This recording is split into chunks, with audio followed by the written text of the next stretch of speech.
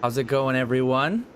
We figured we'd do a little stream tonight. You know, last weekend we were all in Denver, and no one's really talked about it since. So we figured we'd go live and have a little chat, you know? How's it going, everyone?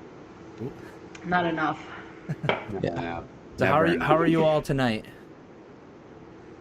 Doing well. Yeah, thanks for having us on. Yeah, thanks for having us. Recovering still somehow.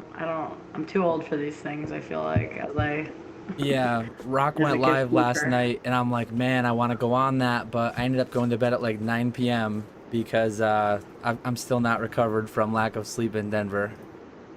It's rough. Same. Feeling a little wrecked myself. Yeah. We the olds of the hobby. Much worse situation if I had drank. Much worse situation. You didn't drink at all that much, Connor? Oh, no, I didn't have anything of it at all. I think that's what saved me. Still definitely tired. Because I had, long work week. Must be nice. I had a couple of beverages each night. I don't remember that, Dan. I don't know, dude. I've got a couple IPAs handy for tonight, too. Yeah. See where the night takes us. Oh, yeah. Ay. So what's going on? Anything new in the hobby since last night? Since last night. Yeah, I've been making the rounds. I've done never did a live stream in my life, and then done 3 in a row since Thursday. So making the rounds, really diving deep into the community. Rich is on a media tour. I was just gonna say you're on your media tour, and then this is the final stop in your media tour. I heard you have a big announcement. We might as well do that right now. Yeah, final stop in the tour, and as of about 30 seconds ago, I think I just uploaded my very first YouTube video. So very excited about that. Got a PSA graded return to take a look at. I'm not sure about the video processing screen standard definition. Something's happening. There will be a video in like 5 minutes. So very pumped about that. And thanks for letting me show myself on your channel, Dan. Send me that link. I mean, we'll pump it right up. Yeah. I don't think you can drop a link in my chat, but I'll drop the link. Just DM me it. Sounds good. Dan's got the abilities. Yeah. Exciting. Did a little editing. Got out the iMovie. Oh man. And we're merging some clips and splitting clips and deleting some stuff. So we're figuring it out using little OBS. So it was a lot of fun actually to. Wait, hold up. You didn't tell me all that. I don't know if we can pump you up now. You're gonna be surpassing me in like 2 weeks. I don't do editing over here. Those little I was.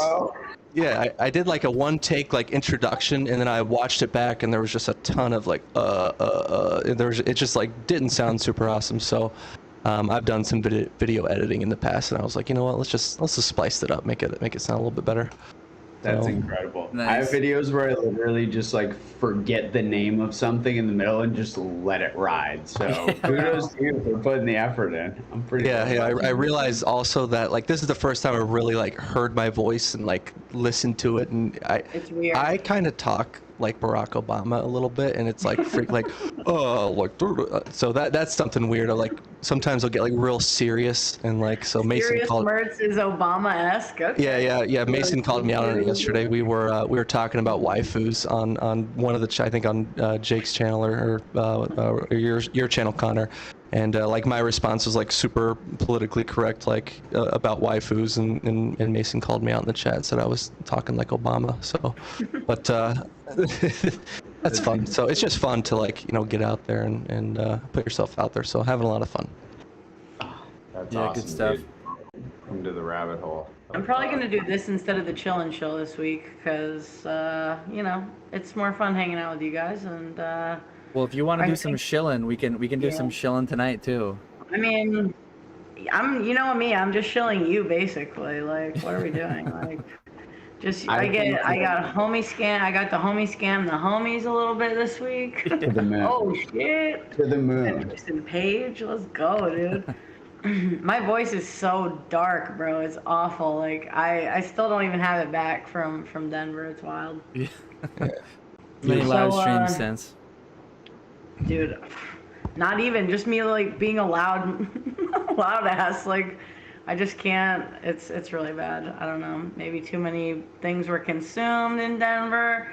Who knows? I don't know. You know what I'm saying? So there was a lot of stuff going on, a lot of sales being had, especially on that last day. You're really wheeling and dealing over there with Mason at the table, just like constantly going back and forth. And there was one point you turned around to me and like, I'm so hungry. Like, dude, I didn't even realize I didn't eat. It's like 4 o'clock. I'm like, what is this? Like, what? How is it? How has so much time passed?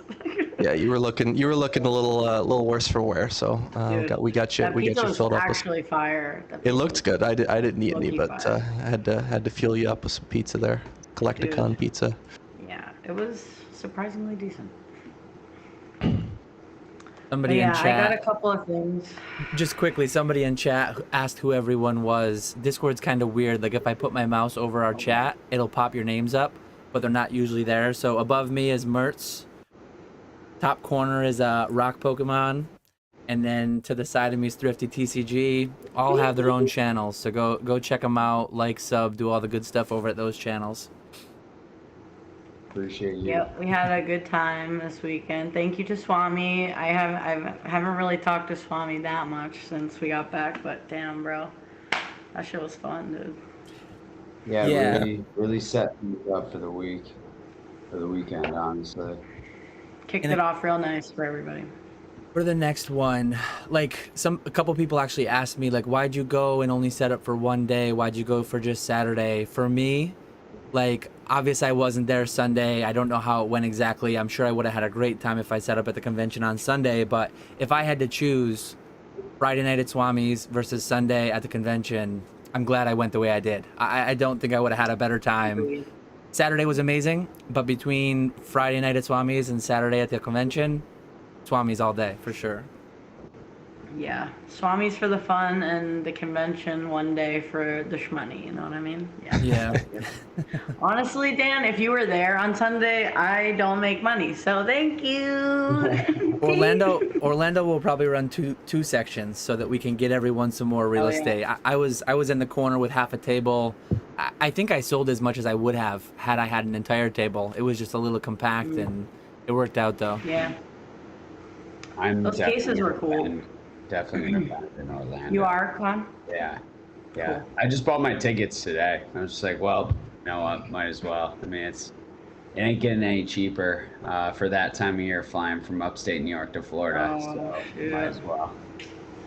Damn. I haven't think about looked that yet. actually. What did it cost round trip? What are we talking? Several. Credit, without the credit for just like basic Delta, I think it was like $500 round trip. There was if you do it right, you can hit that frontier again.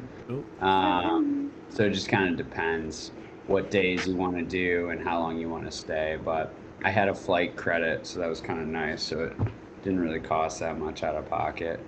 I think Orlando last year cost me $500 or $600 because I did it fairly last minute too. Denver was nice. I mean, it was $250 with booking seats. Oh yeah, dude. If Denver was cheap, those were cheap. Not for me, but for everybody else, it seems like. I think I made money by my flight getting canceled because I got refunded, and then the Frontier flight ended up being cheaper. So kind of worked out. Oh no, we got the homies. We got Retro and Ernesto going. No camera, no mic. Okay. Strong. I can't do camera. I'm cooking dinner, but what's up, fellas? What's up, fellas? Hold on, I'm just not even home, but I'll be here. I'm just getting home right now. I'm listening Awesome. though. I'm Perfect. listening. So as people hop in, people watching the stream are gonna see me like bouncing around. So we're in Discord having a call, and every time someone jumps in, my little Charmander moves around. So I gotta just move my camera on top of it. Watching the stream, it's very funny. That's what I was saying. I popped out the pop-out chat. Yeah, now I'm watching Dan move himself around because I can't see Dan in Discord. I can only see him on the other. The Charmander. just Charmander. Oh man. Ray said Denver was $800 for his flights. Maybe flying out of Florida to Denver was that's crazy. That's nuts. I paid like $400, maybe $450-ish after like bags and stuff, but. Oh, well, I don't want to say what I paid because I feel bad. I might jake you guys. Yeah, I definitely got homie scammed by the world for that trip, but it's okay. It was fun. The hotel was like more than twice what the flight was for me. Yeah, it was like $700 for the hotel. Yeah. Yeah, that was expensive. I got a really good deal on the flight site. Southwest screwed me over in the past. Was a couple flights, so I had a $200 voucher, and then the total cost ended up being like $75 round trip for the flights for me. So super good deal, but yeah, kind of got wrecked on the hotel, even though that was like the preferred hotel. It was it was a really nice hotel. I'm glad we stayed there though. I'm thinking if we do Denver. If I do Denver again next year, I might just shoot for the embassy where the trade night was Saturday night, because that was like right there. I don't. Must be. That was on the back side of my hotel. It was a really good spot. They probably like couldn't work a deal out with them to get like the room rate, but yeah, the room rate wasn't like killer or anything. It was fairly pricey. It was like $25 off a night or some shit. It was nothing. Like. Yeah, wasn't super cheap. Cool. I can understand. I can understand though, because people in Orlando isn't the actual Collectacon like in the same building as the hotel, so you don't have to go. Yeah, anywhere. It's like it's connected. It's beautiful. It's actually quicker to walk across the street, but if you walk like down around, it's like a big horseshoe type thing. The Orlando one is massive. That's cool. It's like the same. It's like, also. What about the venue? Like bigger than where we were at, or smaller? Yes. Yes. I don't know if they'll Orlando use. is huge. It's like a huge convention center with multiple rooms, so I don't know if they'll upscale from the one they chose, but they had a pretty decent sized one. It wasn't the biggest one in the building though. Like there were bigger ones available. I'm excited for Orlando though, dude. We can like do a ton of damage in Orlando. Like, yeah. There's just so much stuff to do. Yeah. Did more people go to, like, was there a bigger attendance at Orlando than Denver?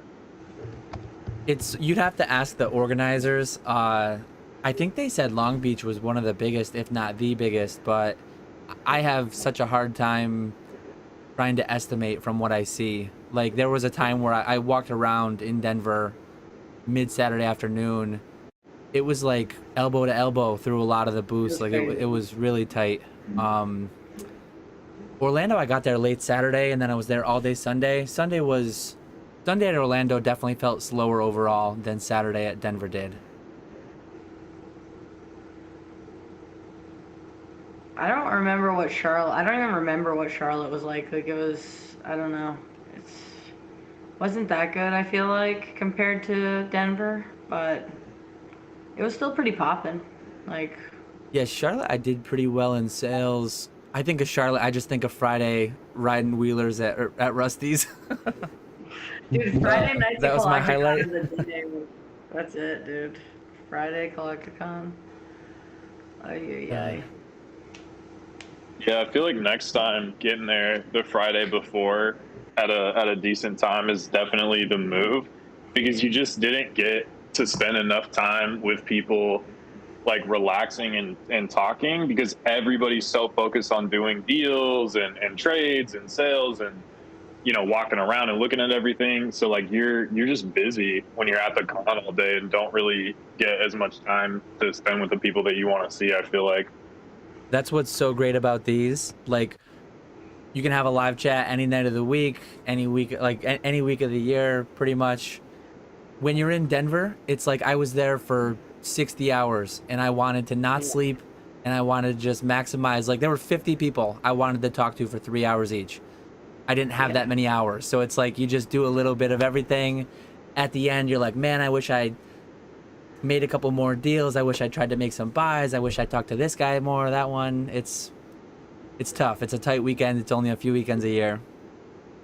And you're getting pulled in a ton of different directions, because it's like, oh, you have, you know, this group of people that you talk to all the time and this group of people you talk to all the time. And it's just like, bro, this is hectic. Yeah, I went in Wednesday, and that was awesome. Just because it was nice. Like, I mean, I worked a little bit like remotely, and nowadays I know a lot of people can do that. So you know, if you can withstand the hotel cost, it was really nice. Plus, like, Denver's a great city. You know, Orlando is less enticing to me than Denver for my hangout in the city place, but there's a lot of people there again, a lot of friends in the community who live in that area, so having a little more time to kind of, you know, some people might, you know, just go to the show for a day as a, you know, as a exhibitor and not vend or whatever, and so just getting more time to see them, I think, is always worth it. Like, I would rather just extend the trip and figure it out, you know, while I'm down there. Yeah, I Another think thing that. I don't like doing is, like, I don't want to, like, have to talk to Dan. I don't want to talk to Dan while he's vending. Like, that's so. It's just like, if you're, like, there to spec, or, like, to just for the show or whatever, it's like, I want Dan to make money. I don't want Dan to talk to my dumbass. You know what I mean? Like, and, like, I'll keep moving. I'll talk to Dan later in the night, like, whatever. So, like, that's kind of how I was when I'm at the show. I don't really, like, bother. I try not to bother people that much, because it's like, I know you guys are working, you know what I mean? So it's a different story. And then I got to do, like, sell a little bit on Sunday. It was dope. Like, interesting, like, flip-flop for me. So. Yeah, it's Bro, cool. I walked up to Dan like a small child wanting his father's approval after buying those Worlds cards for like 800. I'm like, Dan, look, I got these for 800. Dan takes one look at the cards, looks down at me and goes, offer 850, bird in the hand, take it now. That's a true story. 100% true story. That's hilarious. No, what He's I did, a hustler, bro. Watch out. I hit him on the shoulder and I said, "I'm proud of you, son." Yeah, In an alternate universe, hopefully happen. Yeah, I walked up to Dan with 2 stained glass bird promos, and he told me, "You're disowned." I'm all set. Were they PSA 10 or no? Because that's the only. They're light played. Okay. Some light play stained glass. Light played and in the ETB sleeves too. Oh, we love that. We don't want to see the backs of them. So you gotta scrape the surface and make it a 7, pulling the card out of the sleeve just to see the back. You don't gotta look at the back of Modern, dude. Especially English Modern. It's all perfect, dude. Duh. Yeah, All heard that, 10s. yeah. Damn, Perfect. so dumb. Did y'all open any boxes or like any packs during like the hype when like even like Vivid Voltage and stuff just came out pack fresh, like PSA 8? It was nuts. Yeah, dude. Let's go.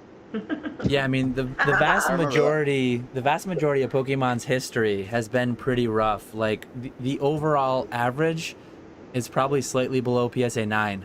I mean, I've opened from base to I've opened every set, and there's a lot of them that you're getting like 8 9s pack fresh, maybe a 10 or 2 if you're lucky. But they're killing it now. Like these days where they're pumping out 9 billion cards a year, they're getting it sorted, and most of them are pretty clean.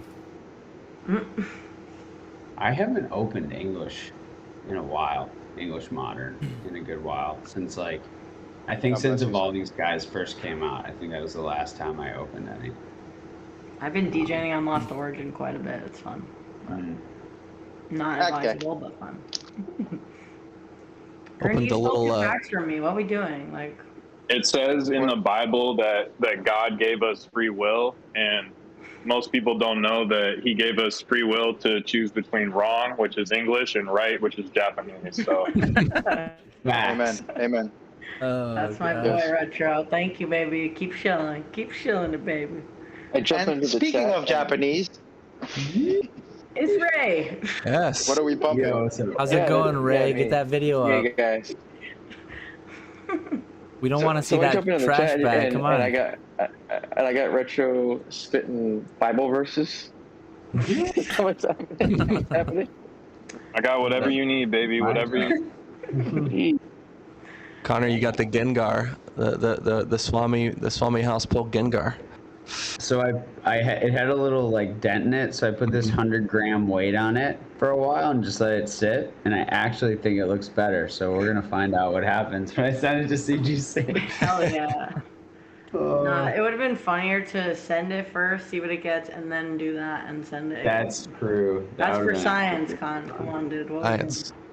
No, I got plenty of slabs. I got some stuff I think I'm gonna finally crack out and just have some fun with, see what the hell happens. So I'll do a sub here.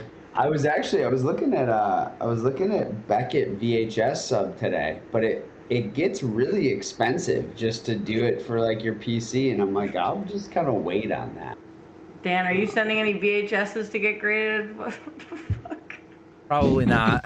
I probably should be. Like, there's probably money to be made, but if they start grading sitting cuties, I'm down. I'm not doing pops. I'm not doing VHSs. For me, it's cards with the occasional pack and maybe some coins too. That's good.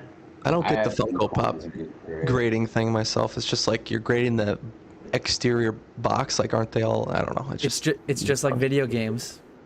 Yeah. All you're grading is the plastic seal in the box. Well, if you're gonna grade the Funko Pops, I feel like at some point you've got to grade booster boxes. You grade packs, you're grading Funko Pop boxes. The thing and with I think Funko, Matt did say, I mean, you can see the Funko though. Like, booster boxes are just. The nice thing about video games, and I've said this before in a live stream somewhere, no one is ever gonna crack. No one is gonna crack. Like, it's so low risk to grade video games because no one's gonna crack a $10,000 video game. Never. Never in the history of YouTube will you see someone crack a 9.8 A++ Pokemon Blue. But you start grading booster boxes, you grade Deoxys, you grade base set first edition, you grade fossil, anything, whatever. Someone's gonna crack it. Someone's gonna crack it. So it's just like not remotely worth it, in my opinion. well, I mean, people aren't buying graded packs to crack. They just like the art. So I feel like, I don't know, man, especially some of the Japanese boxes, like having that slab would be nasty. Like Town on No Map or something, that would be crazy. No, and I mean, like, you're nowhere near plus EV, even if you hit like all the big hits on those boxes. So I don't know. It's just something they could do, but I see where you're coming from. I tell you, I get people though who still ask, like, I'll list something like this and they'll ask if it's a heavy pack. Well, I had one person, they bought, you're actually showing it, they bought a Rocket First Edition PSA 10 pack from me. They opened up a case a couple weeks later. They said it said foil on the label. I pulled a non-hollow rare. I said it's a foil pack. Oh my God. I said people Foil grade light packs. bro. I won the case, but yeah, they thought foil meant that there was a hollow in it. So some amount of uneducated buyers out there are buying graded packs. I mean, that one knows now, but there's probably more that have happened too. Crazy. Mertz and I are just gonna grade these when they go back to 25 bucks, baby. Let's go. Yes, you have an art set too. Right in the closet, right back there. Yo, Rock, why you don't show some of your pickups, man? You had some cool pickups in Collectacon. I mean, in Denver, right? Yeah, I picked up a couple things. I'll show you. Come on now. Come on, man. You mean besides the fact that like, besides the fact that he hit on every pack that he opened? Yeah, I hear a lot of stuff. So Are you gonna crack that starter deck? Dude, it's good. That's gonna be a hard one over time for me to keep sealed. It'll crack someday. As they are, but I have all the I have all of these half decks sealed. All the city trainers, so there's 6 of them.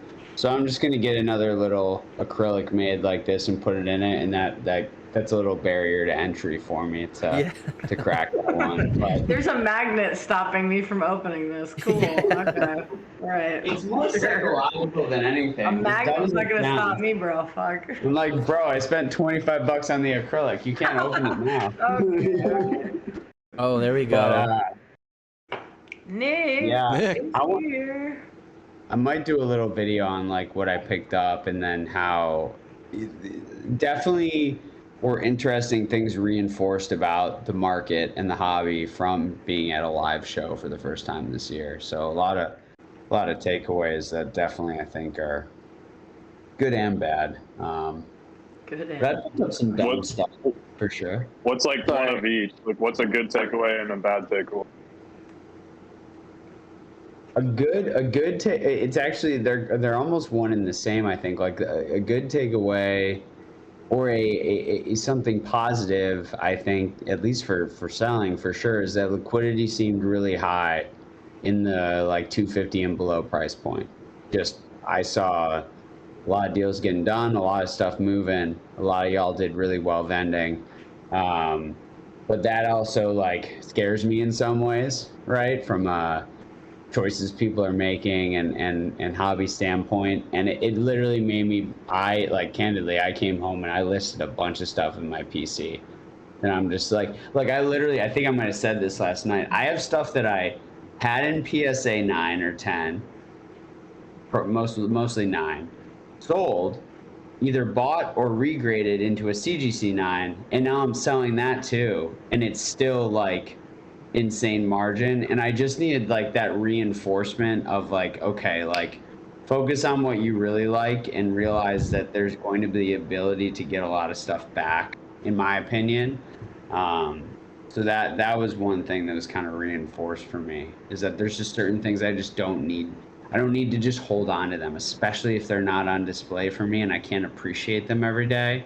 Let it go, you know, and that's hard because I'm collecting. But so is that mainly because you just kind of had like a little bit of personal reflection, or are you kind of hinting at potentially because you see people making not the greatest financial decisions right now, and given everything that's going on with, you know, the greater economy and all that stuff, that this is a good time and it might not last forever, and that people might not be like bracing for the storm kind of thing? Or am I kind of pulling too much out of that?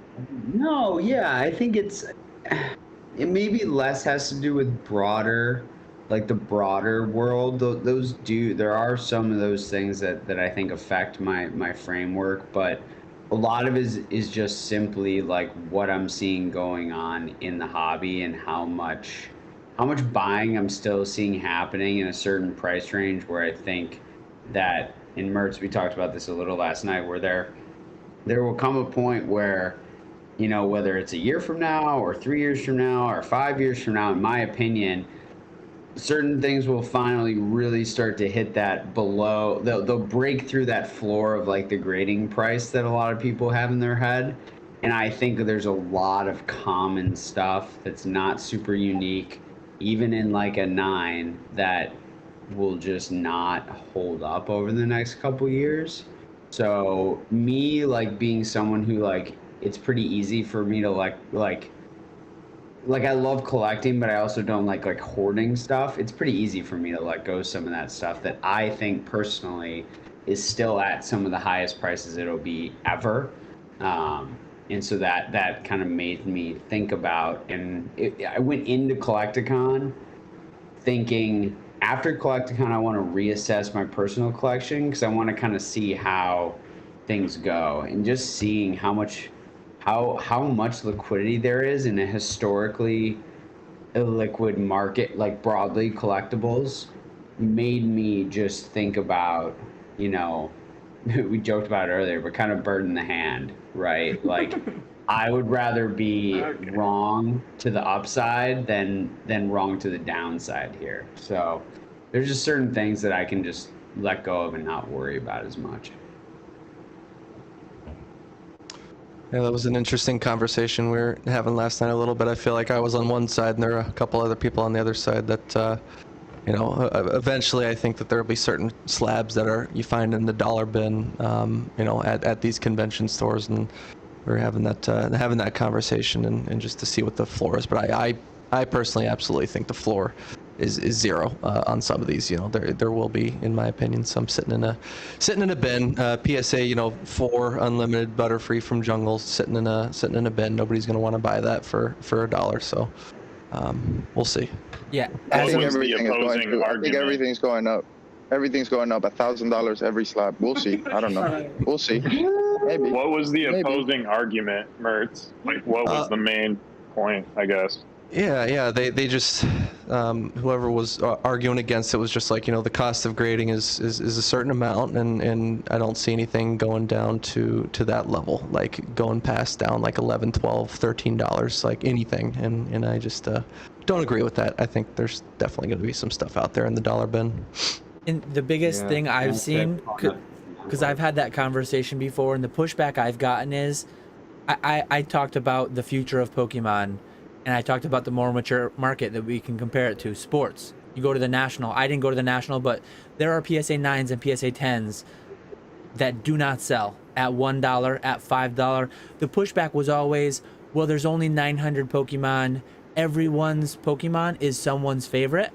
So in sports, there are rookies that flop. There are guys that don't do anything. It doesn't matter. Like, as of 2020, Pokemon had graded 1 million Pokemon cards. As of today, they've graded 5 million. Projected out 10 more years.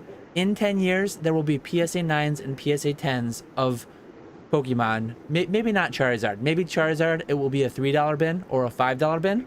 But there will be $1 bins of PSA 9 and PSA 10 Pokemon. I would bet a lot of money on it. Maybe it might not happen if we slowly get back down there. We can't just keep booming. We can't just go off to the moon without any retrace. I mean, we're seeing that now. We've already come back a lot.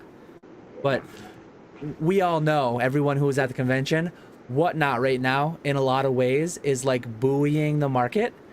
And unless they can scale so much more than I think, maybe when they go global, maybe they push it out.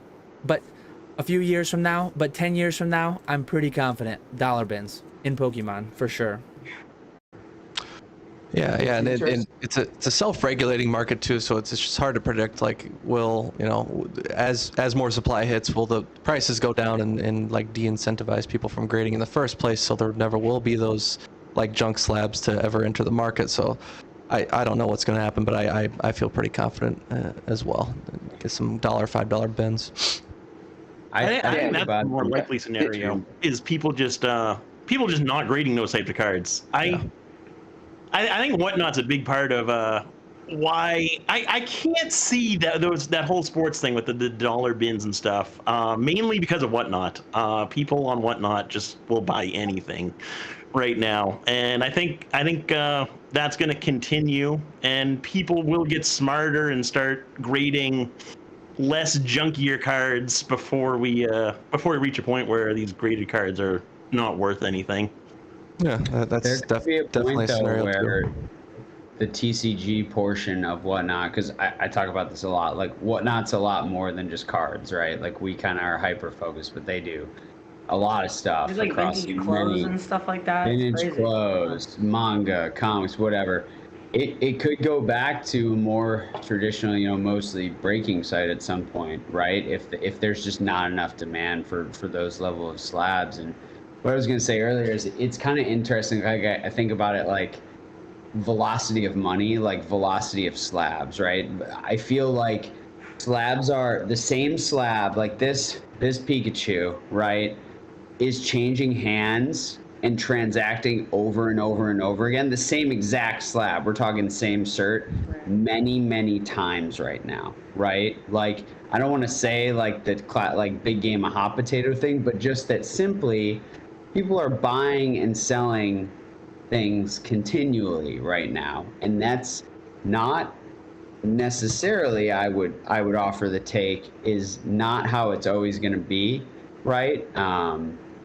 It's not just demand, but some of it is, one, what people keep, two, what people end up valuing, and three, just generally speaking, how much money is allowed to flow within the hobby continually when other things start to take precedence, or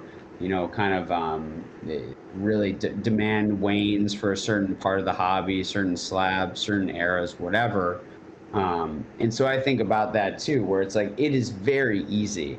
I mean, I was astounded. I came home and listed a bunch of stuff and they went like that. Dan, I'd pulled your, card, lowest on eBay, boom, boom, boom, boom, just gone. Like I was, and I sell a decent amount, right? But I list a lot of stuff and I just let it sit. And if it sells a week from now or 52 weeks from now. I don't really care. And I was pretty astounded how fast certain things were moving. Again, all within really that 500 and below range, and I just don't think it's going to be like that for long. Might get a couple more years out of it. Depends how in-person events play out. Depends how those evolve. Depends what people want to collect. But man, it is crazy the amount of liquidity that's still flowing in this hobby, despite what's going on, you know, throughout the broader world. It's pretty astounding to me, honestly. Well, I mean, what time frame are we speaking about? Because Dan gave the time frame of dollar slabs 10 years from now. Tell me what you guys were doing 10 years ago. I mean, are we really planning all this kind of stuff for 10 years? What are you actually planning? Give me a realistic approach to what you're actually planning with these slabs and selling, and then, you know, discuss it. 10 years. I mean, I'll sell it all. It's a really long time. Yeah. Yeah, 10 years. It's like, I won't own any slabs except for what's inventory. It's gonna be gone by then for sure. Personally, I might have 5. Financial freedom. Yeah, I'm gonna be financially independent from selling slabs in 10 years. So I might own like 5 or 10. We'll see. Yeah. You were still going to be selling slabs in 10 years. These things you see behind me, I'll still own all these. Like, those won't go anywhere, right? But excess, right, or one-offs, or certain things, you know, not complete sets, not things that I'm really nostalgic for, things that I just like. I think a lot of that excess chaff will get burned off for sure. I highlighted a good point by Mason. Mason said slabs aren't a commodity. You aren't promised what you put into getting it made. There's this very dangerous thought out there, and I see it pop up every so often, that there's a floor price on any of this. Mason was a guest on Nick and I's podcast a while back, and we talked about his palette of ETBs. Hopefully, I'm hoping most of that's gone now. But like, people will sell things at a loss. You buy a booster box for 80, people will break a booster box, sell it for a loss because that's what the market will pay for it. Like, just because a slab costs $5 or $10 or whatever it costs a year, 2 years, 5 years from now, they can be worth less than that. Right now, it makes no sense. Like, I recklessly graded in 2020. I'm still semi-recklessly grading because I have buyers who will take slabs in the thousands at 10 or 12 bucks a piece. That will not be a thing in 5 years. That's only a thing because there's only 5 million Pokemon slabs out there right now. In 10, 20 years, there's going to be 20 million, 50 million. What are we going to have? 100 million Pokemon slabs out there? At some point, unless I'm completely wrong on all this, it's going to be too much. And then I'm like, I'm doing really well anyways. If 50 million slabs isn't enough, we're all doing really well. Oh my God. We're going to be crushing if that's the case, too.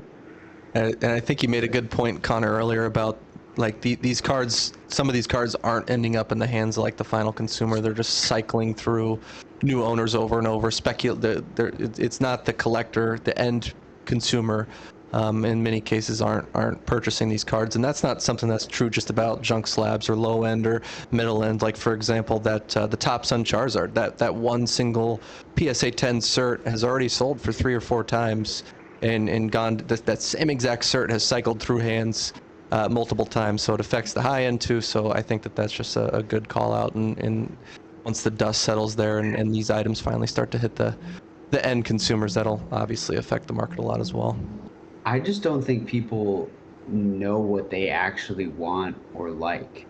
I think that, you know, people are incredibly impulsive, and that's why so much of this is about like behavioral psychology, right? Like, people don't understand either on the risk side, right, to the downside, right? If they buy something for, even if it's simple, $50 and it goes to $25, they might get nervous about that or unhinged. They might not like it as much because the value associated with has gone down, right? Or they might buy something and then, you know, that it's more about, and Jake talks about this sometimes, like it's more about the win, right? It's more about the buying that, and then when you actually get the thing in hand, it doesn't, you know, it's not as special, and you just let it go again, right? And it's, so part of it is that, and how long does that continue to happen and really prop up like how much volume of trades there are, you know, kind of on a daily basis. I mean, it's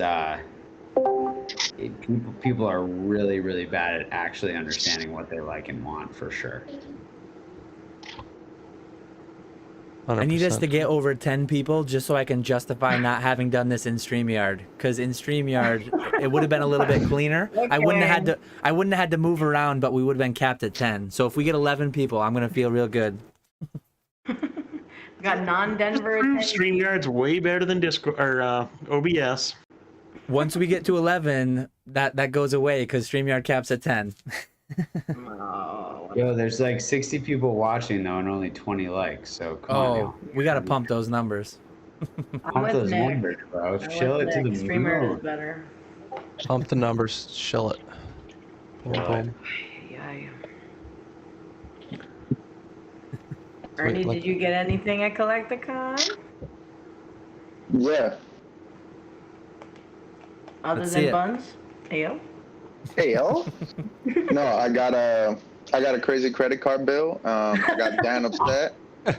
I got scammed by all my homies, and There we it go. was a great time. Nice to meet you guys. Movie.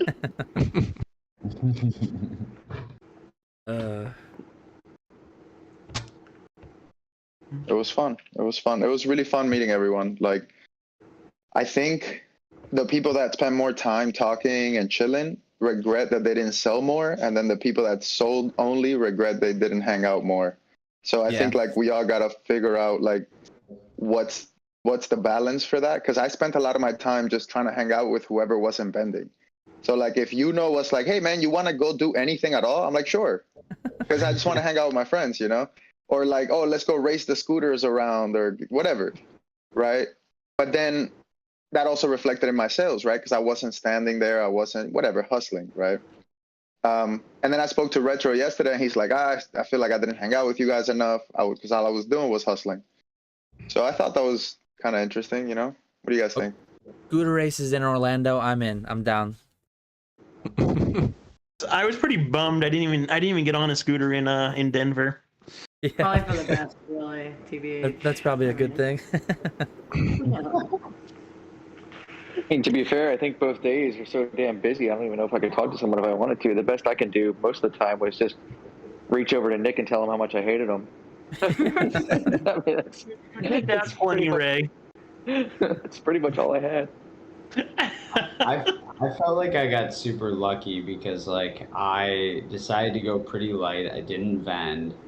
I brought sealed packs to open and sell with the feeling that they would sell because people love ripping packs at these events. And then I brought slabs that I really didn't think were gonna sell, but I wanted to bring them because it was bang for buck on how much like weight I had to carry versus how much value there was, right? So I brought like, you know, not high end really, but nice Weiss slabs and kind of wanted to test that market there. But I felt like I got really lucky because I ended up selling some of those packs. I didn't really care about selling the slabs, but it was fun to interact with people from that side of the table for a little bit. And I got to walk the show like a million loops. So I'm interested to see how that changes when I vend in Orlando and what that experience is and how to figure out that balance. So that's like, it's a good thing to be thinking about, I think, going into the next one of how do you, you know, strike that balance and make sure that you, you know, win, but you also spend time with people you care about because you're there, you know.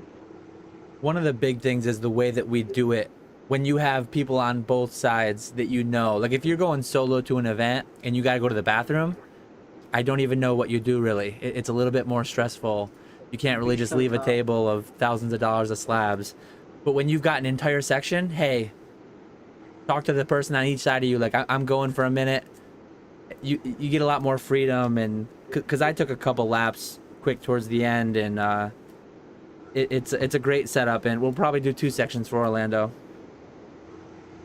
Definitely gonna need 2 sections for Orlando. We're gonna be rolling so deep in Orlando. Too. Yeah, we are. I'm gonna be greedy. I'm taking 4 tables. Do it, Nick. You gotta sell more. 1 just for pins. Entire Really? table. Go. Really quick to go back to the forward looking thing, I wanted to get you guys' opinion. Like, I agree that the margins, the amount of plays out there not being optimized, like, I'm continually astounded by that, and I agree with you guys that over time those margins will get optimized, especially on like the lower end, easier to source kind of stuff. But I guess what I would ask is, like, do you think that it's just a Pokemon thing, or do you think it's just a card and collectibles thing in general? Because I don't personally see a world where sports and non-sports, like Marvel, Star Wars, all that kind of stuff, is still popping and has as much money in it as it does right now, and Pokemon is dead, if that makes sense. Like, I don't, like, it's possible, but I can't see Pokemon just dying on its own if all these other collectibles markets are still doing decent. You know what I mean? So what do you guys think? I think it's hard to. I think sports goes in its own special place because of how enormous the multitude of fan bases are for sports. Like, I feel like it's a bit of a different animal, and I could be wrong, and that could be just like kind of like conjecture based on my anecdotal opinion. But I think that yes, with a lot of the other like TCG, CCG, Star Wars, Marvel, like pop culture IPs, I think there's a lot with those boats floating together for sure. But sports just has a much longer track record and just a totally, I think just a different type of consumer base, and is very ubiquitous for a different reason, that I think you could see sports cards continue to thrive in a world where no one really cared as much about TCGs and CCGs. I do think they're obviously correlated and related, but I do think sports is a little separate. That's just my take.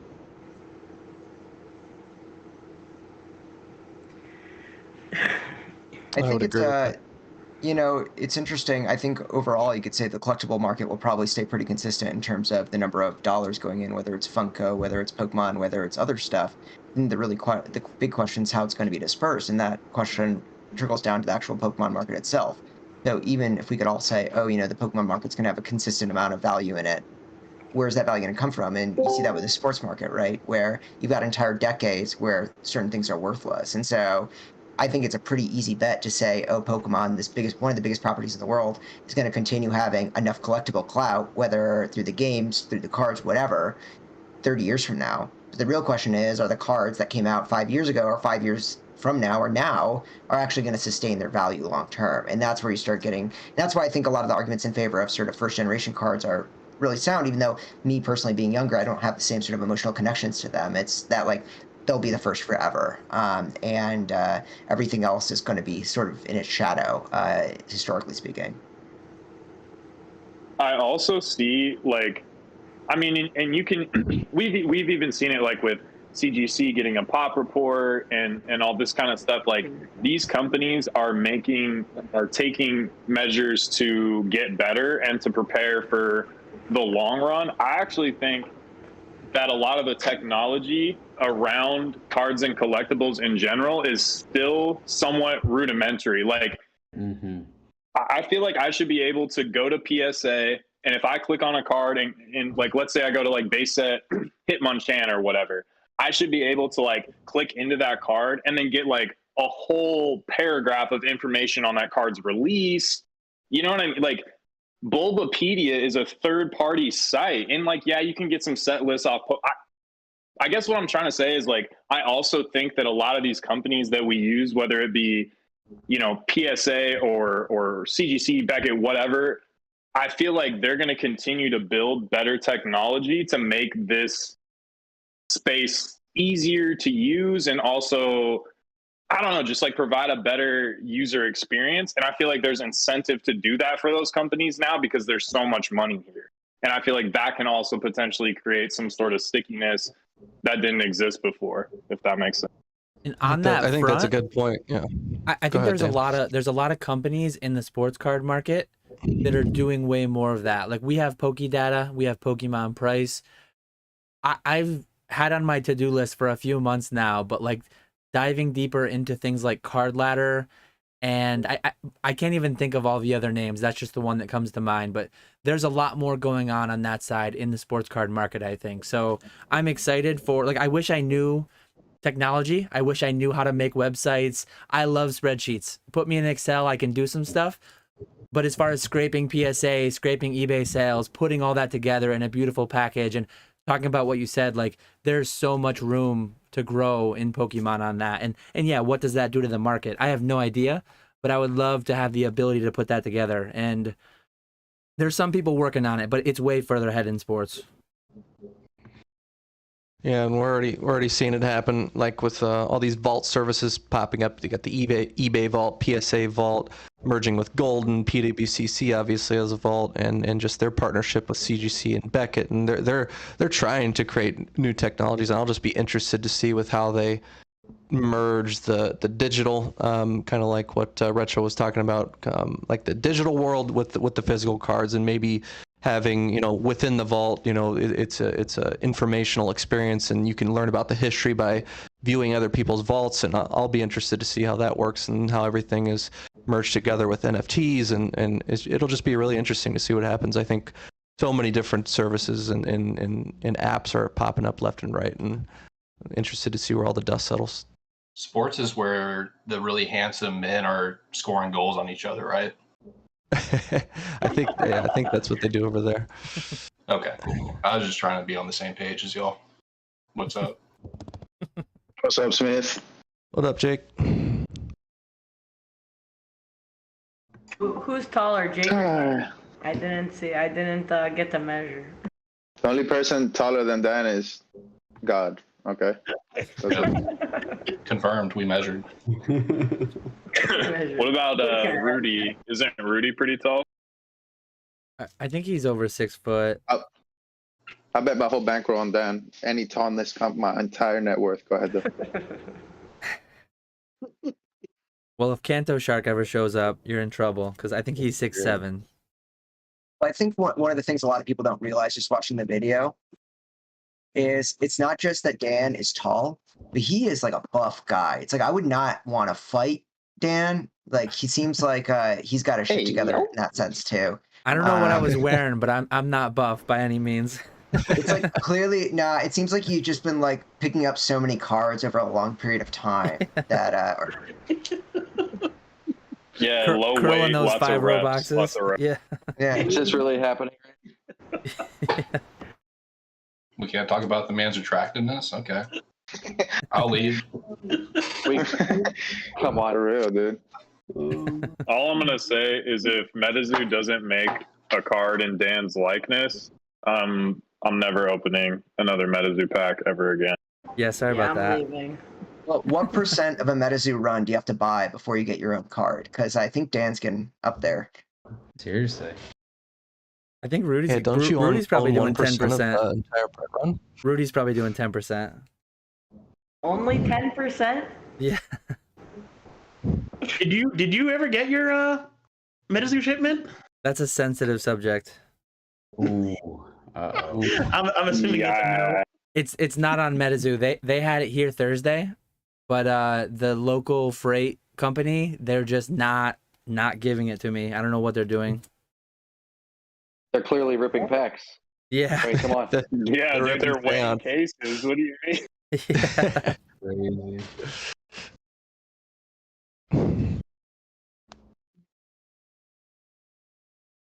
You I don't know, walked guys. into, I don't know how to your feel. locally. Oh, sorry. No, go for it. I was just gonna tell a joke, but I feel like the energy is derailed. So I don't want to put my neck out there at this point. No, I'm here for it, dude. I would rather hear a joke. Okay. No, it's all good. I'm all set.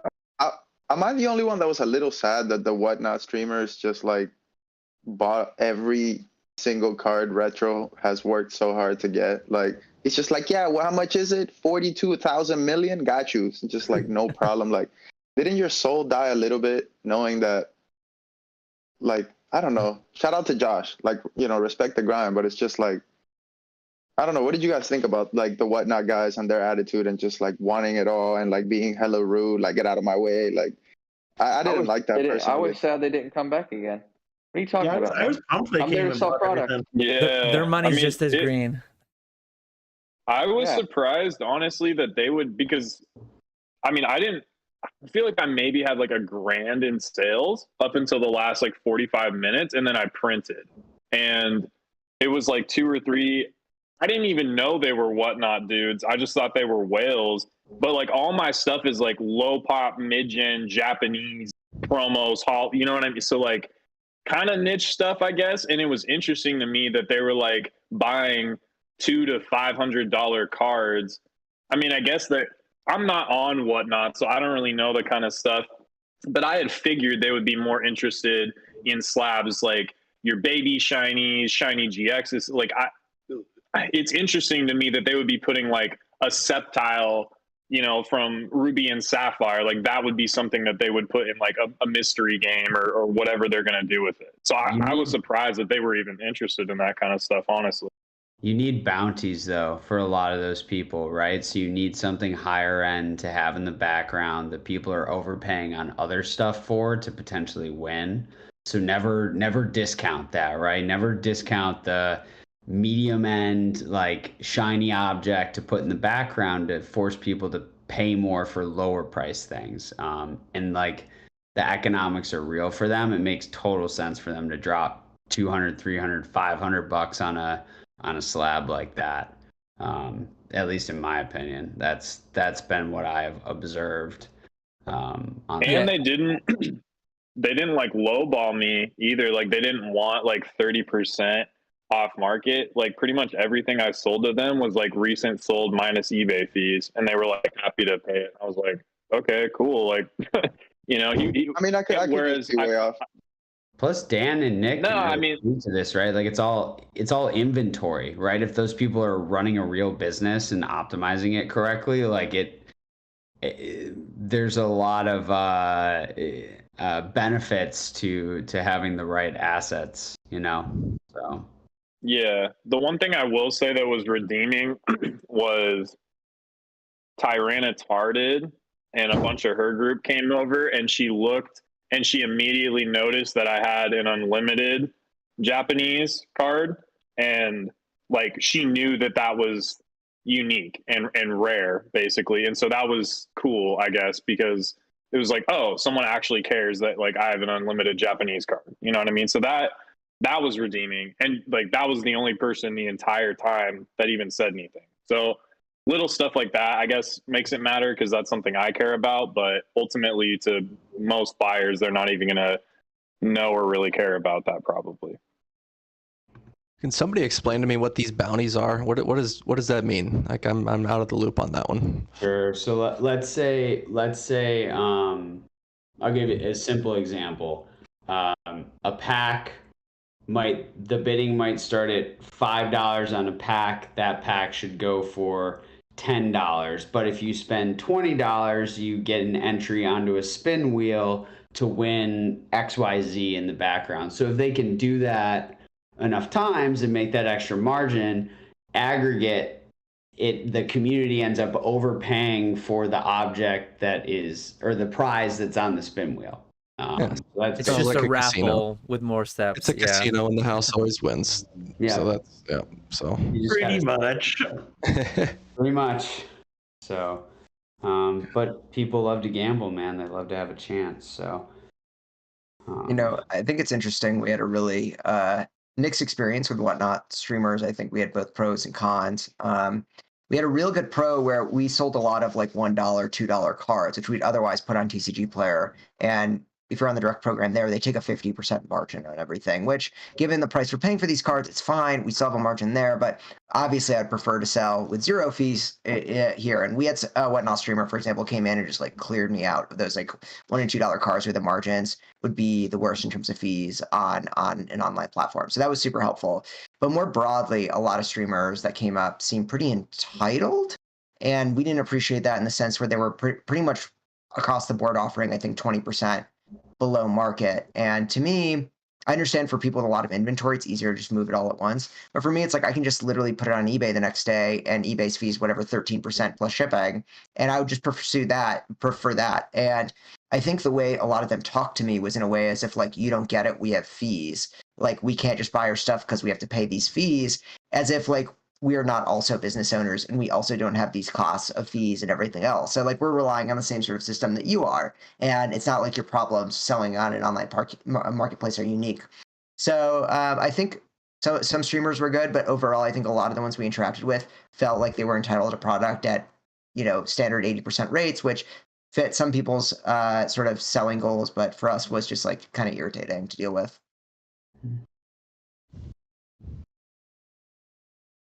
Yeah, I think part of it's who it is, right? And I don't know a lot of these people personally, but I've gotten to meet like a guy like Travis a couple times and respect like what he does as a business. And then part of it too is kind of how you price and how the economics work for you, right? And how that ends up working. But I totally get that, yeah, because it's Basic said it last night, right? Where someone like a streamer came to him at one of the Collectacons where he was vending, and he was like, Old School Nick, you were there, and he was like, I'll just go have him auction it and I'll get more money. So using that as like leverage. So there is some like ability to push back there, but it certainly, I think that's a lot of people's experience, evidently. It is a little weird, right? I think there's a lot of people running businesses that don't actually like know how to do business at all, and they don't really have any etiquette whatsoever.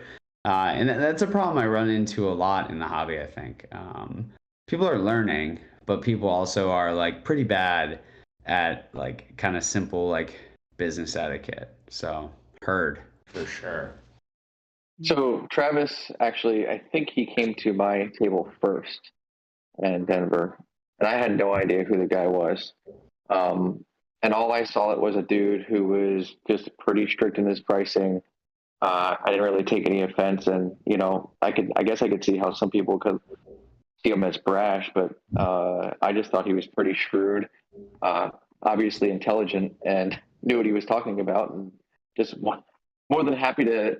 I think I sold about 50 slabs to him. More than happy to just knock off a ton of slabs to a guy. If he wants to, call me whatever he wants to call me, that's fine.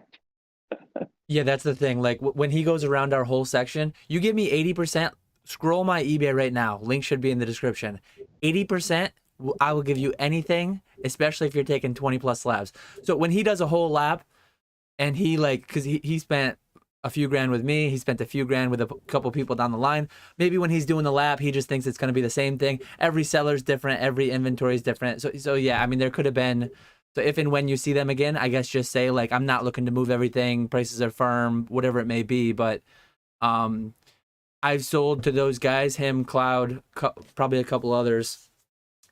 And I love when I start seeing them pulling out of my case, because I know that we're going to get to a number. When they put it on top of my case, it's like, boom, cash money. This is sold. Yep. Well, you made a good point too, like about saying everybody's inventory is different, because there's like this dynamic to where like, yes, you could make money on an item. You're in the profit with what somebody's offering you, but because you know how hard that card is to, replace, you're not willing to let it go for like X percentage profit. You know what I mean? So it's, yeah, and everybody's different, right? Like if you can just continually source the card, sure, take 10, 20, 30% or whatever. But if it's a really difficult to get card, even if you're in the profit, sometimes you might not have as much room because you just value it or think it has better prospects or whatever the case may be. And that's the thing, like me personally, a lot of people ask like, what's the good price range to go? What sells the best? I'm always bringing heavy packs and like very replaceable inventory. I'm bringing things that I do not want to go home with by any means. So yeah, if you've got like, if and when I ever bring something that I know, if I see Travis loop around and I know like I've got these 5 slabs that I'm just not gonna, I would like say, hey, those ones are firm. Do whatever you want with the rest. I'm here to sell those, but Yeah, it's definitely dependent. Sell, what is it? Sell slowly what you can replace slowly, sell quickly the things that are always there. I mean, I built my inventory going there, hoping that a Whatnot streamer would come Yeah. to my table. I'm not Dark, kidding you. that is I- dark, you know. I built between 50 and 250, like Rock said, and shiny objects, things that look good on a camera, and big boy names, you know, Pikachu, Charizards, and just hoping, hey, Travis, I didn't know who he was at the time, please come to my table. I believe it's Charlotte, Nick, and Jake and Dan. We got hit by Cloud, and he did pretty good for us. But like, by the way, guys, any Whatnot streamers watching this, I'll be at Orlando. Come on over to the Pokenomic station. I'll have plenty more for you of the shiny object type Pokemon cards. Please come by. Bro, I'm just gonna keep whispering in Travis's ear to start doing Weiss. Because man, going twice starts getting after Weiss, baby, it's over. But is this the hobby though? Like, is this the hobby? We're just like, oh man, I hope the Whatnot people like me so I can make my little money. Like, I don't know, man. I get it, but I didn't even know who the Whatnot people were to be exactly. Like, I only know I had no idea. If people talk I've about never this been cloud on person all the time, I don't know who the hell that is. I don't know who any of these people are. Yeah, I mean, I just treated them the same way I would treat anybody else that was coming up trying to get a deal. Like, look, man, like, here's the stuff. Like, throw me an offer. I'm a little more flexible because my cost basis is better. This kind of stuff over here, maybe not so much. You know, let's make it work for the both of us kind of deal. But it's not like, oh my God, like, do you want my number? Like, I don't care, dude. Like, if you're going to pay, you're going to pay, you know? I don't give them favoritism at all. They just always buy stuff. Like, people come up to me. Sometimes people will just buy something. Anything I have, here's a pro tip. Like, if it's in my case, that's my goods and services price. If you have cash, $100 bills, I will come down 20% on almost anything.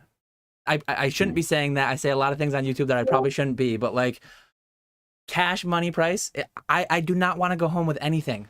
Make offers, talk to me. That's the big thing. Like, a lot of people just look and maybe it's a little bit too high, and I do price pretty aggressively. Like, I price at last auction sold minus fees, but I will come down even further because it's cash in hand. A lot of people probably don't really know how to negotiate, don't have experience. They feel like it's rude to say an offer that's lower than what I have it listed at. And I get that to some extent, but like, yeah, I don't sell to them for lower than I would sell for anything else, except for the fact that they're doing bulk. Like, I've never made a $50 sale to Travis. I've never made a $50 sale to Cloud. It's always thousands of dollars. So any person. I mean, if you do good business, like, you don't have to give them favoritism, but if it's like you do good business, like, that goes a long way, you know? So it's like, I'll remember that.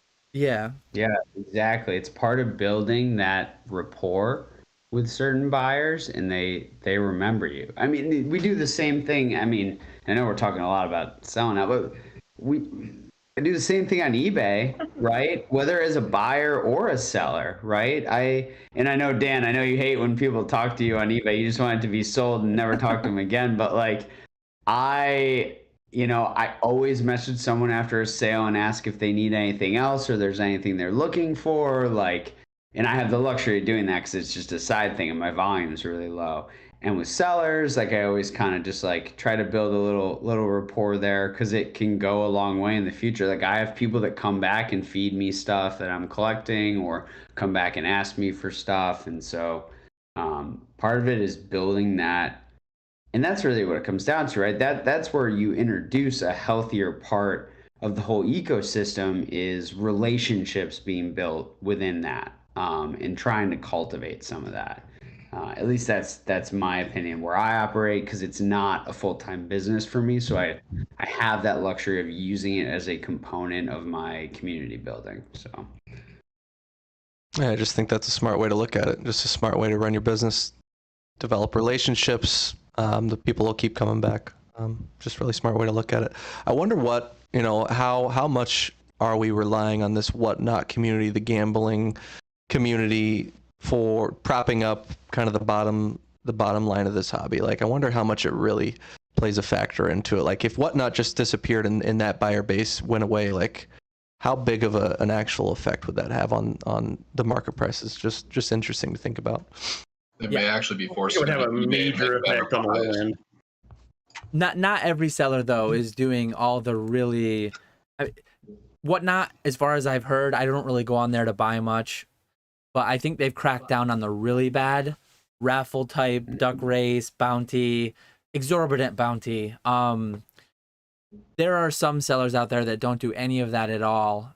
It's you don't want to generalize, you don't want to cast a bad name on everybody, but who's doing it and how bad it is, I don't know the true extent, but I heard numbers from what Travis does personally under the Going Twice umbrella. He has a few accounts, Going Twice Sports, Going Twice, where he does Pokemon, and he moves a lot of stuff. He moves, I know, like me, Rusty, I know a lot of like big sellers, Nick, he moves what, like, I could name several names. He moves more than what all of us combined move through eBay. And how much of that, yeah, what would the market look like if that just went away tomorrow? I have no idea, but I don't think it's going away tomorrow. I think it's going to be there. It's not going to save. Oh, it's the new. Yeah, I mean, it's there. It's eBay Live is even coming out now too. What effect will that have? What will that do to whatnot? The only thing I can think of is, they would be forced to buy elsewhere. Like they're buying Pokemon no matter what. Maybe we all start, selling more to them because they're not, constantly checking on Whatnot. They're checking into eBay or, elsewhere. I feel like if Whatnot went away, the people would find another way to buy what they're going to be buying on Whatnot anyways. I think that's good. I think don't most think it's people totally- would find that on eBay, but then there's some people who like the community aspect of Whatnot and really don't buy anywhere else besides Whatnot. So I think you would lose a big portion of people who are currently buying just because of Whatnot. Can I ask a quick question? Yes. How much of you guys actually hung out and just watched Whatnot? A lot. I've watched. Go ahead, Ray. Go. Like a decent amount. Yeah. I've watched a few streams. A couple of months ago, I just wanted to check it out, see what was going on, and went into some really heavy pumping streams. I won't call out the person by name, but was really pumping some, PSA 8 first edition, Charmander from Rocket, and thing just skyrocketed up to $50, and like a Neo premium file, Meganium PSA 9, that sells on, eBay for $25, went for like 60, and I put in the chat, I was like, hey, you could have bought that Meganium for $25, buy it now, and immediately got banned. Banned from the chat. So insta ban, and I just was like watching it, and it was every single card just grossly overpriced, and I just felt like I had to say something. I knew I was being like an a-hole, but like whatever. But that was my one experience. Haven't really gone back since. And so we can always take the negative of every piece of hobby because there's crappy sellers everywhere.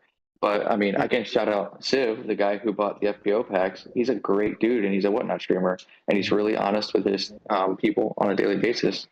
Like I said, for every one that's negative, we can talk about one that's actually really good. I think that's a good point. Yeah, like we all know Josh, Old Card Shop, great seller on Whatnot, great guy, honest. You just mentioned your friend there. I'm friends with Josh, and I've never watched his stream before. Yeah, I haven't either. I probably should check it out. That's the thing. We better be careful. We've never watched. We've never watched. We don't know what he's doing on there. We all just say that blindly, like great guy, honest guy, and he could be running raffles to the moon, and we have no idea. So, but I think that's a good point, Ray. It's like a good thing to bring up. That's actually what I was doing to prep for Denver. I was watching streams to see what was selling, to see if a Whatnot streamer would come by. That's smart. That's really smart. Market research. Ray with the strats, boy. I think that we maybe give a little bit too much credence to sort of are people on Whatnot victims when they overpay for an item, because like these are adults, and of course there's problems with gambling and addiction that relates to that, whether Pokemon or broadly. But at some point, if someone's paying $50 for an item, then if they click to eBay, it would be $25. Like, I don't feel especially bad. It seems like that person clearly didn't do their due diligence. And maybe to them, to be completely fair, maybe that value of engaging in a community is actually worth that difference in value to them. And that's totally a choice they can make for themselves. I wouldn't make that myself. I mean, clearly a lot of people flew out to Collectathon, not just to sell, but to spend time with people. So at some point, social interaction to people is valuable. But do I feel like, these are predatory? Maybe, but does that overweigh the sort of responsibility that people have when buying cardboard? Yeah, I think that people should be making responsible decisions, or at least, not everyone can be a professional, not everyone can know everything, but it's very low ask to go on eBay and look something up before buying it for double the price. Well, I mean, we can also take, 2 more examples. We can look at PokeRev, who over in 2020, how much was he overpricing some of his packs? Overpricing, as in I put that in quotes because he can price them from wherever he wants. I don't really care. But you could legitimately go to eBay and buy them for way cheaper. And that's PokeRev, who has a ton of subscribers on YouTube, is highly respected in the hobby. From what I understand, a great guy. And or we can look at the example of, go look at the Lugia Alt Art and how much it's selling for right now as it first just comes out. Are all those people idiots, or do they just want it first? Well, and you I all wish you could make that poll that very first night if you can. And what are you going to do with it? Throw it right on eBay. I agree with Mile High. This entire market is arbitrage, and I was actually talking to Connor about whatnot, and he was saying sometimes he'll listen in to like a Weiss case break, and he'll pay attention, and if the chase cards haven't been pulled and he knows they're a case hit, he'll buy a few boxes and actually get these case hits for under what he would be able to get them for otherwise. And so he's actually like getting a good deal from whatnot. You know what I mean? So I feel like it's you get out of it what you put in. And so if you're savvy, you can potentially make plays. But if you're not and uneducated, you might potentially, but you can get taken advantage of on eBay the same way that you can get taken advantage of on whatnot. The dynamic might be different because there's somebody on whatnot telling you like incentivized to pump their card up to the highest possible selling price, obviously. So, and I'm sure that's a whole psychological thing. But if you're not savvy, you're going to get taken advantage of, unfortunately, anywhere. TCG player, eBay, whatever. Like, you're going to overpay, you're going to make a bad buy. But that's also how people learn. So, yeah, I don't know. Personal responsibility. Yeah. Big time. The funny thing is actually the opposite happens on one of the stream I watched. I think someone sold like a raw full art EX Mew, like the rainbowy looking one. I forget the set off the top of my head, but the point is, it's like, I want to say it was like an $80 or $90 card, and someone got it for like, I think $10 to $12. And the streamer was like, "Guys, you got to check me here. Look at the deal this person just got. Check this out." And they, I'll do that sometimes because I sell Weiss singles on whatnot, and usually I start them at like $1, $2, $3 because I kind of know, and like sometimes it'll be like a $30 triple rare or SR like that I don't remember. I don't check TCG player, and someone gets it for like $3, and I'm like, whatever. It was sitting in this box anyway. But yeah, that happens a lot. It's all arbitrage. It's kind of wild. It's so inefficient. Can we welcome Swami, the king of Denver? Swami! Yeah, sorry, Swami. I had you covered up for a minute there. Swami's trying What to are get you eating? Oh, Your Discord's muted. muted. Swami, you're muted on Discord. Hello, I sold to Whatnot streamers, and I was reassured that all of the cards I sold were for free giveaways. Oh, he's And then he dips. he says that and he drops. Oh, he's back. He's back. Where am I going? Where am I going? Did I get booted? No, I didn't do it. Okay. Yeah, my computer just flipped out. The biggest leak of the convention was not going to Swami's table first. That's my biggest leak of the convention, right there. You need to hit Swami's table first. It was good. I got the good stuff, and I think for Orlando, I'm gonna have even better stuff because I pulled out singles there, and I think it really was just the card savers. Because it was all like stacks, and I still have some stacks, but it was just like they could just go through and pick what they want, and the prices were pretty good. Some of them, there were quite a bit where it was like, that's a PSA 9 price. But then there were a lot out there that it was good prices. But no, I mean, I just pulled stuff out of like boxes that I've had, and there were a lot of cards that I sold like to move because I've had them for years, and a lot of them weren't really gradable.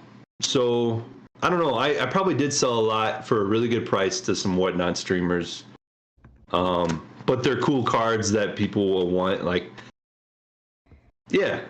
And yeah, I mean, there was a lot of your game plan. It's all good. What's that? I just like your game plan. You brought good stuff, and then the next one, you're gonna bring better stuff. Yeah. Yeah. Solid, dude. Basically, that's just how I think. I guess that's just how I think. I don't know if you call it mastermind, if you call it ingenious. I don't know. I don't know. Stop it. Well, like for real, it's like I'll myself as an example. Like I only like make plays and buy stuff and buy stuff with the intention to sell or grade it to sell that I actually like. Like I don't want to sell like stuff that I don't think people are gonna like be happy with. Like doesn't sit right. Yeah, I mean, it's Pokemon. Like, if it's shiny, I think there's somebody out there that'll like it. Yeah. Like I got some minty, like Neo commons just sitting here, and I'm going through, and at the right price, someone would love these. Like if it's $1 or 50 cents, someone will love it. Now a Collectacon, I'd suggest $2.50 or $5. I'm just kidding, but it kind of you con artist, you scalper. Nick, I love the Charmander in the corner, man. Oh, you like my new setup here? Can we get a room tour? It is. This is about it right here. Where are we at there? Are you displaying the CGC 9 Toys R Us Charmander? I hope you do. I don't have that. I don't have that in here. That's in the other room. Okay. Who just popped in? Yeah, that's in the room where he keeps all his high-end collectibles. Yeah, so we got DNA in the chat. I got Charmander's match in the room. he's got the Pokeball outfit on. Guard in the room over there. Yeah, he just blends in. I like it, Nick. I really do. What's the poster? The one behind me is Jaws. And then we got the Gillette Stadium over there. Yuck. Thank God it's not more Pokemon. No more Pokemon in this room. Versus sitting Titanic collection. What? Because that's where you keep your Titanic collection. Oh, I got some Titanic posters behind the computer. Oh my god. And then I got the Lego Titanic kit that came out last year. I got that in my office. That's actually fire. Legos that was dude, so much fun building that. Damn, Nick. Man of taste. My son's getting into Lego. I'm gonna go broke. Yeah. Good luck if he likes Mario Lego. Oh, he does. Old Skool Pokemon swirls his wine glass 3 times before taking a sip. Put some respect on his name. He checks the veins on that wine, yeah. Well, shit, guys. And Thrifty, you part of the guys. You one of us. But I had a blast. I will never forget that Collectacon. I really won't ever forget it. Same. I like me and Basic, like in my head, even though I haven't talked to Basic like the last 6 months very much, I was talking to him at Collectacon this time, and him and I were like this ever since Collectacon. Like, and I just think that for me, like I'll never forget all y'all, pretty much. pretty much. You know, I can imagine, you know, life changing. There's still people in here that haven't gotten married, haven't had kids. Some of us have done both those things, but life changes. I think no matter what, there's definitely going to be times where people take breaks from the hobby. You know, for some more than others, but even if that happens, like, that's life. But I'll be able to come back, I think, with all y'all and be able to talk to you whenever because of that trip, you know? And Denver was what it was because Swami was pumping it for the past year. So big shout out to Swami. Made Denver happen. Also, thanks, and it was great meeting you, and I'll see you again in 5 years. Is this like your sign-off speech? Is that what this is about? Ray, I could see you whenever they show video from space, like your head is shining. Like I see you all the time. Like it's like just beaming back up to us. So Ray, it's like when you look up in the stars and you look at like Orion's belt and you think of a certain person. When I see footage of the Earth, I think of Ray because I see that little gleam, like gleaming back at me through the crowd at Collectacon. Wow. So, but no, I'm gonna be at Orlando. We're figuring it out right now. We're figuring it out. We're gonna do the whole Disney World thing, and I'll be at Orlando for sure. In the voice chat, if you can't sell a bunch of Pokemon and not show up to Orlando.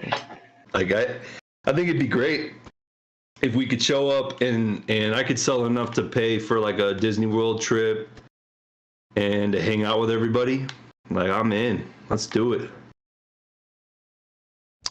Yeah, I think that Denver was really special. I do. I haven't been to a Collectacon before that, but I just had that special vibe about it, and I think that, you know, thank you for opening your home up on that Friday. Like, I don't think it would have been the same for me if I didn't have that kind of home base to go to when I first arrived. So that was awesome. So really appreciate that. Yeah. Even like the green shiz, like there's people on right now, like, or not on right now that it was cool to meet. It was, it definitely was like after Friday, it was just a go, you know? I mean, we've all talked to each other a lot, but then after Friday, having a couple beers with each other, then it was just like, okay, let's do this con. And man, super happy all y'all came, for real. Very happy about it all. Yeah. It was like the perfect balance of you know, we got the party on Friday and then, you know, business during the day on Saturday, and then we had trade night at night and then dinners, and it was just like a nice balance, and there felt like there was always somewhere to go, and like it was just an awesome balance, the best way I could put it. So really fun. Yeah, I mean, the buyers were great. Like I know Whatnot did most of the work for us, but there was quite a bit of buyers. I mean, there were quite a lot of sales to non-Whatnot people too, and those were pretty cool. Like I got to see Old Card Shop had those mystery boxes, and people just friggin' digested those things. Like, oh my God, my daughter just had an amazing time opening up blah, blah, blah. And they would come back and they bought like two more. Like if people gave it a shot, they didn't just buy one.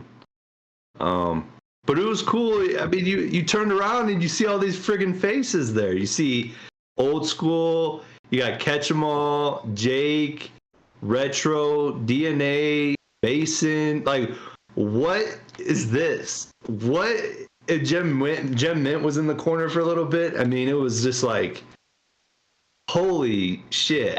It definitely made me feel very proud. I'm not gonna lie. I turned around, and you just see the busyness of the section. I mean, at times it was just insanity. I felt bad because I asked Classics. I was like, dude, get a shot of this. And he was like, what are you talking about? I'm like, dude, look at the section. It looks like just a beehive right now. Like every person was busy. And then you got guys like you said, Gem Mint or Zach in the middle, it's like it was just crazy. It just felt me. I just felt with a lot of pride.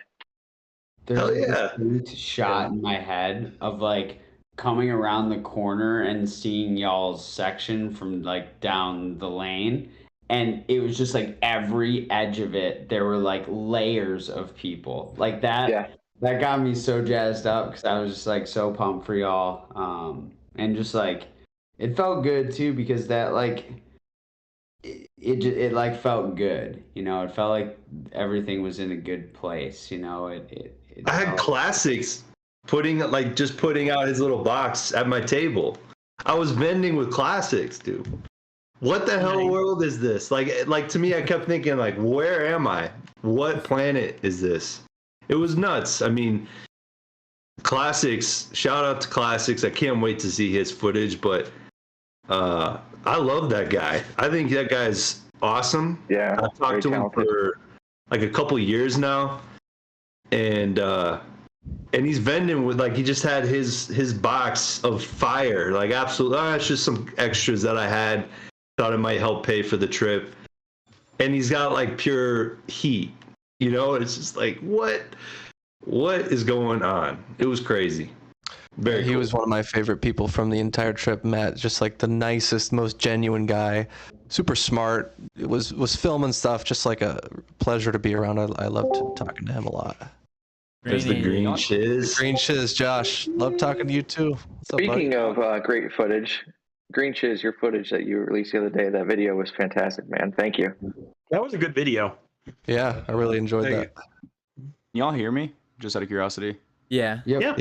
Okay, cool. I can't see Dan's footage on Discord. Greenie? I can see it on The green giant. YouTube. Yeah. That's what I'm gonna start calling that dude. I live in the woods, so I can't upload my video to Discord, just to YouTube via my camera.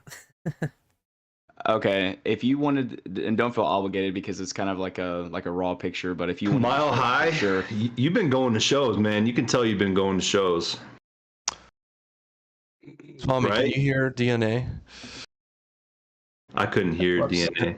No, it's funny you say that because that was definitely my first show, but we had a great time. My bad, DNA. I had your volume turned down.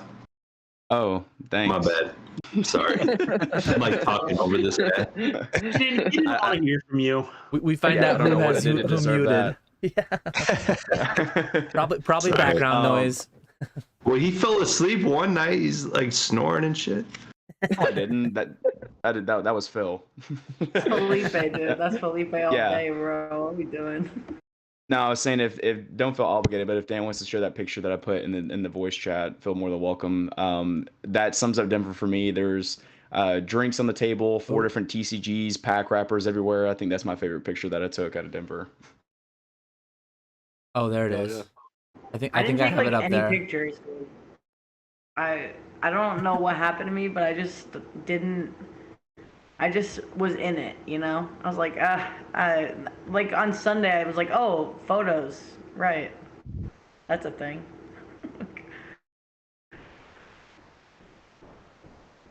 My bad, DNA. I didn't know you were talking, but I got you now. Yeah, you're good, man. No worries. Look at that table, dude. Look at that little chubby. What's his name? Neville? What's his name? The Harry Potter kid. What is this? Neville. Neville Longbottom. Neville Longbottom. Neville Longbottom. Ghost Rare. Oh. Incredible. Much Korean Yu-Gi-Oh. So we doing Universal or what? You know you're deep in card YouTube when you say the words Neville Longbottom Ghost Rare. Longbottom Ghost Rare stocks. I don't have a Neville on me, but I got a few. Bullish on Hufflepuff, bro. Bullish on Hufflepuff. That was one of the Can I ask funniest you guys? moments. Go ahead. For the people who were first timers there, can I ask you just one thing you learned from it? Yeah, that was my first time. I learned how welcoming everybody was. I was not expecting that. I was kind of expecting like a little, separate groups and private dinners and, maybe not wanting the extra dudes, coming in, and it wasn't like that at all. So I was really surprised in a good way, and just that was awesome to everybody welcomed me and just wanted to hang out with me, and that made me feel really good. So that's something I learned about the community. I think the biggest thing I learned was I should have gone to every new TCG startup and gotten whatever they were selling and sell it for 5 to 10x online. Yeah. There you go. I think that's the main thing I missed out on. Yo, Can of Beast, it's going up. He printed, dude. He printed on like 4 different promo cards. He got them for like $25 and sold them for $125 while he was in Denver, bro. Who like did? Free money. Crazy. That's crazy. Oh, nice. I don't think you met him, Dan. I think he got mostly the second day. He was he was really cool to meet. I did. Was he at Swami's late or no? I didn't talk to him much at all, but I definitely ran into him. Might have been. I forget. Yeah, he was at our place, but I think he left when like, Thrifty left. Yeah. Oh, yeah. I would say on the community side, I just like learned that this community that has, developed, every single person was as legit or more legit than expected in person. And I just continue to be blown away by that. Because that just doesn't happen really, right? Usually people are different, or you have, it's not as seamless, or we spent a lot of time in Discords and on video chats and stuff together, but everyone was incredibly who they present themselves to be on the internet, right? People are pretty damn genuine in this hobby, and that was really, really cool to see finally in person, post pandemic, to really see in person. Yeah, and it's funny to meet someone who you've talked to so much, who you've consumed so much content. You feel like you know them already, but I am just as boring in real life as I am on my channel. I do talk about taxes. Sure. I do talk about spreadsheets, and that is me. So same thing though. For the any day. Like everyone I met, it just the person that they broadcast themselves to be. No one's playing a character on YouTube. It's all just the real genuine people that you see, and that was great. I told Dan this while we were at Collectacon, and I was going through the footage of just looking at some videos that I took. But I think one of the funniest things was when we were all at the Airbnb at one point. I told Dan, I was like, man, it's so funny that whenever we're talking about cards and stuff, even in person and not online, you still say not financial or not tax advice in person. I give disclaimers, all that good stuff. Yeah. The live disclaimer is OP, guys. Just so you know. You're going to want to get it in person someday. Yeah. Just in case you're not sure. Yeah. Yeah. I think one of the sure. things. Yeah, for sure. Everyone was being super nice, especially since I hadn't actually talked to many of you, even on Discord. So it was really nice to be able to meet and hang out in person. Everyone was incredibly kind. I think in terms of the business sense, I was incredibly surprised how little sealed product I moved. It was definitely mostly slabs and singles. So I was just kind of surprised. I presumed that people would buy, other than the Evolving Sky stuff I brought, pretty much nobody bought anything else, which was really surprising for me. And also, I learned that some people had their junkiest of junk slabs, and some people try to come up to trade with me for slabs that really shouldn't be worth even $1. And I was just shocked, why did you decide to grade this common base set unlimited in a 3-letter grading company I've never heard of before? Who thought this was a good idea? I'm sorry I cannot give you anything for that. There were a lot more off the run slabs than I expected to see there. 100%. Sponsored by Whatnot. Do you do local card shows, some local small time card shows around you? I do. Yeah. Yeah, you don't see a lot of that there. I see a ton of it. No, I almost never see that. A lot of them are sports oriented though, mostly. Yeah. Bunch of junk wax there. Yeah. Yeah. But yeah, just the amount of HGS and GMA, you see GMA, You'll see GMA because that's a little more prevalent, but Well, both GMA and AGS had or whatever. stands, right? Or What's had that? booths. Both HGS and the AGS had the They had stands at booths, yeah. Collectacon. Yeah, booths. HGS or AGS, HGA. I can't keep these acronyms straight. They all have really colorful labels that kind of look the same. One of them does them on the bottom. Yeah, I see more like GMA and whatever it is, like BCCS, like that subsidiary of Beckett, that they come in like the mystery packs. I see those, but there were a lot of people who had AGS and HGA slabs. I was surprised. Ray didn't. Ray had the goods. He had the heat. He had the fire. The 50 to 250 fire. I had a guy come up to me, and there's no shade here, obviously, you know, like, do whatever you want, collect what you love, but this guy came up to me, and he was basically talking, because I think DSG had a booth there, and he was saying that he exclusively grades with DSG because he feels like PSA was, like, ripping people off with how they upcharge, and I was like, it's all just insurance, you know, liability, you know, for liability reasons, and he, like, went on, it was, like, probably like a 10-minute talk about how DSG was better than PSA, and I was like, okay, well, you grade a Japanese crystal with DSG and you see what the the premium. I didn't say that, but it's just like you try to get the premium that PSA yields, like you're not going to. I just thought it was kind of funny that everybody has so many different mindsets on which 3-letter company, you know, kind of works best and what's best suited for them. But I never heard somebody like be like a DSG or like a HGA or GMA like big advocate before. I thought that was kind of interesting. That is super interesting.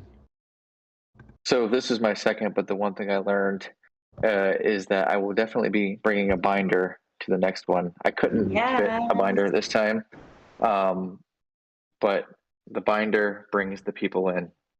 They look at it, and then you can start talking with them, fostering a relationship, and saying, "Hey, take a look at these slabs." Yep, binder, stack, card saver, like Swami had. Dude, the Swami card saver trick is actually super good because you can put the prices on the card saver. Like, as the guys were like literally just tearing my binder apart, right? This freaking one streamer, he's just tearing my shit up. Like, and I'm like, I don't even know what the prices are on any of this shit. You know, like, you really have to like keep track of it if you're putting it in a binder because they're just gonna just pull it all out and then give you a stack. That's what they did. So with Swami's like putting it in a card saver, you have the price there. You can just like calculate it and then take off whatever if you're doing a bulk deal. Like, I think that's honestly the best way to go. And less people touch your, like, take your stuff out of the binders to check the condition. Like, there's much less like worry of them like messing up your cards, honestly, when it's in a card saver like that. So Swam, thank you for enlightening me, homie, for real. Well, yeah, I mean, a lot of that stuff was kind of luck. I mean, like, I had stacks of card saver cards. I had purchased binders to binder up tons and tons of cards. Like, I bought really cheap binders to binder up all these cards, these raw cards, and I worked the 2 weekends leading up to Collectacon.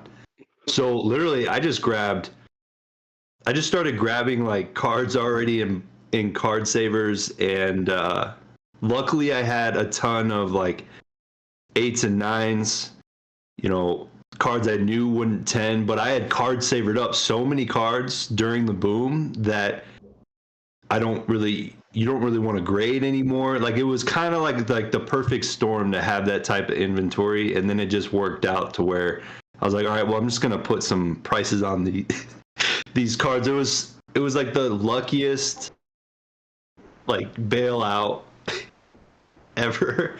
You know, it just worked out. It seems like it was lazy, but it was also the actual move, really. I think people see a card saver and they think like that's gradable. I'm gonna go look at those because that's gradable. To be fair, those were gradable. Those were all gradable cards. They were. I mean, I'm about to grade a 9 on this Kyogre, dude. What are we doing? Shit. I mean, I guess you know, Pikachu's still gradable. Like Unlimited Charmander's still gradable, apparently. Yeah. So hey, those cards were nice. The card you sold me is super clean. Good. Yeah. Good. Which one was it again? It was the burning. I bought a Versus Series Gyarados from you. Yeah, and the burning tower. Yeah, Burn Tower. You threw that in as a nice great little gift for me. I love that burning tower card. Beautiful card. Like the Damn, set bro, I one, didn't get no promos. not the promo one, right? The set one. And not the English. Yeah. Oh, okay. The non-hollow. The card for me, baby. Hey, Swami. Swami's thrifty right there. My goal is to try to get my hands on as many more of these blanks chances as possible and get all y'all to sign them over time. I should have looked and see if I had any more. They're not cheap, you know, because they're a white star rare. People like, dude, there were people who had those for like $40 raw, and I'm like, you're crazy. But it's like a lot of people, 5, 10, 15, depending on condition. Or 2, just depends. But I got a lot of them actually. I just got to pull them out. You know, not 10s. They're not 10s. But that is a good idea to like get people to sign that. Yeah, it's one of my favorite cards in the hobby. Honestly, I love that card. What'd you pick up, Shiz? Yeah, I was just about to ask. Much. Too much. Oh, perfect. Really? More Yu-Gi-Oh stuff than Pokemon, but money-wise, I bought that Black Label German Zapdos from Pokemon Network. Oh, you which was did? pretty cool. That black label, right? Yeah, cool. Did you Besides see? that, not much. Did you see Zakil picked up those sample summon skulls? Yes, those are really cool. I didn't know about those, but he was showing those. That to lag me. out? Yeah. Unbelievable. Yeah, those are cool. He picked them up for a good price. He just like found them at a random table, and that was really cool. Good to meet him. He's a nice dude. Yeah, I like Zakil. Really good dude. Hope to meet him. Their podcast and then the podcast they did with Jake was so good. Just so damn good. Still got to look up his Rustic Studies Black Lotus video. Yeah, he was telling us about that in the car. I never got to look that up. Got He's just Poke like, yeah, Knowledge in the chat. PK? Okay. I lured him into the Discord. He wasn't even in yet. Didn't even know you were in the. Did you? He just joined. I'll wave to you. There he is. He had There to he get is. initiated in. Hold on. Can we all get a prayer hands? Can we all get a prayer hand going? Can't see it, but it's happening.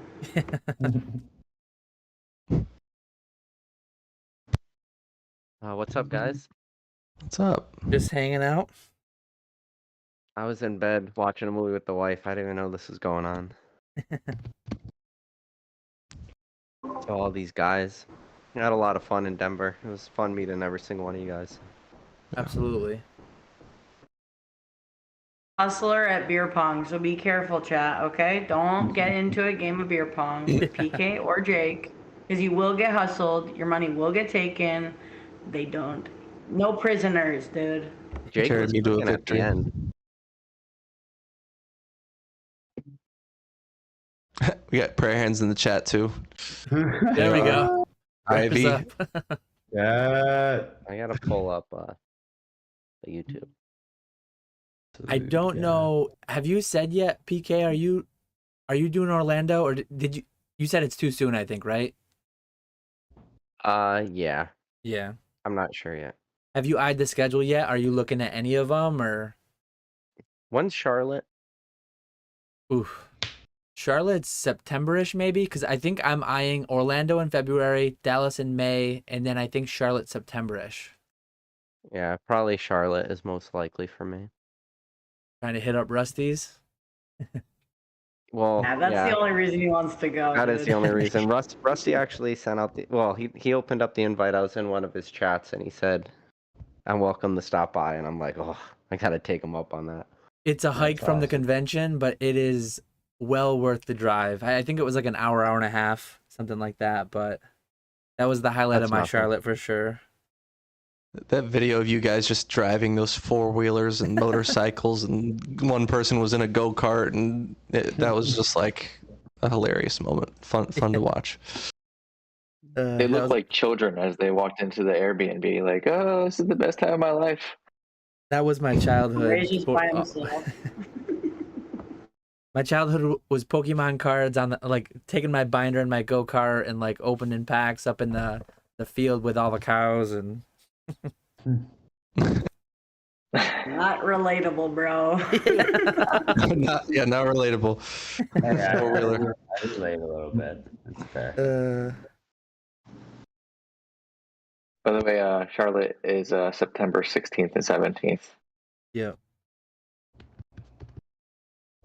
They did for the latter half of the year, they're going like boom, boom, boom. They're hitting them real right in a row because they're doing 7 for next year.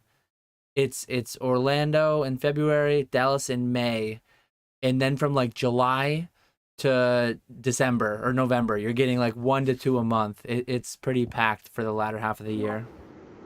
That's nuts, to be honest. Like, I've been watching a ton of sports cards channels, and like, they're getting like owned so hard just because there's so many shows going on, like one every weekend basically or whatever. And like, that's a little extreme, obviously, for like compared to 7 in a year. But like, I don't know.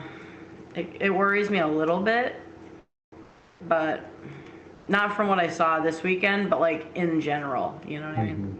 Yeah, they've had some bad turnouts at a couple of them, shows just here in the last couple weeks. I just don't get Kansas City. I'm sorry. Like, I know Kansas City is like kind of hopping now, but just as like it's probably like a pretty affordable place to do a convention. So the ROI for them is probably pretty good, but it's a really interesting choice. It's when central. You already do Texas. Yeah, but you already do Texas, right? You already do Dallas. Yeah. Chicago. And they're would be doing the move. Houston too, I think, also. I put up the year. dates for anyone curious. It's bouncing around the screen right now, but I put it in the bottom right corner. I don't know if you can make it out with how small it is. Yeah, you're right. Thrifty, I think they did at Houston. I hope they can get the Northeast. I mean, obviously that's a selfish take, but the Northeast has some quite populous cities, and they don't get to Boston, Pittsburgh, New York City. There's a lot of potential places they could do. Chicago. Yeah, Chicago. That's actually where I expected them. I expected them to go to Northeast, and they didn't do it. I was a little surprised. I know. Dan, we're just gonna have to Syracuse. Yeah. I mean, Verona, New York. Come on, how are they not in Verona? Come on, baby. Turning Come stone. on, Yeah. man. Someplace I never heard of. Cool. Yeah, I mean, those markets are probably pretty difficult from a cost standpoint for them to operate in, I'm sure. Yeah. I don't know why though. I mean, there's so many places you could do it up here that are more affordable and still really accessible. Even like Philly, I feel like is far more approachable than like a Boston or New York, maybe cost wise. But Mr. Oak, are you alive? Oak. You guys are Popping making me in do and a out. lot of work. Yeah, popping in and out. I gotta throw my Dan's my like camera reformatting everywhere. like a mad person, dude.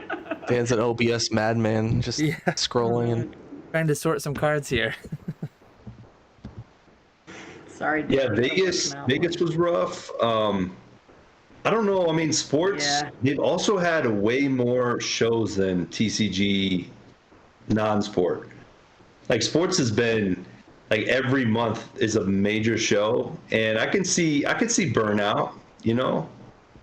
For sure. They had a big thing where they went from, like, 500 vendors at one show, and it jumped up to, like, 1,100 or something dummy.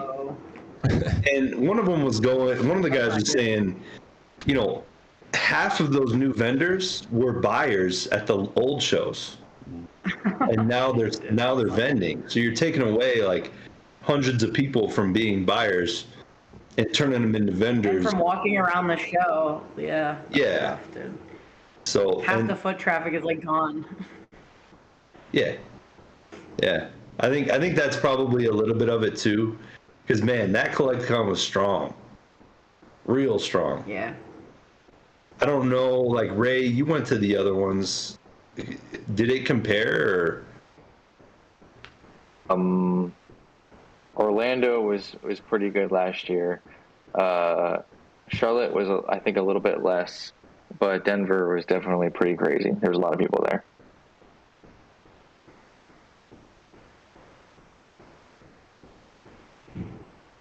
Oaks Literally in like the Vegas show, there was nobody there. Like nobody. Not like it was like the Las Vegas card show. I was watching that. I'm like, oof, man, that is like traffic. They had empty tables. They had vendors quit on the show. Well, they're probably also like hungover. You know, it's not a great place to do it. Probably. We actually talked. We talked with the people who run Collectacon, and I forget who it was, but somebody shout out Vegas. They're like, we want people to actually come to our convention with money so that our vendors can make money. Like if you do a convention in Vegas, I know I'm out at the tables till way too late and I might not have any money left by the time I make it to the convention. So it's probably a smart play to not do Vegas. We're close to a casino. That's a good play. Yeah. Probably right. It already is. We need places with houses. Yeah, the convention. The convention is the casino. Chicago would be a move. I think that's like centrally located, big airports. Selfishly, also, obviously, I live here, but I think that'd be a great city just in general. For Chicago would be awesome. Yeah, that would make so much sense. Yeah. That'd be great. Because the only reason I've gone back to Chicago is for funerals, for like the last 10 years. So if I could go back for a happy reason, that'd be fantastic. And I could have 45 people in my tiny apartment. Everybody can tear up this room right behind me, so that'd be fun. Yeah, I got a bunch of friends in Chicago. That'd be careful what you wish for, Mertz. Whoever lives in the city is gonna have to pay it forward. Swami set a precedent that we all have to just throw bangers at our apartments. At Mertz's house. Yeah, I can't fit as many people, but we'll see. We'll see what the landlord says. We're all friendly. We'll fit. Dan, speak for yourself. You can like stand above everybody. We're like all shoulder to shoulder. Well, if they ever have one in Verona, New York, my wife will be mad if she hears this part. But I have a pretty big house with a little bit of land for hosting. You promised. So we can camp at Dan's? What? Camping outside. Oh, tents out back for sure. Tents out back. Kegs and tents out back. I'm down for that. I'm in. Oak, are you in here? You see, you're on mute. What's up, dude? I can't get this fucking camera to work.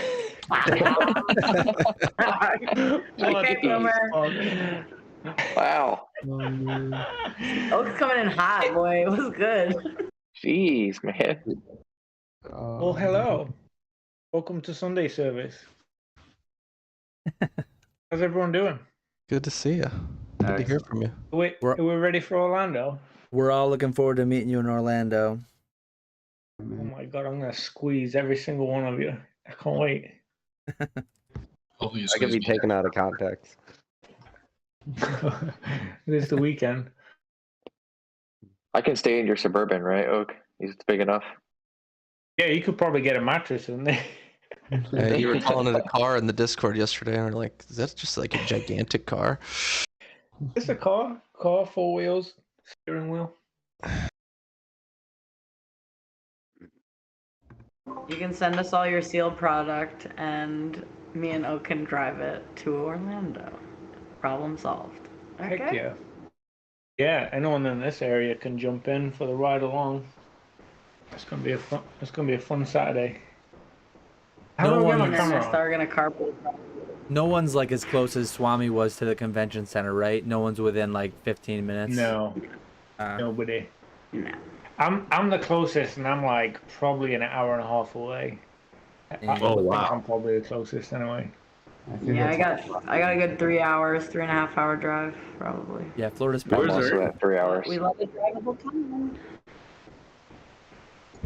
Where's Ernie Head at? out. Looking forward to that squeeze, Oak. Talk to y'all later.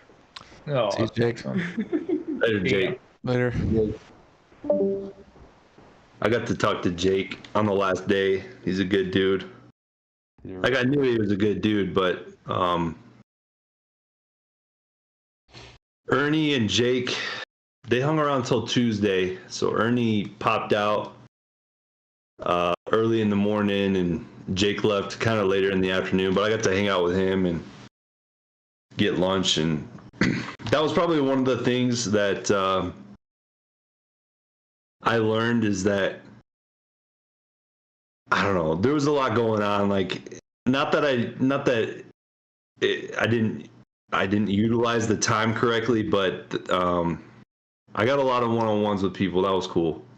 But I got more to do. I got more to have some one-on-one convos with. But yeah, to talk to Mason on Monday because he was staying in the area. Yeah, it was a good time. Mason is hilarious. I love that dude. Yeah, Mason is the Yeah, he highlight is. of my trip, other than homie scamming Dan, pretty much. That's Yeah, like, Thrifty that's scammed me bad. I still gotta make that call out video. We're gonna start a YouTube beef. It's gonna be great. Can't wait. Yeah. Once I get my 10 back, then it really starts. Okay. Speaking of YouTubes, just real quick segue. Mertz, man in the top center. He just started a YouTube channel. I just linked it. Go like, sub, do all the good stuff. I heard he's got a good PSA return for us. Yeah, thanks, Dan. Just uploaded the first ever video, so I'm officially, I guess I'm officially a YouTuber now, huh? There we go. Oh, Yeah, out there. burner accounts. Let's go. Disgusting. I just subbed. I'm number 5. I got in early. So you know who was my first ever sub was Professor Oak, like 5 months ago, before I ever uploaded a video. So I made a big shout out for you there in the video, Professor Oak. So you know why I did that? why'd you do that? You know why I do that, guys? There's a few people that I've done that to that don't make any videos, and I subscribe purely for inspiration, hoping that they think I gotta subscribe now. I gotta start making videos. Like, purely for that reason. Like, please be inspired by that subscriber hitting that button. Oak's investing early, waiting for that 1000x. He'll get to say, you're in on the ground floor. I was a single digit sub. I was a single digit sub.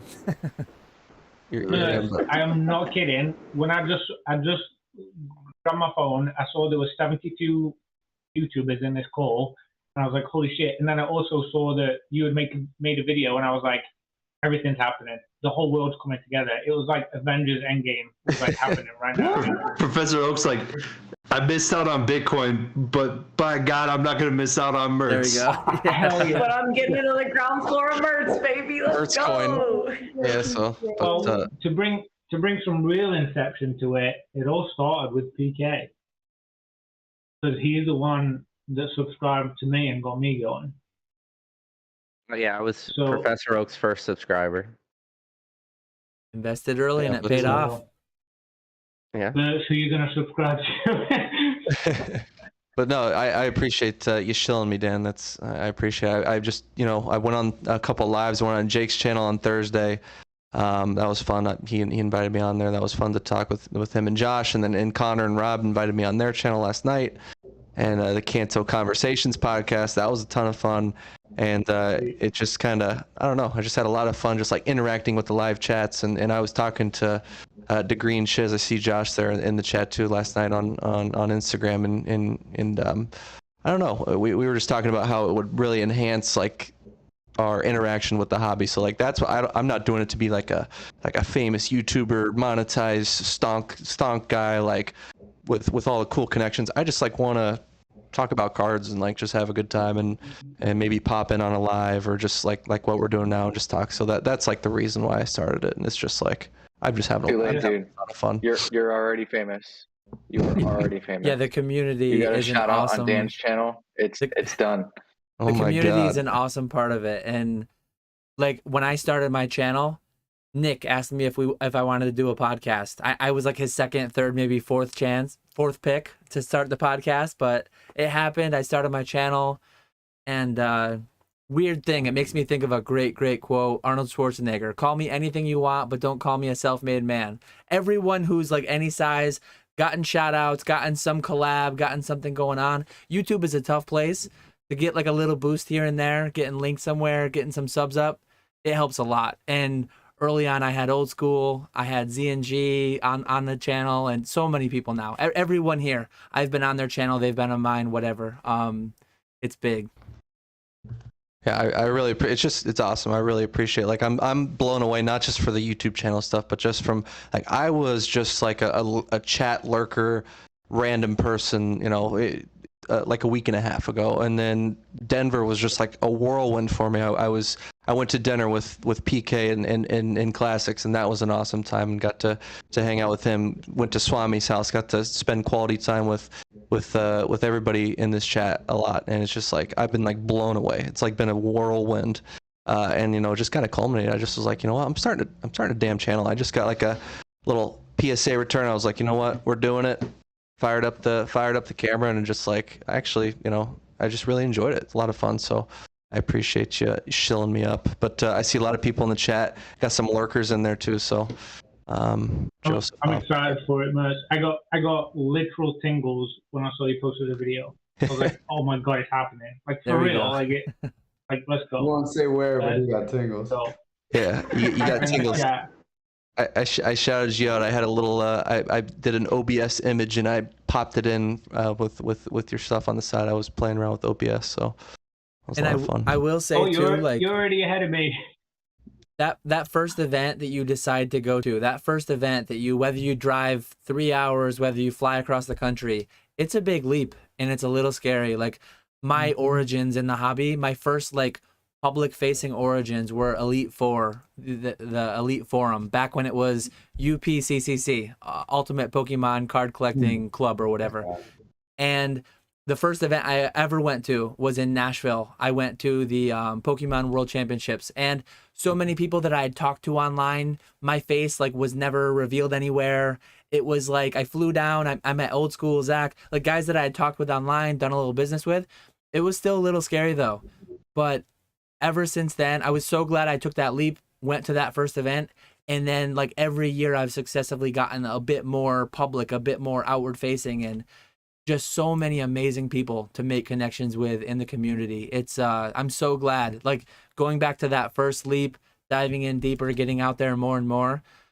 I mean, you can have a lot of fun collecting by yourself, but the community aspect of it is so great, so rewarding.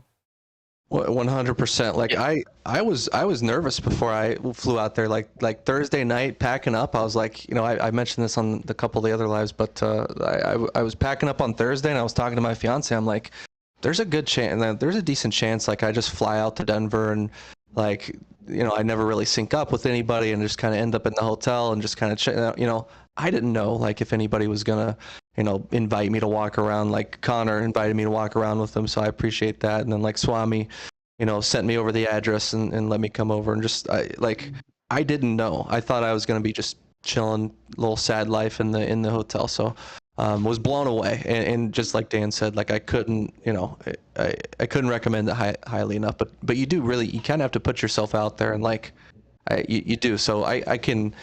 It's a tough thing to do, so I hope people can find that courage. I know, it's not an easy thing to do if you've got a little, social anxiety or afraid to put yourself out there, but highly recommended. I get nervous sometimes. I mean, for me, I didn't have any time to get nervous. I had a plant down that I had to get back up and running. We had a project going and needed to finish up this project in order to get this plant going. And I was just busy. I was too busy to even think about the social interaction. And I know, I would venture to say that there's a lot of people in the hobby that are, socially anxious, maybe. I mean, it's intimidating, right? But seriously, I mean, all of a sudden people were there, and you start talking, and it was almost instantaneous how smooth everything went. And there's good people in the hobby, good people all over. I mean, I love to joke around. Like, I can't even get through this serious speech without thinking about Tennis Wolf looking over Ray's shoulder, you know. You know what I mean? But in all seriousness, like, good people, good conversation. And it's amazing to be able to talk about this stuff with other people. Go ahead.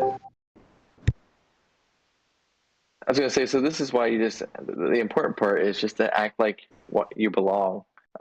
Meeting Dan, Jake, and Nick for the first time at Charlotte, and I had a room with them, and it's just like, I've never met these guys before in my life. I'm texting Dan.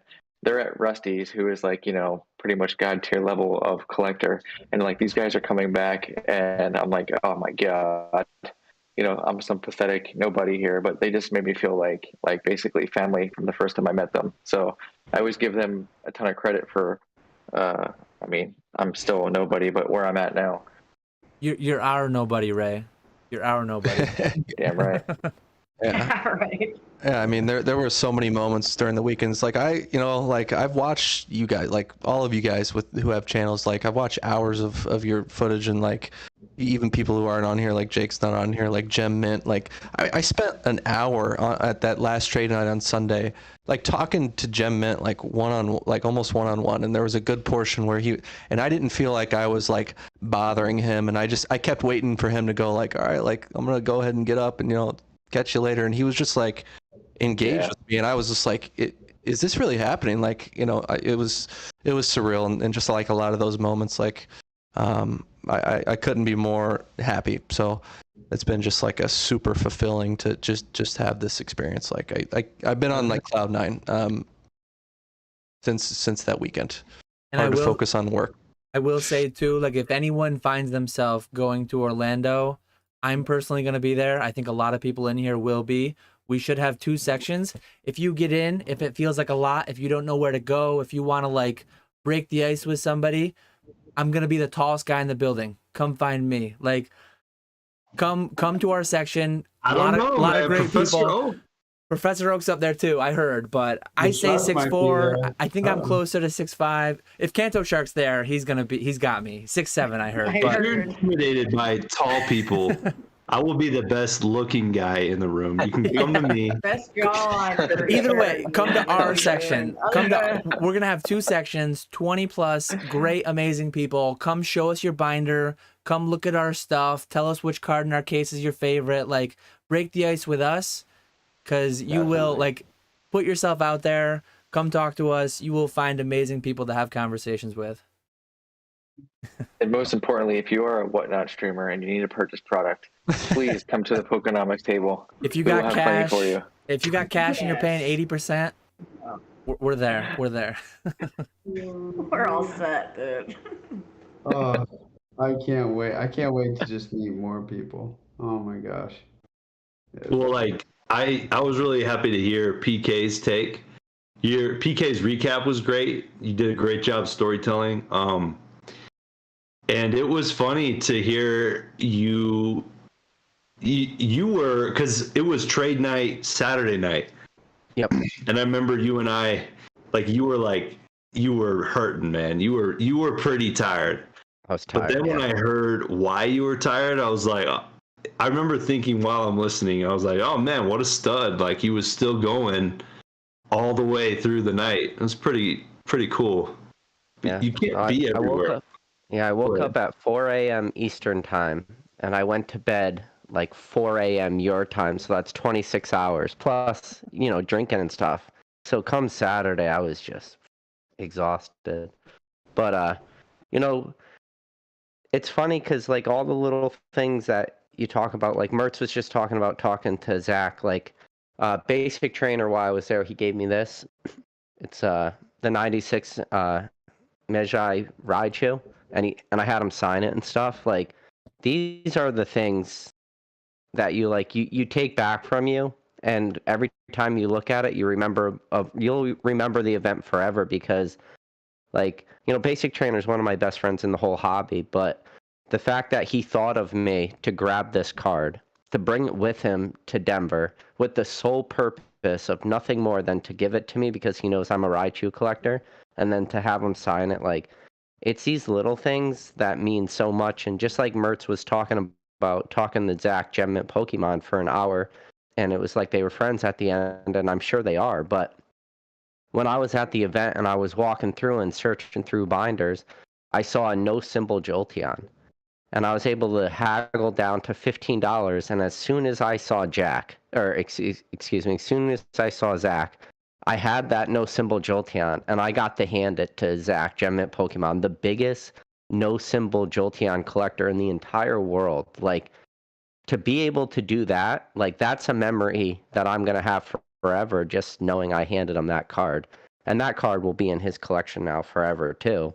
So it's cool to have these little points. And Swami, we talked for a while, and then it's that first initial, when you walk through the door, especially at your house. Your house is like very surreal, man, because everybody was kind of already there, and it was awesome. Yeah, it was crazy, man. I swear every time I turned around, someone that I knew but had never met in person was there. And yeah, it was great. It was great. There was some beer pong going on. I had like a gorilla arm. I was like, I gotta learn how to be like. I just kept overthrowing. I'm like, wow, it's been a long time. Where's the finesse? But yeah, no, it was a good time. And then you had all the cards getting broken on the table, all the packs getting broken. The dumpster fire. I got to see the dumpster fire pin. I think that's I love that pin. That Rudy 2020 dumpster fire. That's kind of memorable for me, I think. But then you see it at the house, and just all the conversations that you have with people. I haven't been that hyped for Pokemon because I've been in this Marvel world. I haven't been that hyped for Pokemon in probably like almost 2 years. Like, it was great. I really, and I still have a ton of Pokemon cards, so it's cool to still be able to like pull them out and then appreciate them with people. This is cool. I think it's really neat that like now, like, we've taken these relationships that we've developed over the past like couple years and like solidified them, in person, hanging out, and now like no matter what really happens with the hobby, and we talk about the market a lot, and we talk about how popular it's going to be or how it's going to come and go, like we've established relationships that really transcend that, like, legitimately, so like it doesn't matter if cards are worth anything or worthless or what happens. If there's we've built relationships that extend beyond that, which is really cool too. It's just like awesome that this was the medium that brought us all together. So wow, very, very look who just entered the chat. So hey, what's up? And the counterpart, me liking. Me liking. Holy shit! Wow.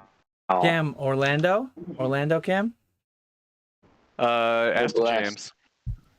I'm gonna text James right now that he is sending you on a business trip to Orlando. I'm actually texting him. Disturb him during his anniversary trip out with his wife. To talk about work. I love it. He should have his phone on Do Not Disturb. I mean, come on. Warren will understand if any wife does, really. Call him and say that it's an emergency, and then say that I want to go to Orlando. I texted Hey, him. Mertz, real quick. You know how you were just saying how you have 12 subscribers? I have So- 17 subscribers. Oh, you got- Excuse me very much. Very nice. 17. I was So his fifth. I always. So I have this screenshot on my phone, and it's actually like my favorite screenshot. What am I seeing here? It's me with Making it full screen. subscriber. One subscriber. Yes. And I didn't get this. I had to upload 5 videos before I got 1. So you have me beat by like on a percentage basis, like a absolutely disgusting amount on a percentage basis. It took me 5 videos to get 1.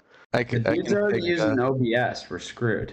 He's gonna overtake us all. I was doing some weird jump cuts and like cutting stuff out. I was feeling funky with it, so hopefully it looks good. But I'm gonna drop something here in the chat. I got the same pic of my first subscriber, so let's take a look at that. The OG. Hey, Mertz, What's up? could you just do me a favor and just don't forget me when you're sponsored by PSA, sponsored by whatnot. Oh my. And you're sponsored by a whole bunch of other different whatever sources that you can hook me up with, all at the same time. No chance that that's happening. I'm gonna stay on Maybe sponsored by Oscar for the Mayer Wieners, just everything. That will not happen. Micro influencer for life. What's up, Cam? Though, whenever I think of the word micro influencer, I just think of you. I just drop that in your chat every time. Like I love your podcast, so it's good to meet you, dude. Thank you. It's good to meet you. Glad to be here. Wait a second, he wasn't at Collectacon. All right, see you guys then. What kind of let him con is in? going on here? Yeah, my bad. This is a private Discord. What are we doing? Oh God, just letting anyone in now. Cam was actually one of the first guys I've ever met in this hobby, and have had like I would say pretty personal bond with him for the past, 3 or 4 years. He's such a great guy. I'm really proud of him for how far he's gotten. He's really helped me a lot in this hobby. So thanks, Cam. Yeah, no problem. That's beautiful. I do what I can, I also hate you, so gotta help out the less fortunate when I can. There it is. It's my graded Salamence nutrition error. Where's that the old card shop when you need them? Okay. Actually, I backed you up on that yesterday. That's actually an awesome card. Yeah, it's sick. Sell it now. Let's see. I just pinged him in case he wants to come on. he was streaming. Is he done yet? Oh, he's making money? He went live right before you did, I believe. Oh, I did see that alert, yeah. Yeah. Who are we talking about? Josh, the old card shop. Josh, yeah. Josh is hustling. Grind set. Yeah. What a grinder. What a grinder. Just Wait, so Mindset, Cam, mindset. can we talk about your can we talk about Cam's Long Beach experience? Because he went to Collectacon out there, and Old news. I want to hear it from. I know it's just totally so old by now, but how was Long Beach and Collectacon? Man, it was actually a lot of fun, and I do want to go to another Collectacon, but yeah, I don't know. I basically spent the entire first day just like sweating, carrying around slabs, and then being yelled at by whatnot streamers for like, I don't know, having awful inventory or something. So, but shout out going twice. That guy's a legend. Love that guy. Didn't you say like Long Beach was super sketchy, like around it, like when you were walking around, Dude, it was just like it's not. the strangest. Like, I used to live in Portland, and like there's like some like very shady places in Portland, but like Long Beach, it's like one block is like the nicest, most beautiful thing you've seen, and then one other block, like the next block over, will be like so sketchy and so scary, and then the next block after that is like so nice again. And yeah, I don't know, it's kind of jarring, to be honest, but There were a decent chunk of homeless people in Denver as well. Really? Yeah. Yeah, But we're getting like yelled at by homeless people, like trying to walk from trade night back to like the parking garage, and a lot of like screaming, a lot of paraphernalia scene. But I don't know. Did they what do you I had have a great for time. trade? Yeah, we're trading drugs for slabs. Trading junk for junk. I had to do it. Yeah, but Cam, you just talked about Travis from going twice, and I got to like sit down and listen to him talk about his business. I think there was a couple of us on Saturday night. I know Mertz was one of them. Dan was definitely one of them. Yeah. But believe it or not, listening to him talk made me appreciate him and his business, but it made me hate everyone else on Whatnot that much more because you realize like the product he's moving and the volume he's moving that there's almost like no way the scam. So it makes all the people on that platform that are like doing like bad things, it makes me hate them so much more knowing his business more now. And it gave me a lot more respect for what he does though. Bro, Yeah, we chatted a little bit at Long Beach. It was mostly just like making a deal happen. And he was just so easygoing. I was like wildly impressed. And then I chatted with him for a while over like Instagram DMs, and like I told him straight up, I was like, I had never talked to you, but just like the Whatnot vibe, you know, like just kind of has like a, I don't know, just kind of like leaves like a sour taste in my mouth. Even I don't know. And like I had like a very negative opinion of him without ever having talked to him, which is like not a good thing to do.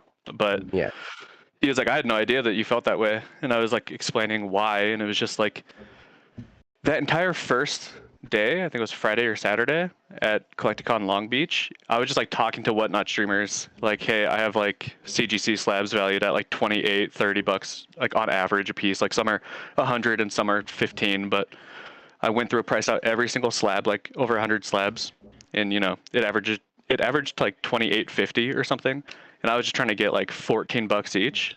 And like they were mean, dude, like really rude, like very. And then I talked to Travis, and he was like the nicest dude. And that's because the problem is that Travis, who didn't, he's legit. He was around way before Whatnot was ever a thing. Like he was on Jess's Geeked Out Collecting's podcast, and that was after I had been like following them somewhat, and like I used to buy shit off of Proxy Bid or whatever, like their auction platform, and like. So I always had a very different perspective of him, and it just happened to be that he shifted his whole business to Whatnot because it just made a shitload of sense for them. He is impressive. He works hard. He's very intelligent, and he built something pretty cool. And I was sad I didn't get to meet him, honestly. Like, first of all, I wanted the buyout. First of all, second of all, cool business. Like, cool business. Like. Whatever, it's fine. I think the problem is that Travis is like he's legit on the level and he's very successful at what he does. But I think the problem is every other seller on Whatnot thinks that they are in fact Travis when there could be no bigger statement to say except for no. You know, just that's not the case. Everyone that thinks they're Travis is not Travis. Travis is him. You know. He was saying he streams 60 hours a day on Whatnot. Think about the math behind that. There's 24 hours in a day. That means he has multiple streamers streaming. Like, every hour of every day, there's 3 people at least streaming every second. You know, that's how they think about their business, right? It's how many dollars per hour can they make, right? Yeah. So but, I mean, think about that. He has somebody that he pays to stream 60 hours a day. That means every second of every day there's like 3 people. That's crazy. Yeah. Crazy awesome. Yeah. But you know, he's successful at what he does. And but it made me hate everyone that's not him that much more. And that was just a cool conversation at that hotel. That was just awesome to I know Dan said it was one of his favorite things to do too. He's just like, I don't know, just to sit around that table and listen to him was just really cool. He was just going through numbers. He was being super candid and just awesome to hear. I wish I was there for that. Dan, you gonna start sending him spreadsheets? I can't tell. Yeah, Mason's dropping some numbers in the chat, but Mason was there dropping some numbers too. He's dropped some numbers in some live chats before, but really cool to see. Like, shout out Old Skool Pokemon. I texted him. He said he might be coming back later. he used to make YouTube videos. Right now he's only doing Poke Flips, it seems like, but he used to make YouTube videos. The most transparent guy. Like I'm transparent. I show a lot. He used to show you buys and sells, what I profited every month, what I profited for the year. Yeah. And Most in depth. getting those numbers is like, it's so interesting. It's a weird thing because like sometimes it can come across like there could have been people in that circle. If there was 100 people listening to that, some people would have been like, oh, that Travis guy, he's an asshole. He was just saying big numbers. No way. Like, do I take it that way? Like, he had big numbers, but like that just told me like his drive, his business acumen, like that man moves product. And it was fascinating to hear. Yeah, I'm not going to talk about what he said because they're his numbers, but talking about like leverage and debt and stuff on a high end leverage and debt, and it was very, very interesting. Like the plays he makes with stuff that like the normal person would be very afraid of what he does. Do you know what I'm talking about, Dan? Like, I don't want to like people say, don't understand how like to run a business. They have no idea. Like I don't know. Like because like for me, it's like I just blink. You know, it's like it is what it is. But yeah, I had consumed a few beverages by then, but that that whole conversation stuck with me for sure. Like that was really, really cool. I think the most important number for Travis to have is our section numbers at Collectacon Orlando. Yes. Again, if you want to go ahead and provide that to him in advance, you know, we will make sure he's aware that it's not just one section, it's two this time. Maybe bring a little extra money, make sure you're a little more liquid before Collectacon. We got 20 of us now. Travis to get liquid. Get liquid, Travis, because we need to be liquid when we leave. Like he was having all those conversations about really smart business acumen and leveraging credit and all that stuff, but he also was showing us tattoos that he had on his forearms of his Whatnot username, like people that follow him on Whatnot, and he was like got their usernames tattooed on his arm. Lost this bet. Yeah, he was like this guy paid $2,800. I told him if he paid $2,800 for a Skyridge pack, I'd get his name tattooed on my arm. God, so, that's like epic. he's also he's living both. He knows how to work the crowd and get his base going, and then he also knows how to do it. He's just a smart guy. So Can we just appreciate Professor Oak's reaction to all that? yeah, I was seeing his face as I was saying that, but he had like at whoever and then at somebody over here, and he had like 3 different usernames on his arms, and he was telling us about that, and it was just like the everybody was just like, oh my god. But really cool guy. That'd be a really somebody needs to get him on their channel for like a one-on-one. I would love to listen to that. You should definitely listen to. Jess doesn't do her podcast anymore, but that episode's really good. Yeah, I used to like her. Geeked Out Collecting. I listened to that all the time. She had a super deal.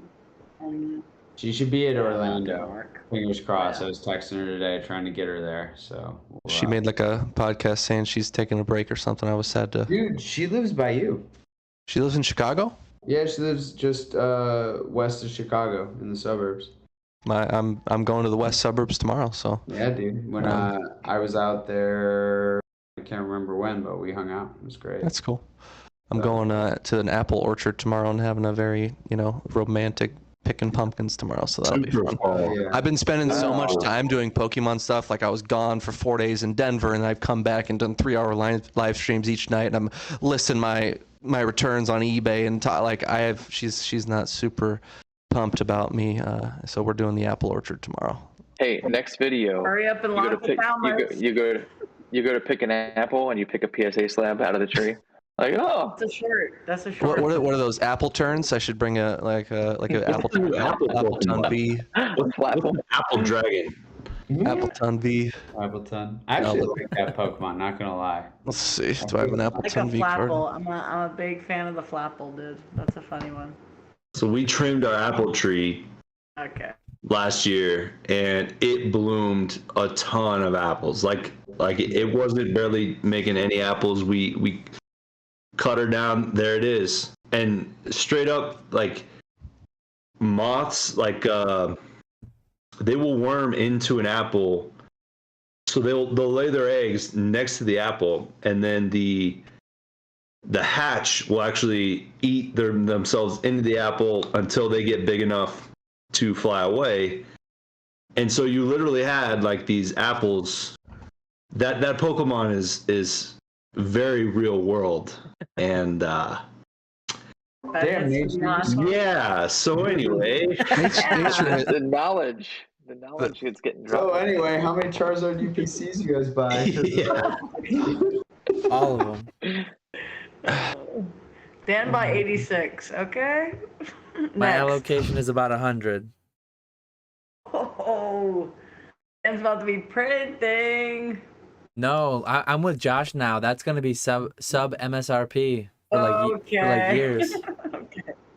All right. I'll take them all then. For years. I was low-key getting a little nervous about it because like there's just too much going around. It's like everybody's got a pre-order. Yeah. But at the same time, it's just evolutions. It's just such a cool product. Like, yeah, go ahead, PK. I'll give you a little highlight. This is my next video I'm doing. I was actually gonna go live tonight, but I saw Dan did this live, so I ended up just watching a movie. But this is the thumbnail for the video I'm making. It actually it like took all my editing skills to make, but this is my thumbnail. Adrian, we did it. Can I offer a quick opinion on that? Please. No. Okay. My thoughts are this: they're printing a lot, but do you know how much is going to get sold and opened during the holiday season? I mean, it's just going to be crazy. There's going to be, it's going to be a Charizard under every tree. You know. Yeah. I'm with Ray. And those things you could literally just put on like local Facebook Marketplace, and you'll be able to sell it, because there will be that point between when the pre-orders come out and when the next wave comes out that inevitably a parent will be busy and not be able to find it on a shelf and not have time to do so. So love it. There exists an amount though that they could print that would keep it sub MSRP. Whether they print that much or not, I have no idea. But like some people think 3 unique Charizards, all this, that, it can't go sub MSRP. If they print 10 million, it will. Maybe they only print 1 million. I don't know, but I'm Dan, I have them in right now in Charizard UPCs. If obviously I don't have them in hand yet because I don't have distributor, but it's a multi-$1,000 play I'm doing right now when you take into factor grading fees, and especially at the level I'm sending. It's going to be a multi-$1,000 play. We're going to see how it turns out. Dan, how many packs are in these things? 16. 16 packs? So Dan, do the math. Like 16 packs. Oh, I know. Cards per pack. I mean, so hold on. As of right now, it's on Walmart. You can pre-order up to 10 for $120 a piece. It has been for the past 2 or 3 days.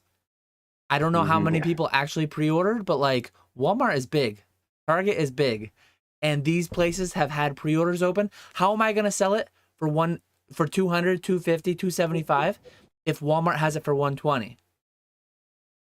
Like PK, people are stupid. Dan, go on eBay right now and tell me if there's any pre-orders. But PK constantly says like, who are these people? Why are they not like? Why, like if you didn't get in during the 3-week period that they had these available for 120, like who are you? What are you doing with your life? Obviously it's not been 3 weeks yet, but as of right now it's been 2 or 3 days. If you're in Discord, if you're on Reddit, if you're in a Facebook group, if you're on YouTube, you know about it. Like if you're living in a hole under the ground, you don't know about it. But yeah, like if Target and Walmart get a ton, I'm getting 100. That's double what I had of the Celebrations one. This could be printed to sub MSRP. I don't think it will be. I'm not making that argument. I think it will be 150-ish range. But yeah, it's like anything else, supply demand. If they print more than is demanded, it'll go down. By the way, way to say it so easily. It's only going to be $30 over MSRP the scalpers are going to be able to make. Like, just disgusting. Like, these people are just gross. They can only make this much instead of, $60 or $70. How dare they? It's only going to be this much over. I mean, it's still over, which is still crazy to me. Retro says you can't order on Walmart. You can't add it to the cart. So I guess that's invalid. I guess what I said, you can't actually buy it from there. But as of right now, it looks as if you can, but it must not be real. I don't know. But Dan, even with that said, honestly, if anybody wanted that Charizard UPC, every single person that I personally know, or probably in this chat, they had their opportunity if they really wanted it. Mason said it too. You're not invisible, Mason. Yeah. But you think about it, like the Target one was up for legit 12 hours. Like that's a long time for a product like that. I mean, how many must have moved out of Target? And then between GameStop, Target, Walmart, Pokemon Center, between those four, if people weren't able to get them, that means they just really didn't want them enough. That's what it boils down to. We're still waiting on Best Buy's pre-orders too. Like they usually do something. So, and Pokemon Center, I'm sure will drop another like couple Bowies of these. 50. I've already heard people talking about like sitting back on these and waiting for like $100. Like that's how greedy people are. And I'm like, you know what? That's fine. But I'll tell you the play I'm doing right now.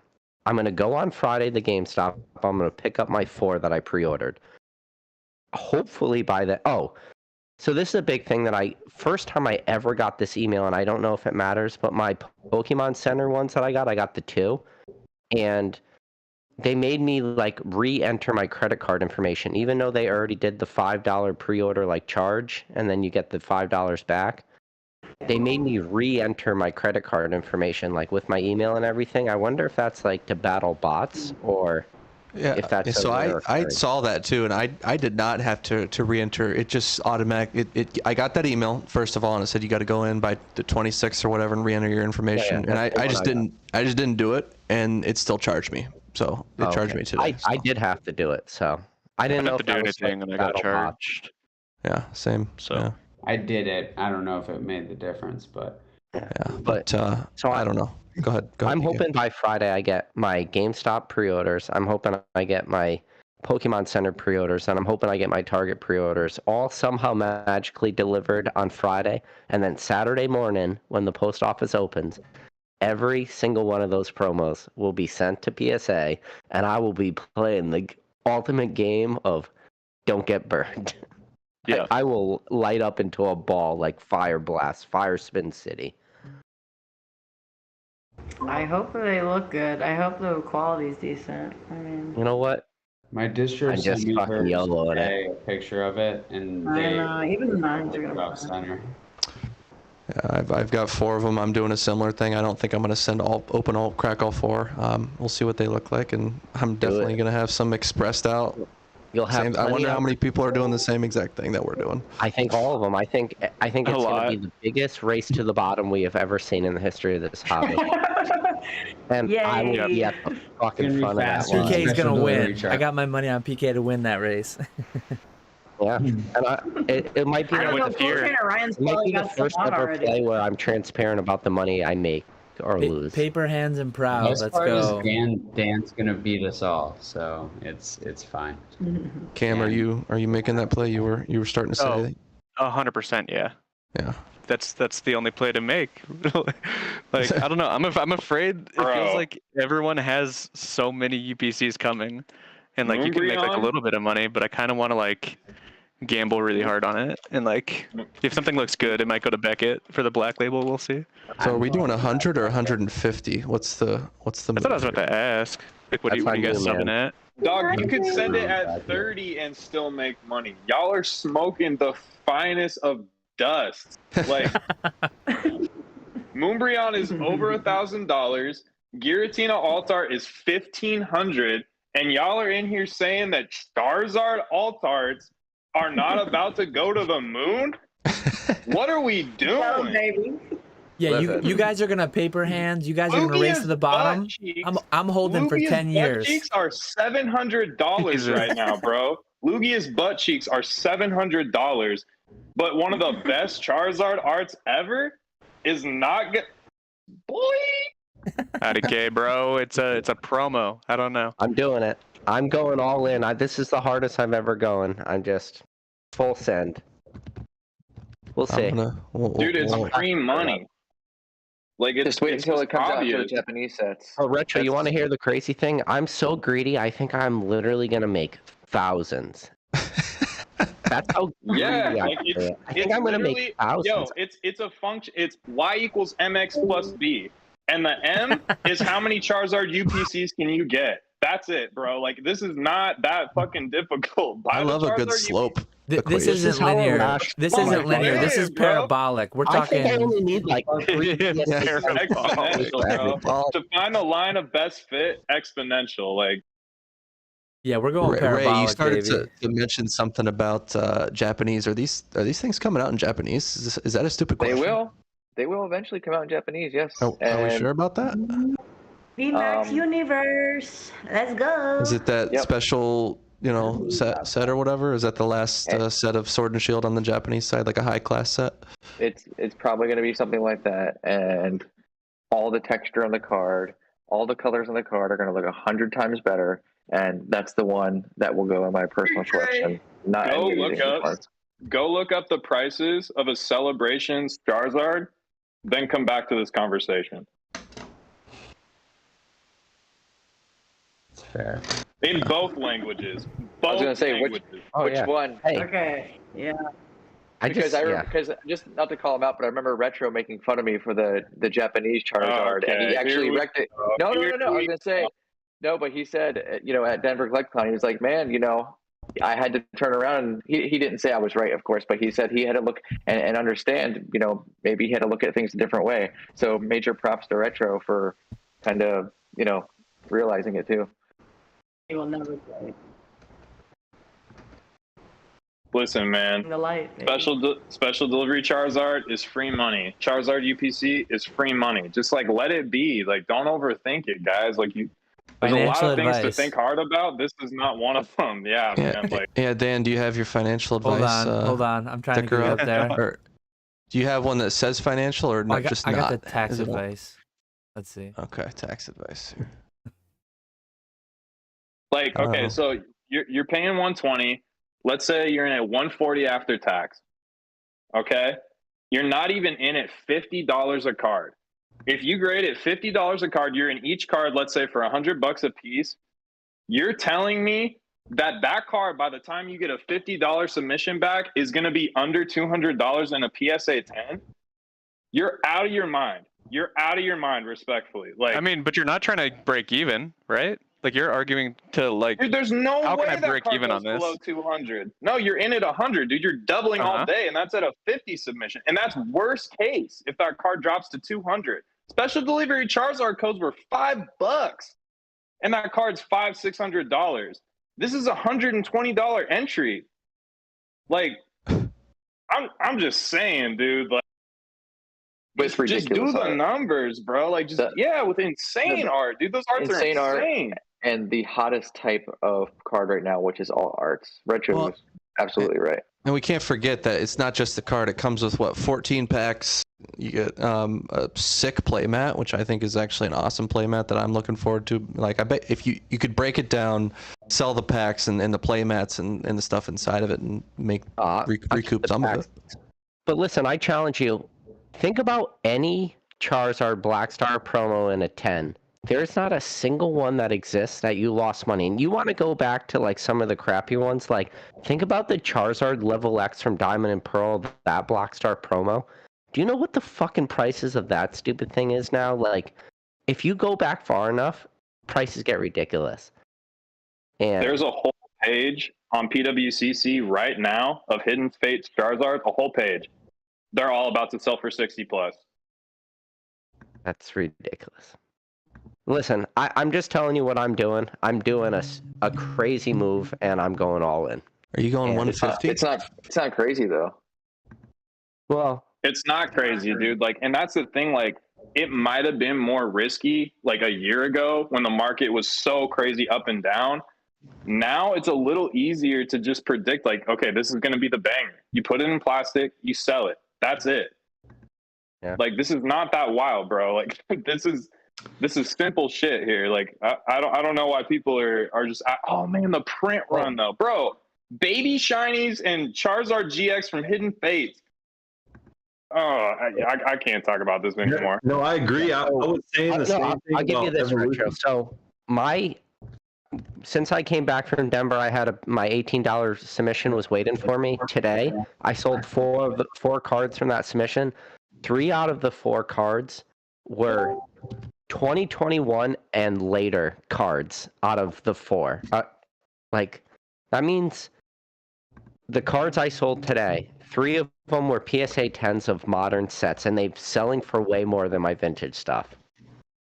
Oh, liquidity is high on modern. Correct, dude. Like people want it, man. Like it's cool. It moves. It's super liquid. Like people want it, and people haven't like changed their mindset yet and come to grips with the fact that PSA is at $15. Dude, there are so many cards selling for $80 to $100 that you can pick up raw for $5, put in a slab for $15, and quadruple your money. And those cards were plentiful at Collectacon. Like, put it this way, Retro. One of the cards I sold today, I sold for $49.99. You could buy it right now for like $4. Yeah, so exactly, like that's doubling your money. Yeah, it's crazy. Yeah. The market's nuts. I've got one right here. I just sold this guy for $125 today. Buy it now. That's ridiculous. Snap buy. Boom. Just like sold it. The guy didn't even make me a best offer. I would have accepted like 80 because I didn't know. Like I looked at prices quickly, listed at low list, and the guy just snap buyed it. Didn't even send me an offer. So what's your whatnot stream name again there, Mertz? Mertz Sells 101 or something like that? Yeah. Scammer. Yeah, just the thing. Every day I say that this market's got to stop, right? It's like gotta stop, but it just doesn't, and I don't know if it ever does. I would not. I was saying like Evolution's print run. I would not think about print runs with this UPC. I mean, it's kind of interesting to think if they've made 1 million, that's like 176 million cards. I don't know if Dan went over the numbers because I got a work call. I had to walk away, but yeah, no, like Ray was saying, like Retro was saying, I wouldn't even think twice.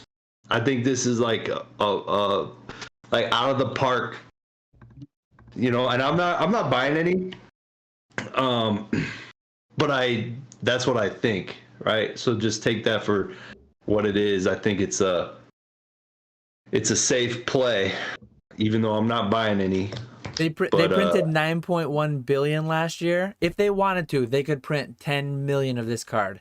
Is 10 million too many? I have no idea. There is a number. A number exists that is too many.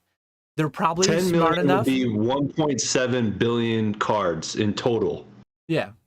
For this product. How many special delivery Charizards do you think got printed? Because every single person in this room probably has multiple codes or had multiple codes. And then every person in this chat had multiple codes. And then every single person in your Discord had multiple codes. How many of those were printed? And what was the fucking last PSA 10 price of that? Like, the question always becomes how much can the market absorb at these crazy prices? And over and over and over again, the market does it. It gets a little scary when like I agree. It's probably a safe bet. Like I don't want to say it's probably a safe bet. You're probably gonna make money, but you might not too. Like that possibility exists. And there is no way that you don't you have to be so dumb to not make money on this product. This is an underhanded pitch. 16 packs. I'm making a lot of money. Packs for $2 a piece. Like $2 a piece and get $30 out of dude. Oh my goodness gracious! I'm gonna make north of $10,000 on this product probably. I'm buying 100 of them. I'm buying $8,000 worth wholesale. Retail is $12,000. I'm probably gonna make a lot of money before I grade, before I do anything. I'm probably gonna grade some at 150, some at 100, some at 50. I talked about that like months ago. I'm gonna grade some at each tier. I'm gonna make a video. Was the optimal play 150 to get it back quick? PSA will probably first in fuck off me, and my 50s will probably come back before my 150s. It'll be a hilarious video, so I'm gonna make it. But yeah, it's so little perspective for everyone. Dan, his special delivery Charizard, he hit a 10. He graded at 150. I graded mine like a week later at 100, and me and Dan made the same amount of money. Yeah. So put that in the perspective. He paid 150, I paid 100. Mine did go a little bit less, and then the market somehow made it where we broke it. We both made the same amount. It'll be a fun video just to see. Like I'm gonna do 2 or 3 at 50, 2 or 3 at 100, 2 or 3 at 150, and then just make a spreadsheet on all of it and see which one panned out. I'll probably get a 9 somewhere, but I'll probably still break even as long as I'm early enough. There'll be 9s. I think there'll like be 8. another thing too is like you have to like everybody's like, oh, I don't know what you guys are doing if you haven't gotten a Charizard UPC pre-order. You have to remember, dude, like we're in that top 1% of 1% or whatever. Like, yeah, a certain percentage of people are getting from Target, but I would guess that people that are hyper engaged are going to be the ones that are getting those pre-orders, and bots too, obviously. But it's not going to be the average person that's paying $200 for a CGC slab on eBay. Like, and there's always this thing where like a certain amount of people will FOMO in up front, but then a certain percentage of people will be like, well, I'll be able to get it after release, so I'll just wait. And then when they can't get it after release, then this whole other wave of FOMO comes in, and then people are willing to pay. You know what I'm saying? So I get what you're. People are dumb. I get what you're trying. Retro, you brought up a great point. I want to do a poll here. So, out of the what is there like 8 of us in the chat? I'll tell you, I did not. But was a single one of you guys? Did any of you pay pre-order prices for the Charizard UPC?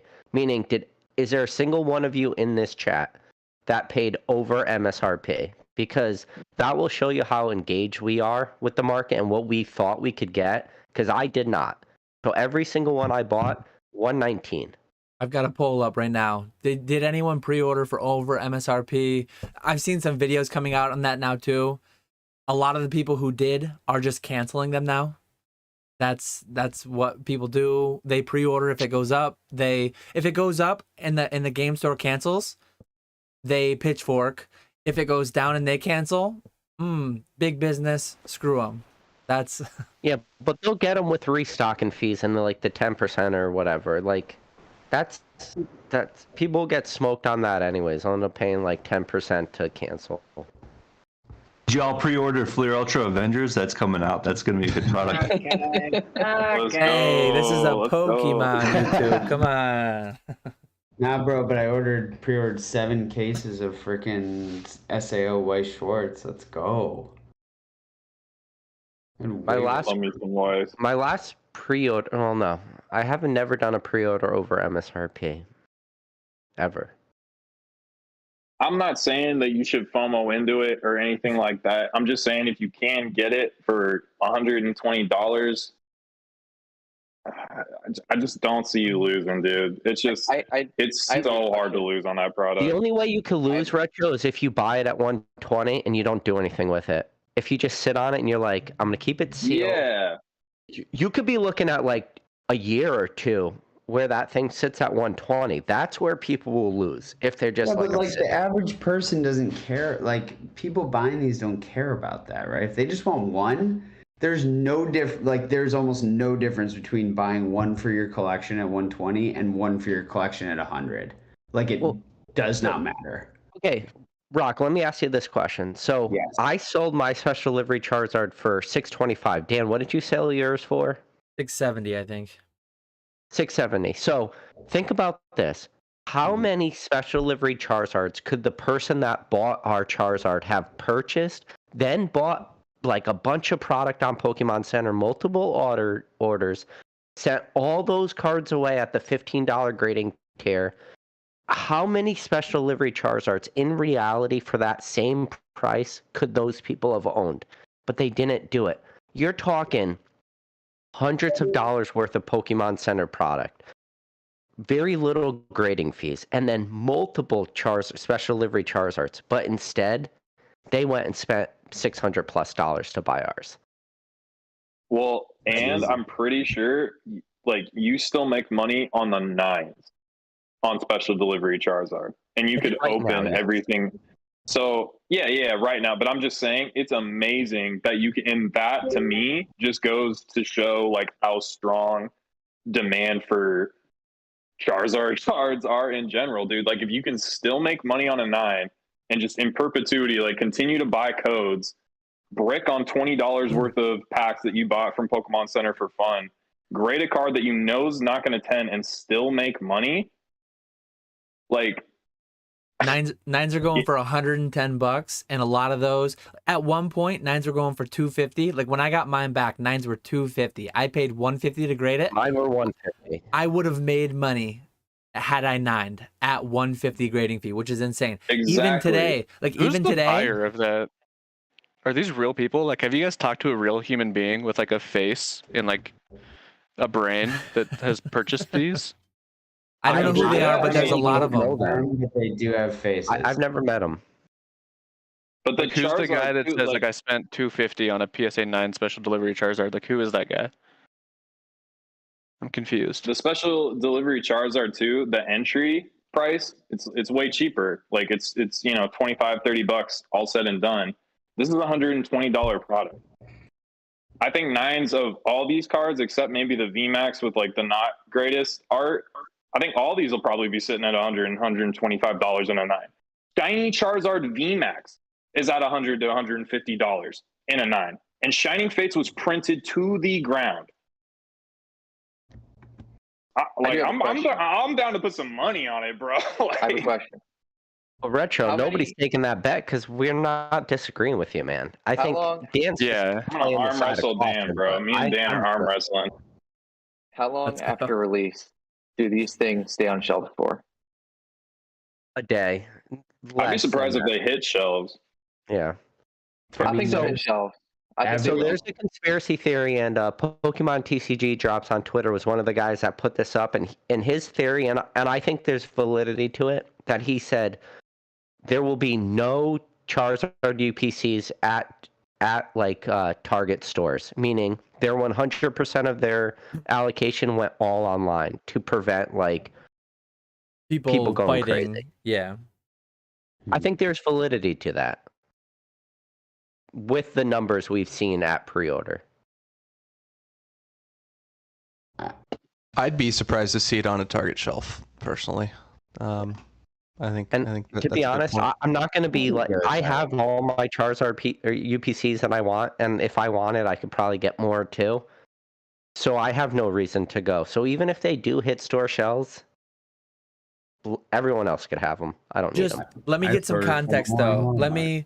Can we get numbers from you? Like PK, how many do you have coming? Retro, how many do you have coming? Or you don't have to answer if you don't want to. You have 8? Whatever. I got 8. I only got have 4. like 6 right now. So I got Retro, 4 all from this GameStop that I bullishness, prepaid, Retro. 2 from Target. I and then just 2 told Connor from, if he buys 10, I'll Venmo Pokemon him. Center. You want me to? Yeah, I some people in Spend it, chat, bro. like Mason, couple people in chat are saying Walmart doesn't Yeah. work. Some are saying Walmart works for 10. So like if I was that bullish, I'm getting 100 at 80. I'm all set. I don't need more.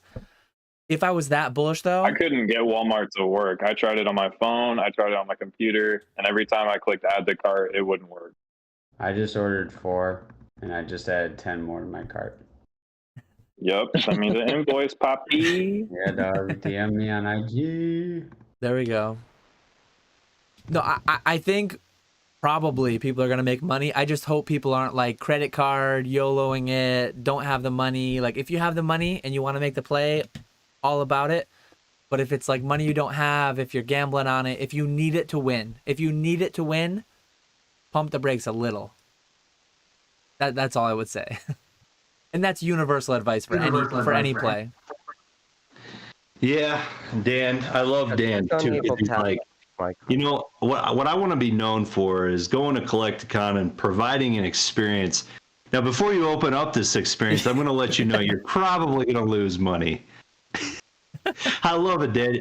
You're an altruist. I sell heavy packs. I sell heavy packs where the EV is like you got a 95% chance of losing money, and I tell you, and I still sell them. Like there is so much money to be made just being honest and open and fully transparent. So that's the route that I take. Oh Yeah, but Dan, you also split You gotta a lie. base set honestly. starter deck with me. Oh yeah, here's our non-graders, but the other ones are gonna go out at 15. Here's the non-graders. Oh, you guys opened a starter deck? We Yeah. opened multiple. Ugh, I love those. Here's our graders right here. You probably Crack to me. I love those. So Cam, this is a funny thing. There was he had 3 starter decks. I managed to pick the one of the 3 that literally had. So, what's the worst hollow in all of base set, in your opinion, that you could pull from that Japanese starter deck, not English? I would guess probably Polyrath or Magneton. There you go. We pulled the Magneton. So. No, I have a video on my YouTube channel where I was camping with my family and I had a starter deck, so I opened it. I got no starters, no Jinx.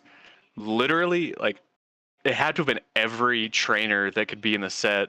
My rare, I think, was a trainer, and then before I flipped it, I was like, please, God, don't let this be a Magneton, and I flipped it into some Magneton. I don't even think I got a 10. I think I got a 9. It was the worst waste of $500 I've ever done in my life. If anyone watches the Green Shiz's video, his vlog or whatever for Collectacon, he had one of the best ones. I mean, he didn't hit Zard, but he hit Blastoise. He hit Pikachu, Bulbasaur, Ivysaur. I think Charmander might have been in there. Like, he hit multiple starters. Dragonair was his rare. Oh yeah, he killed it on that one. And PK. Insane. So I fanned out 3 of them. That one was there, and PK picked the wrong one. He's killing me. But this is the thing, Dan. I told you. I said, remember we were at Swami's? I looked at the other 2 starter decks, and I pointed. I said, this one is Blastoise, and this one is Charizard. So DNA bought the other one, and we will find out that is a Charizard. Rock did. Rock right above you. Rock bought it. Yeah, Rock, have you opened it yet? We will probably never find out what's Do it inside. right now. Do it on stream. Peer pressure, guys. Honestly, that product is probably plus EV. Like, it is crazy what the PSA 9 and PSA 10. Shut. No, stop. We're done talking about this. We're done. This is not... Cam's making plays on this. I don't want to blow up Cam's spot. A heavy base set pack for These are my polls. $500, and you only get 10 cards. Like, what are these? These suck. Wait, how many cards come in it?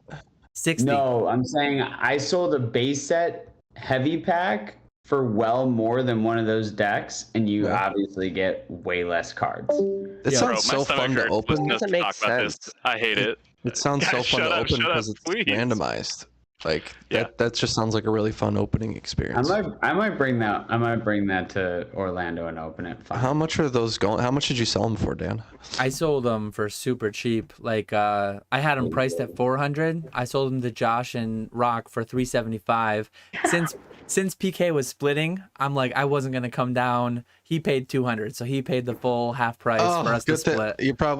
You're only saying that because he's away from his microphone right now. No. This is so epic.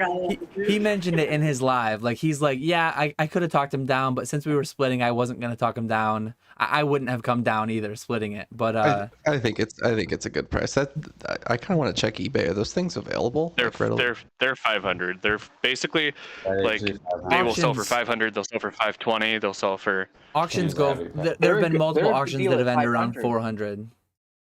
Really? Yeah, because there's one that just ended tonight for like 520 or something, and then there's another one that ends tomorrow.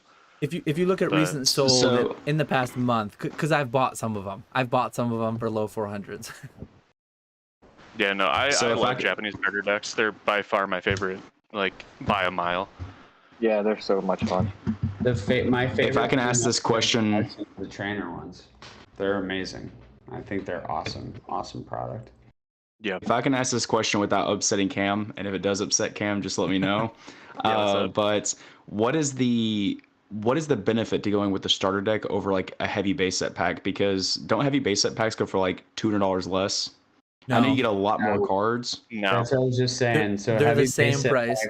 Like they're basically the same price. And you get, oh wow, okay. I thought heavy base set packs were like 300, 350 somewhere in there. I bought the only like reasonably priced Japanese base pack at Long Beach, and it ended up being light, but it was like 300 or 350, and it was like a Doug Trio was my rare. So wait, so let me get this straight. You get a guaranteed hollow in these starter decks? Yes. And then you get a rare? Yeah. And then you get 58 other like random cards? 30 are energy. 20, 30 are energy. Oh, okay. Yeah, 20 or 30 or Well, still, I mean, that's insane. I mean, PSA 10 Jinx, I think, is like 150, which is just an uncommon. Like all the starters are over 100. Like the rare Pokemon, like not the trainers, but just like the rare Pokemon, like the good ones are 150, 200. Like it's disgusting. We better Yeah, stop but- talking. Can we stop talking about this now, please? Yeah, we're blowing up if you- Cam and Ray's spot here, so we gotta wrap it up. If you are listening, the starter decks have a 3 and 4 or 3 out of 4 chance of pulling a Magneton, so just keep that in mind before you open them up. Dude, On this video, SM Pratt has one at auction right now, ends in 18 hours. Do it. Yep. Fuck all you guys. No, my pulls have been atrocious. I've opened like 5 or 6, and I've gotten like, you could just name a bad holo, and I've pulled it. I haven't pulled Alakazam, Chansey, Blastoise, Charizard, Venusaur, Mewtwo. I haven't pulled like anything good. It's just been like Nidoking, Gyarados, Poliwrath. It's been tough. So. But then I make my money back because I pull a Jinx somehow. So like, I don't know. What's the condition like in them? Are they packaged well? Great. They're packaged super They're well. awesome. It's actually, yeah, it comes with like a piece of tape, no, basically, but it's no, not they're tape. awful, Cam. They're terrible. You got to Yeah. be really careful with them. Yeah. No, they're packaged super well. It's kind of surprising. I'm actually really glad we're talking about this. I'm not. I hate it. Yeah. I wish we were. Competition just went up. I just ordered 10 Zard UPCs on Walmart, so I'm gonna call out Retro as a scammer if I lose money. By the way, I also ordered 5 from Walmart, so it's absolutely working. I couldn't Yo, even I'll add buy mine. those off you right now. If you're I'm out of worried. stock. Why? Why don't you just go do it? I'm gonna make a YouTube video. I'm gonna I say, can you can't. make money buying at retail? I have an account. Yeah, you might need to have an account. Maybe you can't do it as a guest. Oh, I can log Yeah, in. you can't. You have to have an account. You have to log in. So I wait. just ordered 4, and then I went back to order more, and it shows out of stock. So I think it's just a wonky thing. My credit card just declined it. What's that? My credit card just declined it. I just had to text my credit card saying I actually did that. I actually spent that much at Walmart. Now it says run Are you it sure again. you want these Charizard UPCs? Yeah. Yeah. I do want to say this though, for anybody listening who's like, Charizard UPC you can't lose, and everybody here, everything that's been said is very, very accurate. But of the openings that I have seen so far, all of the promos have been really off center, and it looked like a couple of them were damaged. I know we all know that going into this, because it's English print, but just do keep that in mind that if you are looking to stonk out, and early on you can probably still make money on the 9s, but if you do wait a bit or you pick a lower tier to submit to PSA because money isn't as available if you bought 10 of them or whatever it is, just do keep that in mind because English doesn't print very well. I think that's smart to say, but it also could inflate the prices of the sealed, like because it's so And hard the to trade. 10s. Low pop. Yeah. Well, hang on.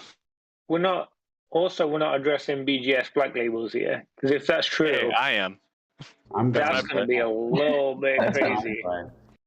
Right, those first couple of black labels are going to be silly. It doesn't even need to be a black label. When Celebrations came out, I graded the Gold Star Umbreon Express, I think for $100. Came back pristine 10, not black label. And then I did like a 5-day auction. It sold for $1,800. Paid immediately. Yeah. So like, what is that card now? There you go. $150. It's See, I sold mine There's raw. a play to be Celebrations, I didn't want to touch the grading. I just tried it raw.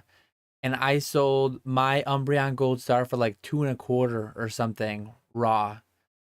It was crazy. Yeah, I was too. I forget who I was hanging out with, but I was hanging out in one of the Discord voice chats, and I was popping up eBay listings. Charizard $250, Umbreon Gold Star $200, Blastoise for like $100, and they were selling out as I listed the next one. Raw. No, yep. I was gonna say I got 2 or 3 ETBs the night before release. Like the store just stocked them, and I was like, oh, okay. So I bought 2 or 3 ETBs, and I opened them. The Umbreon looked good, so I sent it to Beckett, and then everything else I was just like listing, and as I was listing them, they were selling for the most insane prices. Yeah, it was bananas. So I just bought 5. As you guys were speaking, I just bought 5 on Walmart. I did just have to sign into my account. So my crazy one was a black label. From Darkness Ablaze, the Charizard VMAX. I had a black label, as well as 310s from BGS, and that sold for $3,000 at auction. Gross. That's disgusting. By the way, What? it came from a $4 pack. I got it from Walmart. Literally ripped it. I said, "This looks really good." Sent it right to BGS, black labeled. Sold for $3,000 like a week later. I pulled paid immediately. My Hidden Fates Scizor, they got a black label. I pulled that in my car. It didn't have a sleeve, and then drove home, and then just put it on my shelf. Got it graded like a month later. Got a black label. So like, there's no other industry or any other market that you can do this type. Well, I mean, I'm sure there's somebody give me some example of something, but this is just insane. Just think about what we're talking about right now, and it's really okay. Yeah, but do you know how many people wouldn't even know how to submit to BGS, let alone? I don't even know how to submit to BGS, Solana, and I can't find the pop report.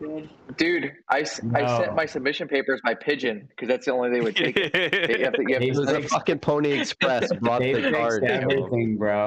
It's so easy now. And they're special right now. Like someone don't F around. I've been grading with Beckett since I was fucking 12 or whatever. Don't sleep on it. They're figuring their shit out finally. I still don't 20 trust years them, too late. but you can do it.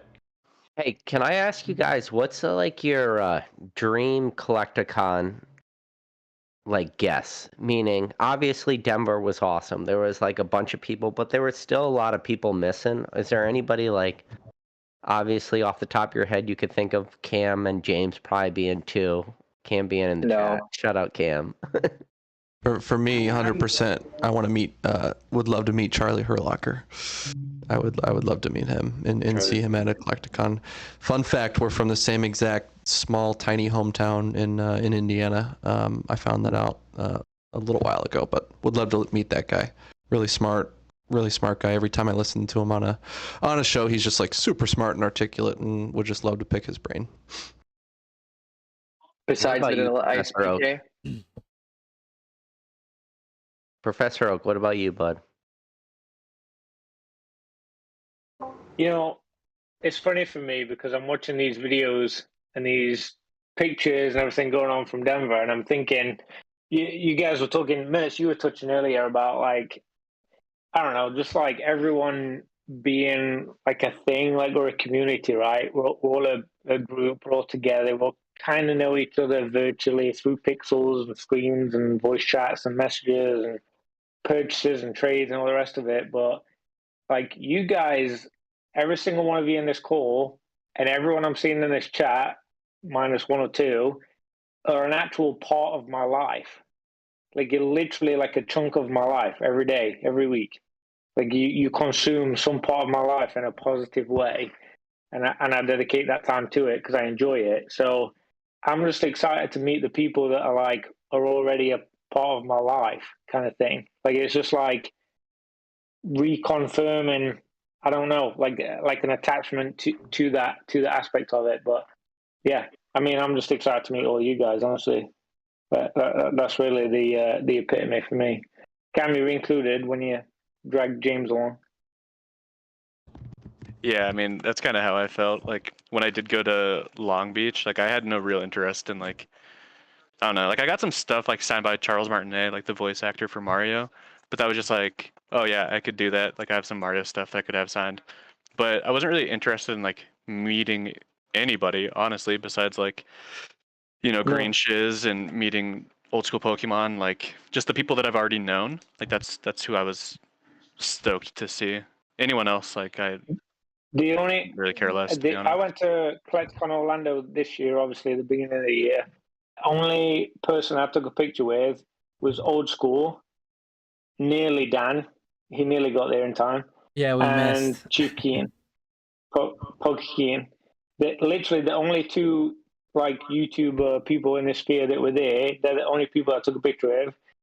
Up until obviously, I say, I missed Dan, but there was nobody else I was even barely interested in speaking with. That was it for me. So yeah, you're all rock stars for me.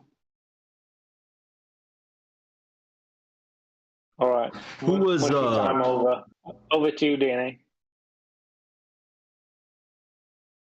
I gotta Tell run, me what guys. you say. Take it easy. See you, Ray. Bye, Ray. Good riddance. Later, Ray. Ross. Maybe. I'm Yeah, gonna tune into my satellite imagery of the Earth just because I can't let them go. Damn, bro. Yeah, honestly, I mean, going to the pop-up shop in the past 2 Collectacons, I've got to meet majority of the people that I want to meet. The only person I think in here who I haven't met in person is Professor Oak. So Professor Oak's on my bucket list, and if we go to Orlando, that's gonna be a check off my list. So that'll definitely be the highlight of my That's trip. easy, dude. Orlando's gonna be hype. Is there? Oh, that's exciting. You know, I got my own personal like list of people I want. Obviously, like my podcast hosts, like Ryan and Rattle, I want to meet them in person. I want to meet Nick PokeRev in person. I want to meet Rusty in person. I'd like to sit down with Charlie, meet him in person.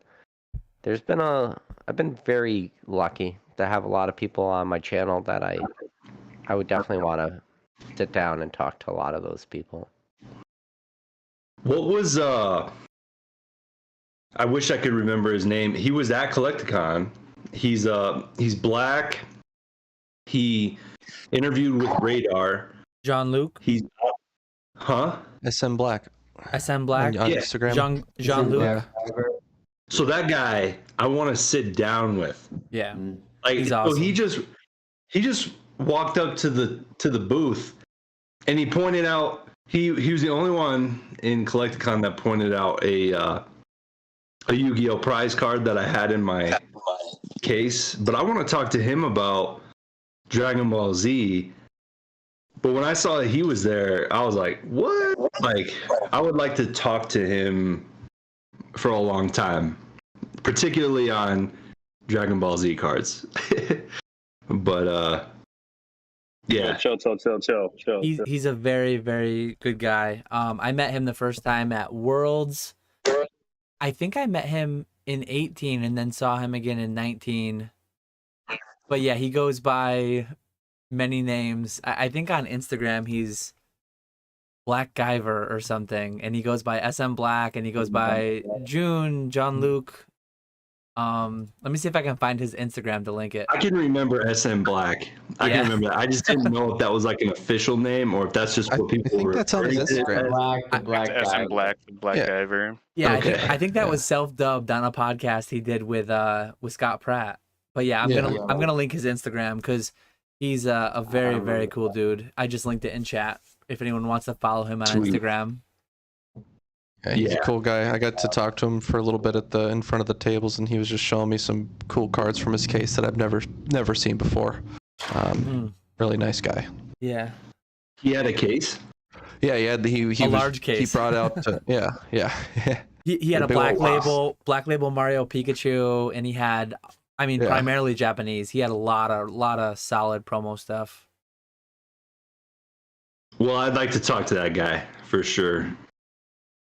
But you linked it in the. Oh, I see it. I linked it right in the YouTube chat. Yeah, go follow.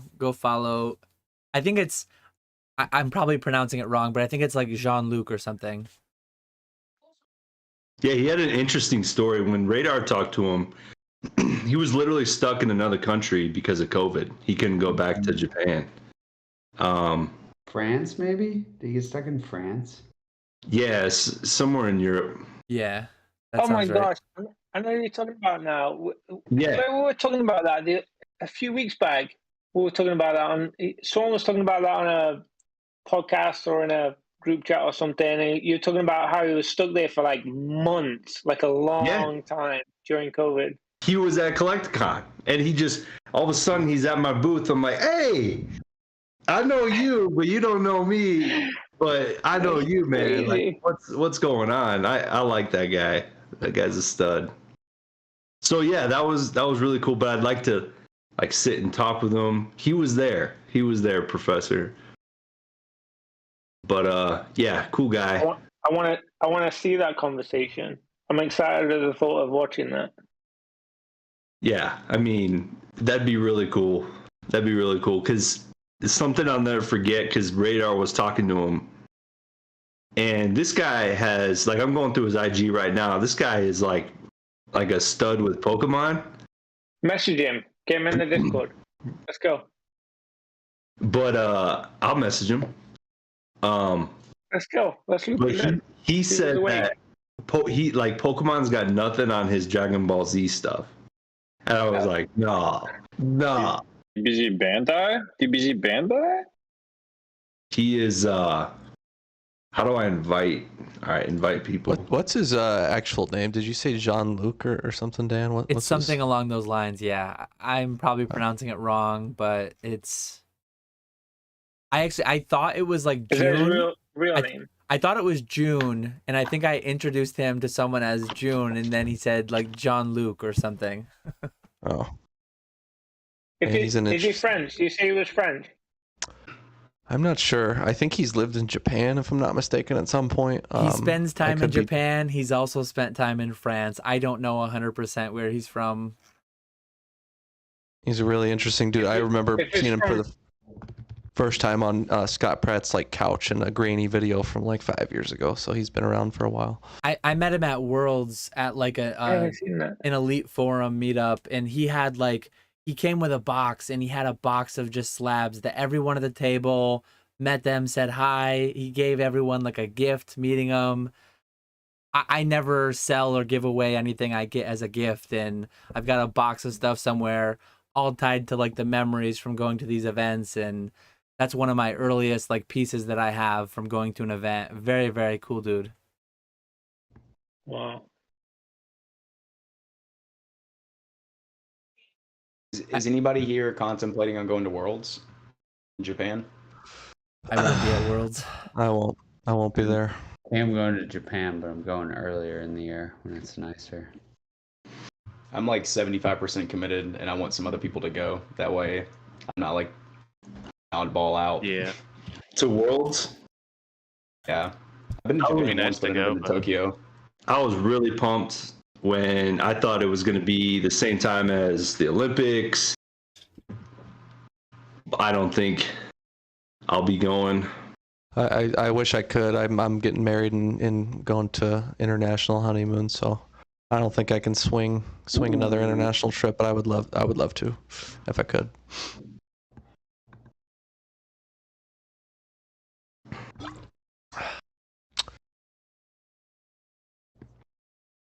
Cam, it looks like Admiral wants you to talk about Gold Star Greninjas. What's going on there? This dude has so many Gold Star Greninjas. It's disgusting. I think he's like the only person that's still just buying them in hordes, you know? Admiral, did you see from earlier? You should grade them all and sell them for $125. Yeah. That's the play. That is the play.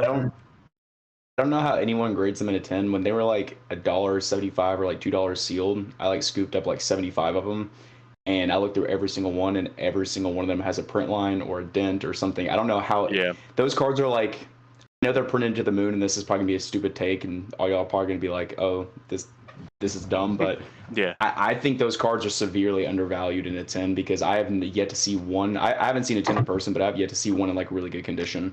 This one's in really good shape, but I think you might be onto. So I was checking the pops today. I put it in my video. I was looking it up. I was just checking these. Yeah, it's 285 PSA 10s, and I think between 8 and 9 in the high 800s of the 9s, which is and there's like random 7s and 6s and stuff. But that seems a little off for like a extremely modern card to have those kind of ratios. So anecdotally it seems like it's hard to grade. I've heard you say it's hard. JR, the Mexican hipster, was telling me he bought a ton of them and like none of them are in 10 condition. So it is possible that these are just like super undervalued. But I have like 100 or so in a box somewhere. I don't even know where they are.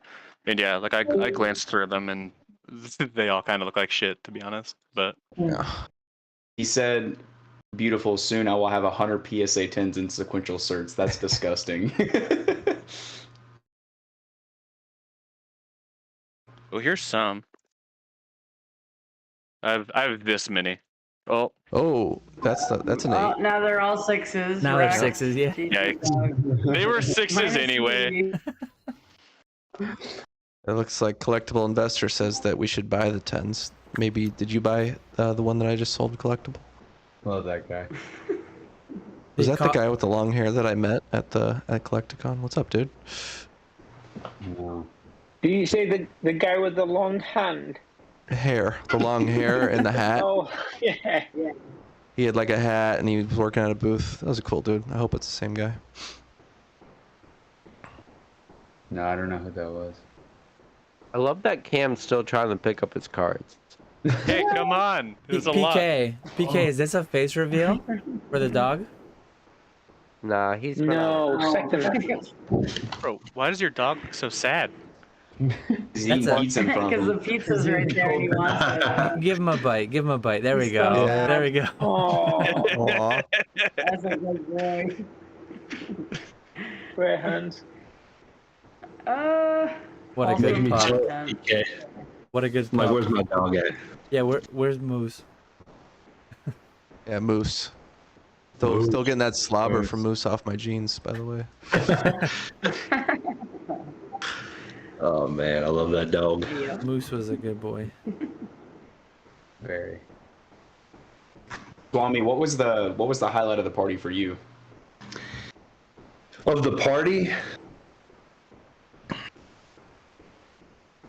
I think it was a few different moments. You know, for me, it was so great to see Emily enjoy everyone so much. You know, I mean, especially in 2020 and the first half of 2021, you're telling your wife, you know, like, no, actually, like, I'm really enjoying my time online. I'm enjoying these people. I've made friends.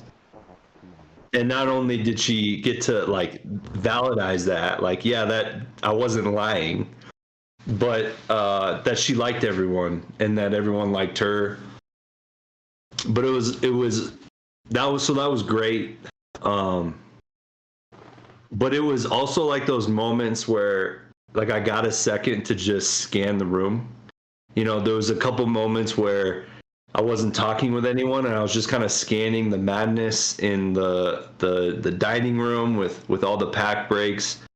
Or I'd be walking outside and you start to go outside and you're kind of like looking down before you go down the steps. You're looking down at everybody and you're watching, you know, people that you've seen on YouTube. They're talking with one another over in the yard. You've got people playing beer pong, people discussing around the fire. It was just like all these moments where you're like, wow, how cool is this? Like, it was so cool. You know, I don't want to like jinx anything, but to make that happen is a very hard thing to do.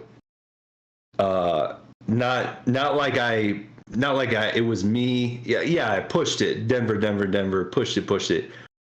But things happen. You know, like I remember the first Collectacon I went to, I was excited to meet Pokemon Classics. Well, his family trip had been canceled due to COVID, and the world started opening back up by then. And so his family had to take that trip during Collectacon.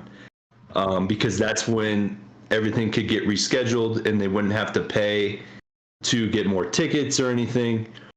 Things happen. You know, a hurricane happens and Professor Oak needs to be with his family during a pretty stressful time. You know, things happen. And so I was just extremely thankful that we were able to get that many people in the same spot. In that setting, because it was very personable, it was very comfortable, and it just was great. I mean, I thought it was amazing. I'll never forget it. Swami, you know, because of the experience you guys had, and obviously you were the host and you had a positive experience with it, I was Googling yesterday. I was trying to find a location close to Collectacon because none of us live near Collectacon. Otherwise, I would obviously give my house out just like you did. I was trying to find a location where it was maybe like an event place where we could have like a bar person there, like a bar there, and then like a room or a hall or something like that. But I think I'm going to try and figure that out for us. So we all have a location to like hang out on the Saturday night and have a few drinks and They'll have some. They'll have tables trade and- nights. They'll have like the hotel lobbies where people are staying for sure. But if you can get something, like if we could set something up, you know, sometimes there's places where big, you know, Airbnb type places where there might be something out there where we could have everybody go on like a Friday night or whatever. And maybe everyone's not staying there, but it's close enough for everyone staying near the convention to Uber there. I mean, that would be definitely something that I think would be something to do, because it was great. It really was like a great like kickoff to the weekend, and it was like everything felt. I'm losing the words right now, but everything felt like easy after that. You know, like it just was easy, and it was kind of comical how easy it was. It just was like, oh hey, what's going on? What are we doing tonight? Where are you guys going? Okay, we're gonna go over here. We'll meet up with you here after. Here's my number. I mean, it was a great weekend. So if we could do something similar, I think something might be able to get done similar for Orlando. When What is we Orlando? could do is Orlando's February 25th to 26th, I believe. Yeah, I'm down to help with that Oak. I think either like a huge Airbnb or like renting out a bar or restaurant. We could do like our own trade night type of thing. And not take the risk of sort of like a trade night there being a place we could all hang out. Although the one at this one was pretty good. I don't know. Charlotte didn't feel like it had one, or it had as big of a one where we could all hang out as the one in Denver. So I don't know if we'd want to like chance that if a bunch of people were coming. I was gonna say, if we had like the opportunity to get like, I doubt Orlando would have something like this. I don't know though. I'm not super familiar with the area, but if 10 or 12 people got like a big Airbnb, not in like a condo or apartment complex like it was this time, and we had like our own like cabin type thing where we could be loud and obnoxious and throw pack wrappers everywhere, I think that would probably be the move. I don't think if we like rented out a bar that they'd be happy with like 30 empty pack wrappers of Korean Yu-Gi-Oh everywhere. Yeah, like you know, like we got married down in Mazatlan, and we had a place like that. It was really a party Airbnb. It had like 12 different kind of mini apartments, but it was all part of the same complex. It was all part of the same property with a pool, and they made their Airbnb for a big party. And I'm sure we can find a venue or a location that is accommodative to being loud for a night over the weekend and having a good time like that, for sure. I'll keep looking. I'm on it. I think it'd be well worth it, honestly. Yeah, you need any help, let me know. It's definitely worth it. Like the Spicy Boys, Jake Smith, he got them hooked up on an Airbnb. I'm happy they did that. I kept telling them like, hey, my house is available, or you guys can Airbnb. And they kind of let it go down to the wire. But I'm glad that they did it, because it was cheaper for them to Airbnb together. It was probably more comfortable anyway. So, putting in, I see it. I can see it's definitely worth the effort of looking around and seeing what kind of places are available for people. Basin Manor was a fun time. I went there Saturday night. Spicy. It was.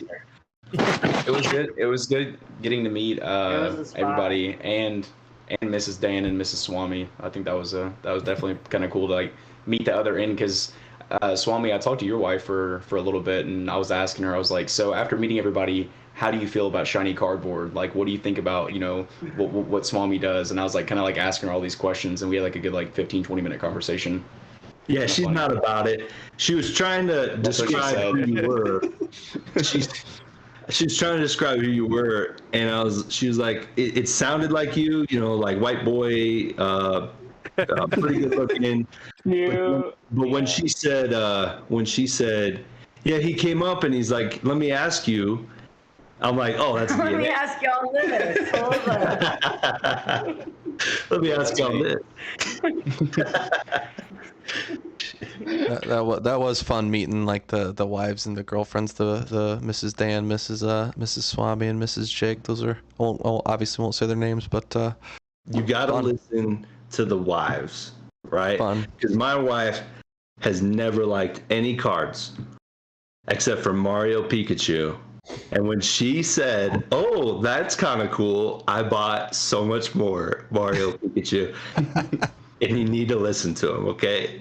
They are the play. Like, I honestly, we could have killed that UPC conversation about 20 seconds. I call Emily in. I'd be like, what do you think about this? If she says that's a go, it's a go. Okay. Let us know. Let us know. DM me. DM me tomorrow. Is it a go?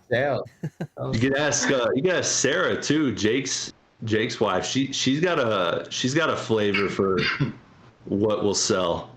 Yeah, I had a card. The Generation Sylveon or whatever. It was the tag team Jigglypuff, Togepi. It was like the 4 of the little baby Pokemon. Oh hell yeah! Small but mighty collection. Yeah. So like Jake's like, oh, this is a $2 card, and I'm like, Sarah, come over here. Sarah, come over here. And I asked Sarah, how much is this? And she goes, oh, that's a $20 card. I'm like, I like your thinking. I'm stuck a $20 sticker on that. That thing sold quicker than anything else. Like, Sarah, you need to help me out here. You need to price my cards for me. That's what I did when Mason was next to me at the booth. When I had my binder out, I was putting cards, here and there in the binder. And as they were selling, because I had price stickers on it, obviously Mason owned a card store. Whenever I was like refilling the binder, I'd be like, Mason, what's this worth? And he'd be like, oh, that's $5. And I'd be like, what do you think this is on TCG Player? He goes, I don't know. He goes, but I look at it and that's a $5 card. And I was like, I'm going to keep doing that. And I was literally selling through stuff that he was like pricing out for me. Yeah. Sometimes you have to overthink it, You just kind of. Cam, does Alexis like cards and like Pokemon cards and stuff like that? Does she have any interest in it at all? Alexis, do you like cards? Bring She her loves on. cards. Loves them. Oh yeah. Appearance. Hang on. Is she bullish on Zard UPC? Yeah, ask her about Zard UPC. She's always in the chat on the Never Punish podcast. Alexis. Alexis, are you there? Can you hear us? Hi. Hi, I can hear. Hello, I love Alexis, cards. They're my favorite thing ever. Sorry. Are we bullish Charizard on? UPC, She's inhaling the yes or no? dust. Uh-oh. Yes or no for what? Charizard UPC. Charizard UPC. What does UPC stand for, really quick? Ultra Premium Ultra Premium Collection. I'm gonna have to say a no. I think I remember the pre-order. Ooh. But I don't know. No right now, but maybe later. Hang on. I don't know what comes in it. Probably Charizard. Yep. It's Celebi. Pulling it out, Cam. Oh, It that's has the word pretty. Charizard. Oh, okay. Now I'm looking at it. Okay, we're bullish now. We're bullish now.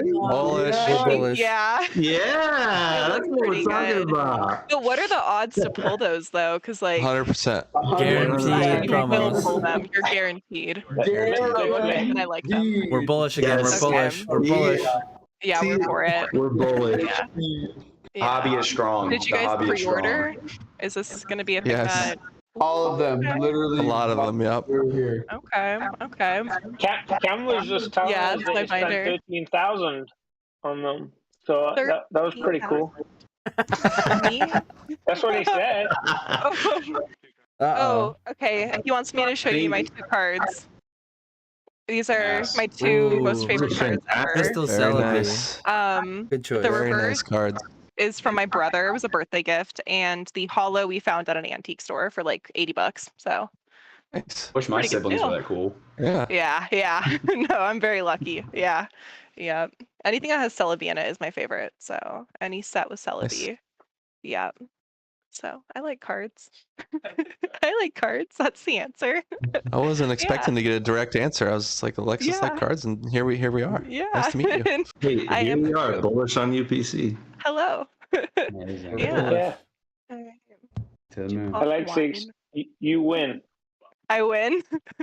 You win the internet today. Thank you. That Do I was- win that a was- Charizard that was- UPC? You wish. Yes, You wish. I won. I wish. Yeah. Yeah. We'll We're get too one. busy selling. Yeah. I'm so excited. So when are they like officially coming out? Because I know pre-order was a month ago. I think it's Yeah, next on Friday, the right? 28th, I think. Yeah. the 28th. Cool. I'm excited. Maybe sooner if you're lucky. Very cool. Yeah. All right. Well, thank you. Thank you for having me on here for, I don't know. Thanks for coming on. Yeah, Yeah, I'm come on. happy to show you my Yeah. collection. All right. Here. See ya. GG's. Love you, too. All right, Cam. That's a keeper, dog.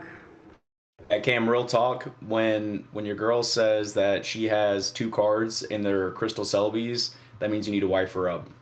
Yeah. Right? Yeah. No, we saw those in she got the reverse for like a birthday gift or something. But the actual hollow crystal Celebi, yeah, we're just walking through like an antique shop and it was just like laying there with a shining Noctowl on top of it. Is And I that was the like, one you crumpled "Yo." up? The shining Noctowl that you like crumpled up to get a 1? Yeah, the shining Noctowl was trashed. The Celebi is actually in pretty solid shape, but I like how at first she's like, "Nah, I'm not about it," and then Then she she's like, sees it, though. like, She "Oh yeah, sees this it. is a play." Yeah. yeah. That's a She literally had no clue what it was. level-headed right That there. makes me That's a more real bullish. reaction. That makes me more bullish. Yeah. Sign into another Walmart account, get 10 more. I'm gonna have to. All right, boys and girls, I am out. I got my mother in town, so I will be. I'm out. Thanks It was again, good to talk. Swami. Thanks for You're Denver. busy, Thanks for Swami. gracing us with your presence. Let's I'm do sad I it didn't again. go to Denver, Thanks, dude. Swami. That was fun. Y'all, Swami. I'm hopping as well. See ya. Yeah, you. This I have is- to go too. We're gonna make it happen, Oak. We're gonna make another one happen. Gotta make pizza? We're making pizza. Let's make pizza. All right, y'all. I'm gonna shoot. See ya, Connor. Guys. Be good, y'all. See ya. See Bye. you, Connor. Have a good one, Connor. Yeah, I'm gonna shoot. Bye. It's 1 a.m. and I'm on English time, so I'm like way in the middle of the night here. Well, do we end stream now? Everybody's Yeah. We're Should probably hemorrhaging. get going too. Got We're a lot of. hemorrhaging people. Yeah, I'm gonna. Gotta be tap fresh out. for the apple Everybody orchard step tomorrow. out. Oh my god, dude. Well, Granny apple Smith. picking. I'm bullish on Granny Smith. That's the play. Go heavy on Granny Smith. Apple Tons, Granny Smith, picking some pumpkins. Are there any pumpkin Pokemon? So, but anyways, thanks for having me on, Dan, and nice talking to everybody. Thanks for letting me shill my new YouTube channel. So I Hold on, appreciate that. let me drop it once more. Oh man, you're the best. I want to say this too. Sub guys. I want to say Hang this out for before. 1 minute. I want to say this before we all tap out. If you are ever curious about us being in a down market, there are 2 things that I've experienced tonight that made me bullish in the hobby. Is we have the wives of the hobby approving the Zard UPC, and we have 70 people hanging out with us right now as we're talking about making plans about Collectacon Orlando. So the hobby is strong, everybody. Strong. There's already 70 people live right now. 70 people watching us talking about 71. Orlando Collectacon, getting an Airbnb. If anyone wants to hang, I'm down to hang for a little while longer. But Cam says Granny Smith is an embarrassing choice, yet completely on brand for Dan. No. Mm-mm. Just roasting in the chat Dan, I'm already. with you. I'm all Granny about the Smith Granny for the Smith. win. Yeah. All right. Bye guys. Thanks again, Dan. All right. Yeah. See you, DNA. Yo. See ya. Later, Go sub sir. to Merz. Bye, Thrifty. Bye. See y'all. See ya. Josh. Oh the my old card god, shop. what is this? Old Skool has Oh, two? It's just me and you, dog. It's me and you, Thrifty. Josh, if you want to hang. Alright, I'm coming in. Hold on, Thrifty. I'll Let's see if stop we can smoking. resurrect it. Let's see if we can bring some spicy in. You can do it. Let's see if we can bring in Josh, old card Yeah. shop. Oh boy, because we haven't heard enough from Josh this week. Fuck me. Yeah, Josh. We only got 3.5 hours with Jake. We only got 3.5 hours with Pokeflips. Let's make it a solid 10. Come on. Let's go, Joshy. Talk us down off our like UPC bullishness, Josh. Go on. Josh is eating dinner. See, I have kids, so I eat dinner at like 6 p.m. Alright. I can't relate, but Yes, I don't have kids, but I do eat early. let me throw it on a tag. Let me throw it on a tag, see if we can resurrect. If we Alright. can't resurrect, I'm down to end, but we'll see Get what in. happens. That's cool too. Like in the next 10 minutes, if worst case scenario, it's all good. So yeah, if Dan doesn't not come on Sunday, I don't make $0 and I get lowballed all weekend. It was super fun, okay? Can you see my video right now? No, it's like I weirdly can't. loading for me. I can't. Okay, It's just shit. loading. Hold on, let me turn it off. Turn it back on. Turn it off, turn it back No. on again. That's always the play. All right, we good? Yes. Oh, we're back. We're Good. back. All right, so you guys want to see what I homie scammed Dan for? Let's do a little chill and chill. There we go. Are you This is grading it? $100. Are you grading Yeah, it I'm at great. 15? Yeah, actually I have to send in a sub at 18 because I have some sports cards too. So I'm throwing in at 18, so I don't really have like the crunch of it all, you know, which is kind of nice. But I've already got its 15 out, so. And then this is from Swami. Swamp City. I wish I would have hit this boy's table first, bro. Oh my god, that is such a leak, bro. Oof. Rough. I played myself on that one, dude. But yeah, thank Dan for the Eevee. I have the Psyduck now and the, what else? Psyduck and Rowlet, and then I got this, so that's nice. And, You have a Pika or Mimikyu yet? nah, dude, I'm like...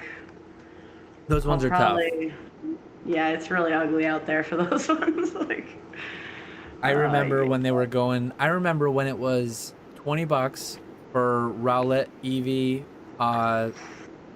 Psyduck, and then it was like 50 for Pikachu and 100 for Mimikyu. And it was that wasn't even out of the gate. That was like a little bit into it too. Oh my god, dude. That's I went deep on Scream, but I did not go as deep as I should have in hindsight, obviously. Yeah, for real. I mean, they're pretty awesome. Like, I heard mixed reviews about them, but like in general, I just think it's like a cool, like, concept. Just having to go somewhere to get them, and like, I don't know, it's awesome. Like the art is reminiscent, you know, is like a famous artist, similar to like that Dialga card. Like that's why people like that. It's some weird artist I don't even know the style of or whatever, but stuff like that is what gets me excited when I look at a Pokemon card, you know? So. Yeah. I had Scream promos at all 3 of the Collectacons I went to, and I returned with 0 Scream promos from every Collectacon I went to. Maybe I think one time I had a high grade Pikachu that I came back with because I was asking like decent money for it, but other than that, yeah. Pikachu, I just sold a CGC 8 for like $550 or $600, but the PSA 10s go for like $1,500 still, I think.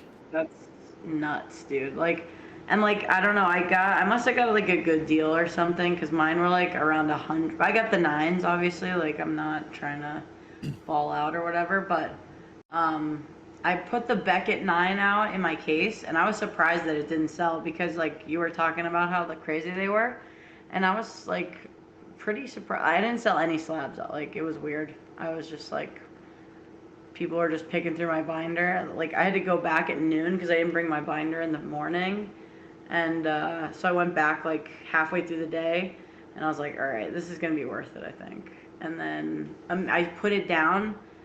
This whatnot dude snatches it right out of my hands, basically, and $300 later, we're Gucci. You know what I mean? So it was pretty interesting. I was like surprised I didn't sell like any slabs. I had them really well priced too. Like really I had well some very well priced slabs that didn't move either, and they must watch me because I say you grade slabs, you don't buy them. You grade them and you sell them, you don't buy them. Yeah, they were That's the on play. it. Yeah. Yo, there was this kid there. It was like 12. He came to our booth like super early, and he's like, he started the day with 0 gold stars and just like a binder of shit, like just a binder of shit. And then at the end of the day, by like noon, the kid has 2 gold stars that are like low grade, but still like, I don't even own a gold star. Like, what are we doing? You know? It was crazy. Like, it was just funny to see this kid like hustling so hard. Like, that was fun to me, but that was crazy. Alright, who we got? Anybody else coming in here? What are we doing? I see Basics in there. I'm trying to get him to hop in, but I don't know if he's gonna. I have a ton of cards in front of me. I'm still trying to sort. Like I was trying to get a set amount done tonight, and I didn't finish yet. Good luck. What are you doing anyways? You're like making a sub right now? I have a lot of stuff to sub this week. I bought one of the biggest collections I've ever scored. I bought this week, and I'm gonna. Next week, I do a weekly live stream. Next week, my whole live stream is gonna be going through this submission, or going through this purchase, and making a submission. Dude. It's incredible. You're getting down to the wire, bro. What are we doing though? I know.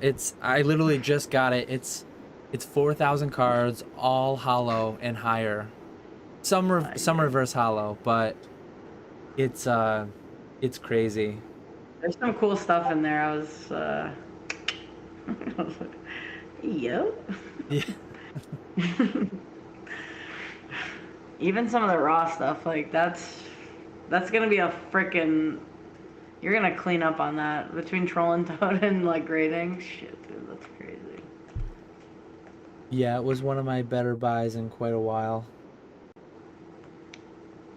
That's one a year, you think, or one every few years type of thing?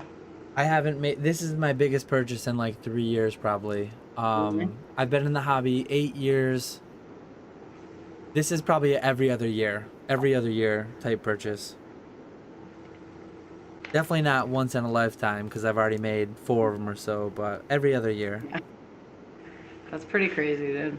Like, that's a ton of cards to have to go through every couple of years. Like, and right now I'm sorting it. Like, as I'm sorting it, I feel like I'm doing a disservice to presenting it because when I show it live, I wish I showed some of it more in the binder, the way that it was sorted, the way that the collector put it. Because like now I'm doing it by set, by era, by type.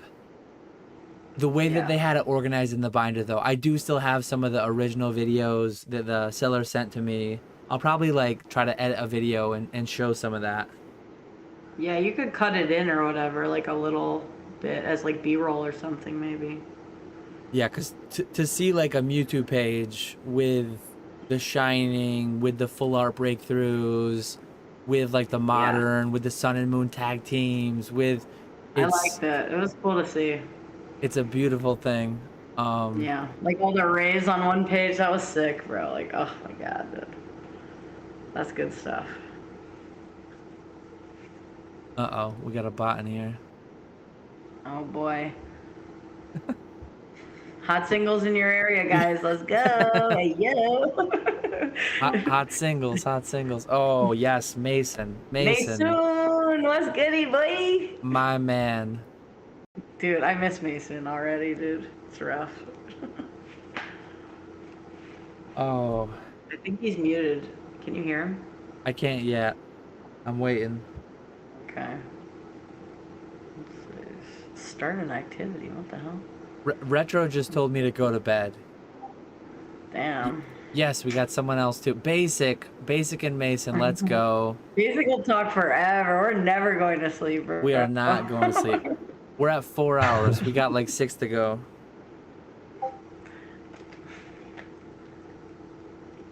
We got 6 hours to go, yo. Now you gotta reformat again. Have fun with that. Basic caster in the chat. Speaking of, I just got back from a Metazoo tournament, so which Of course you explains did. How'd Okay. we do? How'd we do? Your boy plays 16th. Out Out of of? 16?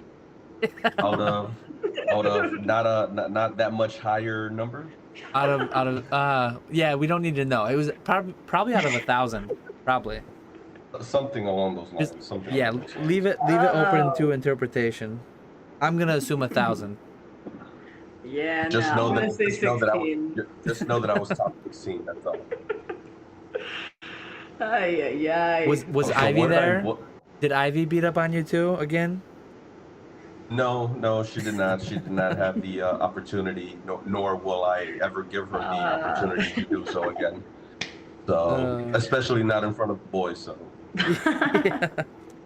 and especially not in front of rolling cameras or. Yeah. No, not anymore, dude. That was charged phones. captured from 10 different angles. Jesus Christ. Yeah, those L's are real big, dog. It's good. So what did I miss? How long have you guys been rolling? We've been Too going for long. 4 hours, I think. Oh, 8 p.m. Yeah, nice. Mason's got some weird OBS problem. Mason's Cool. trying to get in here. Hopefully he can sort it out. I see Thrifty. I don't see Dan, and I don't see Mace. You won't Yeah, see me. I don't. You'll see Charmander. If you go on the stream, you'll see me. Because I can't upload my video to you because of my internet. I have to just upload it to the stream. Yeah. It's a little like it's like 30 seconds behind on YouTube, basic if you watch it on there. So it's weird. Apologies for that. There's Mason. I gotta uncover Hey, Thrifty. he's home. Oh, here we are. I've been seeing him in the Hi, chat guys. all night, waiting for him to hop in.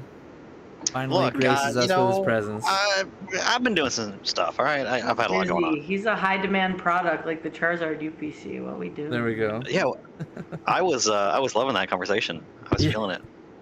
That had to be a He's good so hour. stoked. One of the 4 hours was Charizard UPC shilling. All of these recaps are always Zard UPCs, Slab Market going to 0, and everything except talking about Denver. So it's like, okay. Okay. Okay.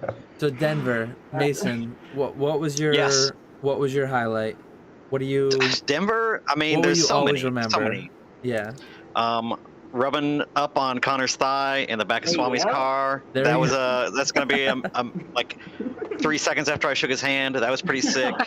Riding the train with Thrifty and not knowing where we're going. Just hoping Landing that. partner. Yep. Look, I mean, I had to wait for you. I appreciate it, dog. I didn't want to be alone. And Yeah, those I was $100 gonna die. Ubers too. Oh yeah, for sure. What else? Yelling cheap slabs. That was great. The seemingly hour Vanilla Ice concert. You know, he puts on he spends some time up there. He's not Too just long, like bro. 3 songs and done. Like he gave it a full hour. Like that was impressive. For me, I've already mentioned this, but for me, it's not even Vanilla Ice. I'm fine with Vanilla Ice. It's the volume. It's the volume and the bass. Like, oh my god, they pump it like crazy. Yeah, that's like a whole lost hour. I couldn't do anything. Seeing Basic and giving him some Metazoo shilling collection pieces, that was great. He's got it right there, like it's right there. Jeez. Right on hand. There we go.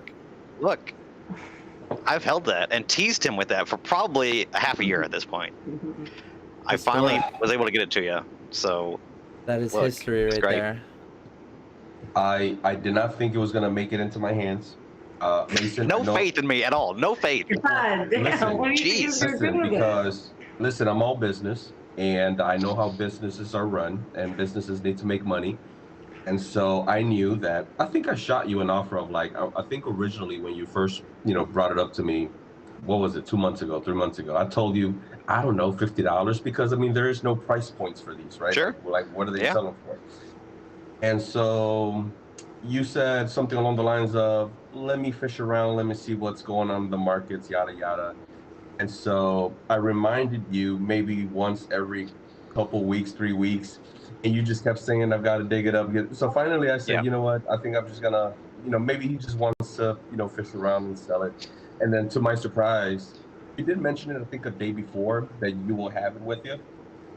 And to my surprise, still, here comes Friday night, and you said that you had it with you. I saw it.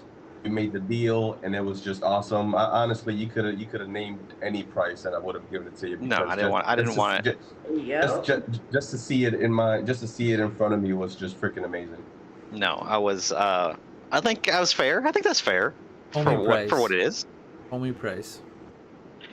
I mean, yeah, but it's a good piece. I think it's really cool. Like I not wanting anything to do with Metazoo.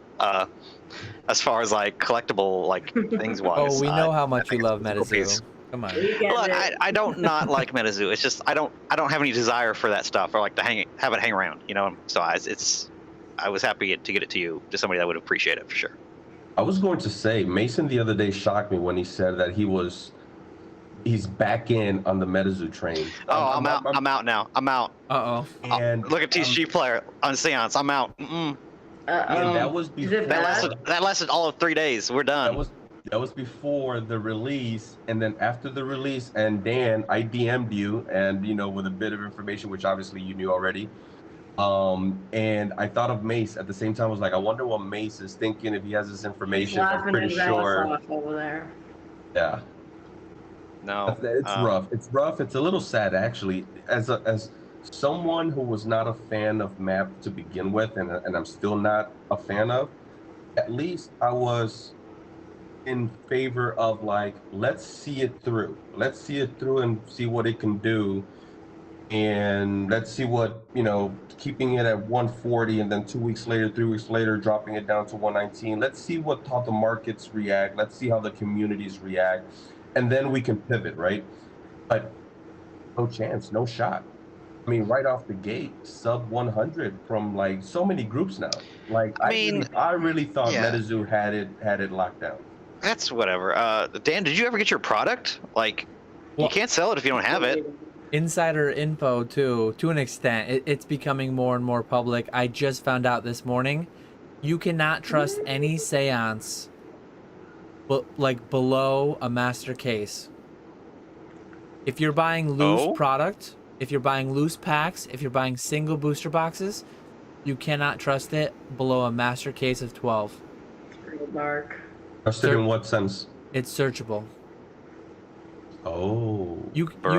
This is hot news as of today. I heard this morning. I had 5 people message me have you heard this yet? Right after I heard it. You can open 1 box. You can open 4 packs. God. And you can know how many hollows are in the whole case. That's so bad. But I thought it was supposed to be true random. Is it not true random? When during Dan's live on or break on Thursday, and every single box was 9 hollows, then I was just gonna say that. I was just gonna say that. True random was out the box. I thought about it. If you go back and you watch, and I am so bad at picking up on anything. I'm so bad at being aware of things. Every hollow was out of the same pack art in the whole case.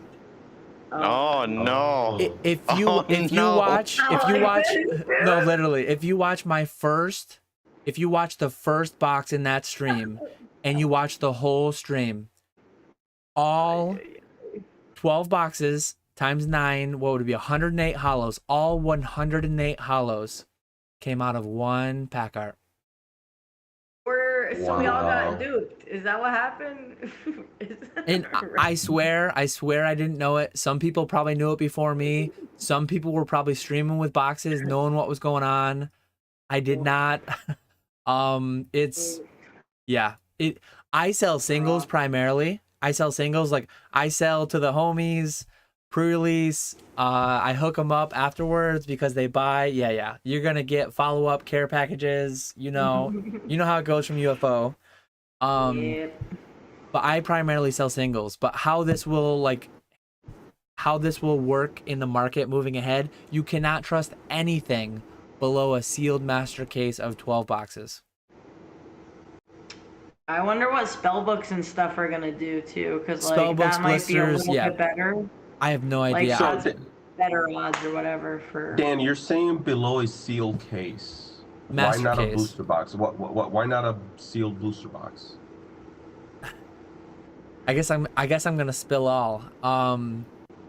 If you open one booster box from a master case, whatever pack arts have the hollows in the top 4 packs, that will be the hollows for the entire case. If all 4 of those pack arts have reverse hollows, the whole case will have no hollows. There have been streams on Whatnot. There have been people streaming Whatnot, streaming on YouTube.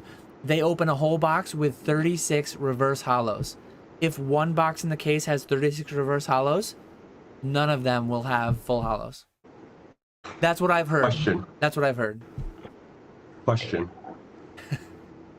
Is this on purpose? No idea. I wouldn't Can't think be. so. That's so bad. It's Major fuck so up, dude. bad. It's so bad that is this an angle? Thrifty's out. Thrifty's done. Yeah, She's like, this is bad. Out. Thrifty's dip. like, this is too much for me. I don't want to be in. I don't want to be in the clip. Thrifty said. That's bonkers. Could it be by design? I wouldn't think so, because it hurts secondary market products so much. Like when I streamed, I had no idea that my whole case was gonna have 9 hollows. But as I opened it, I'm like, oh, that's funny. 9 hollows, 9 hollows. I said it like 3 times throughout the stream. And your box will either have 0 hollows, 9, 18, 27. I have heard of a few 36. I have heard of a few full hollow boxes. And if one box in the case has it, they will all have it. So that's what I've heard. This is what I mean by, is this by design? It was that their angle, because now getting it from the secondary market is sketchy. So now the only way to get it is through your trusty, partners from Metazoo. Your Dans, your Caster Societies, your Argos, because those guys are not going to search through boxes. Even with that information in hand, they're not going to do anything sus with that. They're just going to go ahead and pull out whatever box and, sell it to you. or They even aren't going to mix do them up. anything sus with them though? No. It's not, Come on.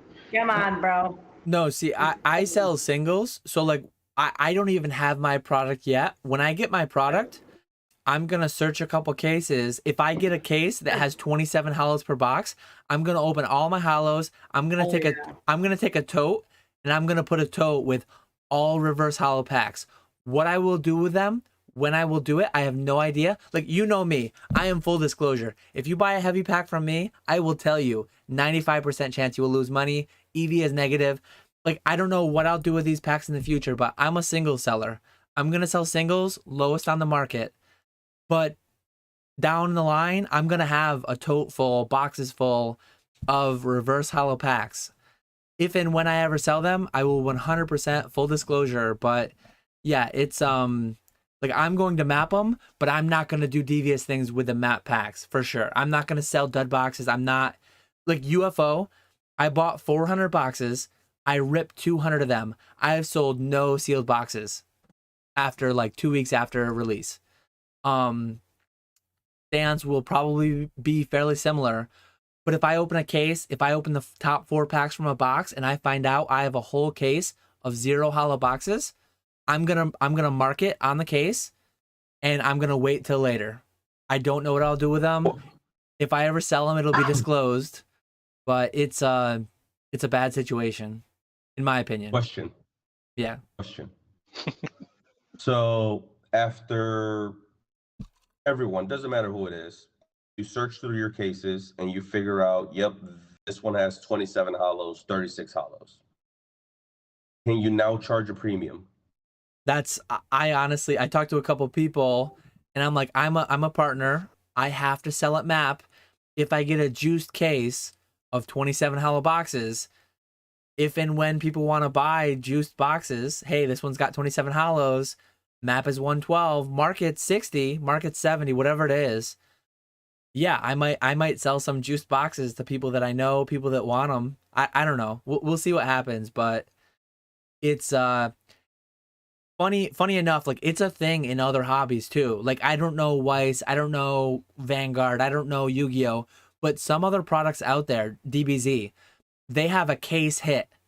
So what stores will do, they will open boxes until they get the case hit, and they'll sell all the loose empty boxes without disclosure. They'll sell them without disclosure. Cheap, very, very cheap. I know Peak That Chew, he's actually been in the chat. I don't know if he's still there. But DBZ, whatever it is, you hit the God Rare, Super Rare, whatever it's called, all the other boxes in the case are guaranteed duds. So as long as everyone knows, like, information is power. I hope my opinion, I would rather everyone just know. If you go back 8 years in Pokemon, I used to weigh packs. I used to disclose. I used to sell them as weighed. Some people were against weighing.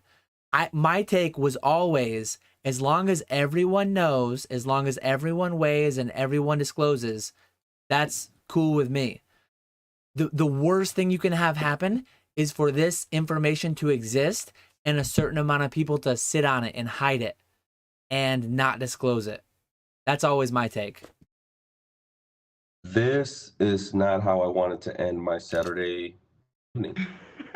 Damn. I apologize. I did not mean to ruin your weekend, but yeah, it's trickling out through different Metazoo discords. It's trickling out through Facebook groups. The problem is it will never reach everybody. The worst thing that can happen is for some devious person to be selling seance boxes as if they're legit, unsearched, on whatever, on eBay, on their website, on whatnot, whatever. 0 hits, and they know it, and they're selling it as if it's like a true. That's the worst case scenario. I hopped in late, but one thing I want to say, Mason, do you know that DBS and Digimon can be weighed? They can be weighed? Your booster boxes, I'm not so sure, but blisters can. Doesn't matter. People don't buy them by the packs. They buy them by the boxes anyways. Okay. So that's your situation. I mean, the vast majority. But I guess. Yeah. Okay. That's fair from your perspective.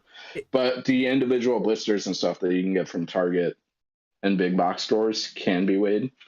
Some stores are wise to that. But kind of like what Dan was saying, I guess if you search enough forums, you can kind of like get a sense for that. But like, they don't really say that. And if I were to sell them, I would say they were light or just charge a super low amount. I didn't even know Weiss even had blisters. I don't know about Weiss, but Dragon Ball Super and Digimon do. Oh, I didn't know they had blisters either. But yeah, I mean that's kind of crazy. I mean, all these card games. I mean, Pokemon has been the forefront leader on deterring that stuff. They're just gonna have to get wise with it too.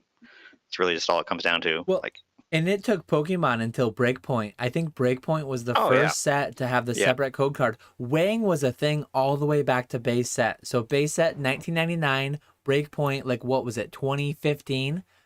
Pokemon had it happening for 16 years and didn't do anything about it. And then like one thing about like PokeRev just broke a Deoxys box. Years ago, I don't know if it was a thing, but you used to get 2 gold stars per case. Some amount of stores would probably break Deoxys boxes for singles until they hit 2 gold stars. And then if they had 2 or 3 boxes left, they probably sold them sealed as just like dud boxes that wouldn't get a gold star, and they knew it. I guarantee you that was a thing to some extent. Yeah, that's exactly what's happening with the, like you were talking about, Dan, with the Dragon Ball Super and those cases. So once you hit the 2 or the 2 guaranteed in the case, all the rest of the boxes are. So like full like, I'm a Metazoo partner. Full disclosure, all that. To their benefit, to their like, they're 2 years in, they're still having issues with weighing, with mapping, with whatever. Pokemon went 16 years with weighing. I hope Metazoo can sort it out well before 16 years. 2.5 years in, they haven't yet. I'm rooting for them to get it sorted. Because, like, one thing I loved about Metazoo, as far as I understand, and I'm not positive, there's no pack weighing. Because every pack has a reverse hollow or a full hollow. And as far as I understand, you can't weigh it to determine which is which. But as of today, you can map seance, which is unfortunate. So, one thing that Digimon Real time, I right here think with has basic. tried to do to Doing it. curb that is like, so you get, what do you get? I think you get a rare and a super rare, but they changed the foiling, so it's a little bit harder to weigh. And sports cards, you can still weigh them, but like, I don't know if it's Target. I'm actually kind of curious. But they put in like a sticker, like a, maybe it's just a security reason. But on the heavier packs, they put in like a sticker inside the pack that has a higher weight. So if it's like a gram heavier, it means it probably has that sticker. Panini in particular. Like I know Fortnite, I think Panini does Fortnite. Anyway, sometimes they include that like security sticker, which adds to the weight of it. But yeah, and Swami I mean, said if it could be. Swami said in the Go ahead. chat, if you can open one box and know what the rest of the case is, that's way easier to take advantage of. Yeah. As far as Metazoo goes, like there's no, as far as I understand, for Seance, there's no case hit, there's no like ultra rare one per case, but there's hollows. You can open one, not even one whole box. You open 4 packs from one box, and you can know every pack art in the entire case, which hollows, which packs will have full hollows, if any. There will either be 0, 9, 18, 27, or 36. Like, that's the way that it goes. It's crazy. I mean, for Yu-Gi-Oh! And the collector rare sets, it's 4 a case. I think there's 12 boxes in a case. But if you do get a collector rare, you also get 3 other ultra rares. Yeah, but nobody cares. Like those are not those other. Yeah, I mean they're not 20 stockage. It's 20 not times, gonna be- 50 times as expensive as any of those other ultra rares. No one cares about those. It's not the same. Yeah, for sure. It's the same thing with That is- Metazoo. I No one mean- gives a shit about the reverses. They care about the hollows. Okay, that's fair. Basic love But reverse. for Yeah, in if particular, there's ever players, yeah, they'll want reverses. But until then, it's all about the hollows. Hey, people play the game. I saw it in Denver. I saw 2 people play the game in Denver. You are correct. Dan, you did say that that was the first game ever played in Denver. First and only. Look, Mason, if that's one the thing I 2 was gonna people say is- of 5,000 that were at the Collectacon that weekend, that's probably about the proper ratio of countrywide. The amount of people, probably 2 for every 5,000. So we're batting good odds there. Those are good numbers. I was gonna say for King Juiced. Score in particular, there was a case hit, which was those either the ultra rare, like when what do you call them? Anyways, the Winged Dragon, Slifer, Obelisk. So once you hit that, you just know all the other boxes would not have them. Yeah. Like as a somebody that would be trying to sell that case, that's no good. Well, this is a bombshell. This is front page news. This is on every single broadcast station. This is on every video. This is wow. Wait, Basic, this is the first time you're hearing this? This is the first time I'm hearing this. Yeah. How And has I- Argos not made a video about this?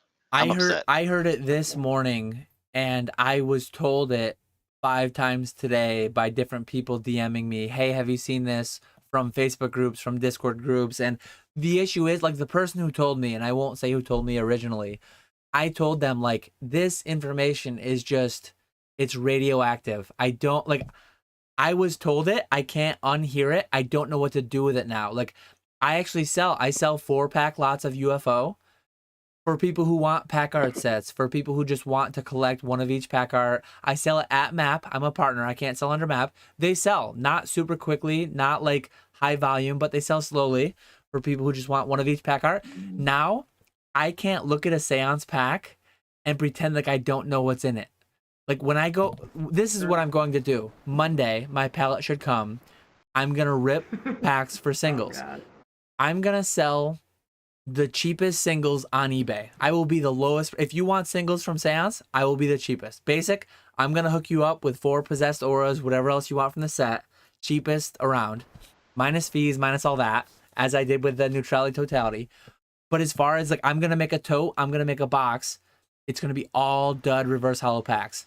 Someday down the line, I'll probably sell them, but it will be full disclosure.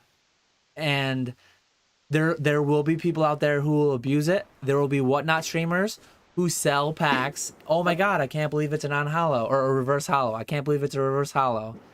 It sucks. In a perfect world for me, every pack would be true random. You have no idea, 1 in 3, but it's imperceptible. No way to like game it. No way to get knowledge on it. That's my ideal world. Like even like I weigh WotC packs. I rip jungle boxes. I rip fossil boxes. I rip base boxes, so that I can grade the lights, so that I can bring the heavies to Collectacon to sell to people who want to gamble. In my mind, in a perfect world, none of that would be distinguishable. Every pack you open would be true random. But given that we live in an imperfect world, all I can do is take the information that's out there, forward it on to the potential buyers, and let them decide. That's all I can do. That's my take.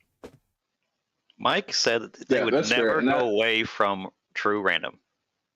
What's that? And this is like, Mike said that they would never go away from true random. Oh, yeah. Which is why I asked the question, is this deliberate? Because now I'm thinking on the angle of, maybe this is Metazoo, Mike, whoever, way of saying, listen, if you go buy from undercutters, this is what undercutters are going to do. People are people. Ken Lee said it best. People are people, and whenever they can cheat, they will. So with that said, if you're getting it from the secondary market and Dan Catch 'em All Collectibles and the Argoses and the Caster Societies and all of these other groups, these are the people that we trust. They're not going to, or at the very minimum, they'll be very transparent with their findings, and they're going to sell you, whether it's light packs or heavy packs or search boxes or what have you. They're going to be transparent versus someone else is just going to take fully advantage. What if this was their way to say, yep, this is what you get, folks, when you want to buy from the secondary market for the cheapest price. You're going to get scammed. Buy from the partners. No, am I too far out there? I think that's like a manufacturing defect, though. I hopped into this conversation late, but I just feel like, why would they not just give the partners the better boxes? I don't know, because for a long time I've been thinking that they give Dan like the crappy stuff. Dan gets the worst 1%. Yeah. Question. So what do I do with the 3 seance packs that I was given today for every round 1? What do I do with them? Those are definitely weighed. They're not going to give those away. You're not going to give away hollows for free? No. Well, that's the thing, though. You can't even verify by weight. I've never verified it. I probably should try at some point just for science to see if reverse hollows and hollows weigh differently. But as far as I've been told, they weigh the same.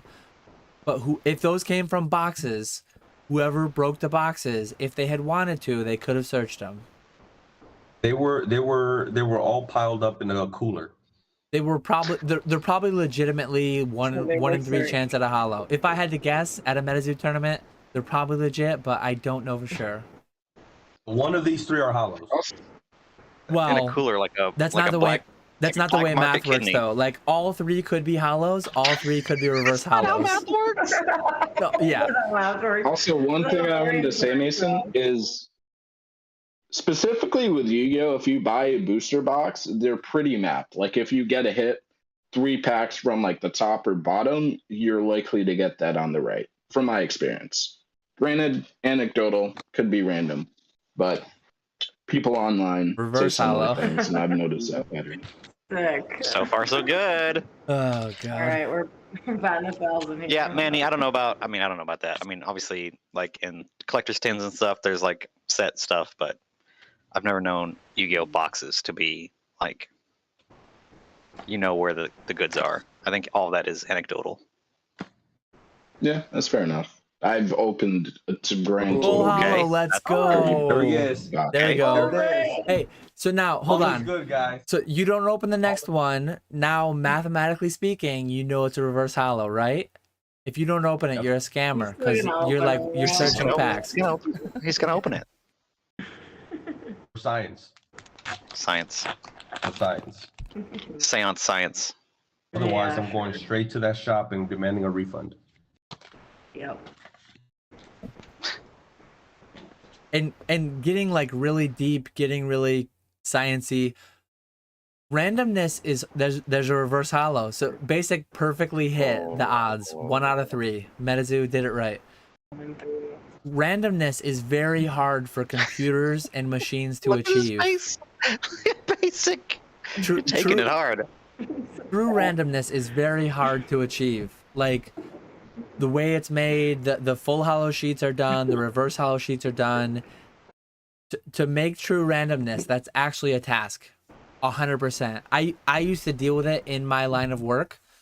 I won't get too engineering, too sciencey, but like every part you make, every piece of like every solder piece you make has some amount of statistical variation around the mean, the standard deviation.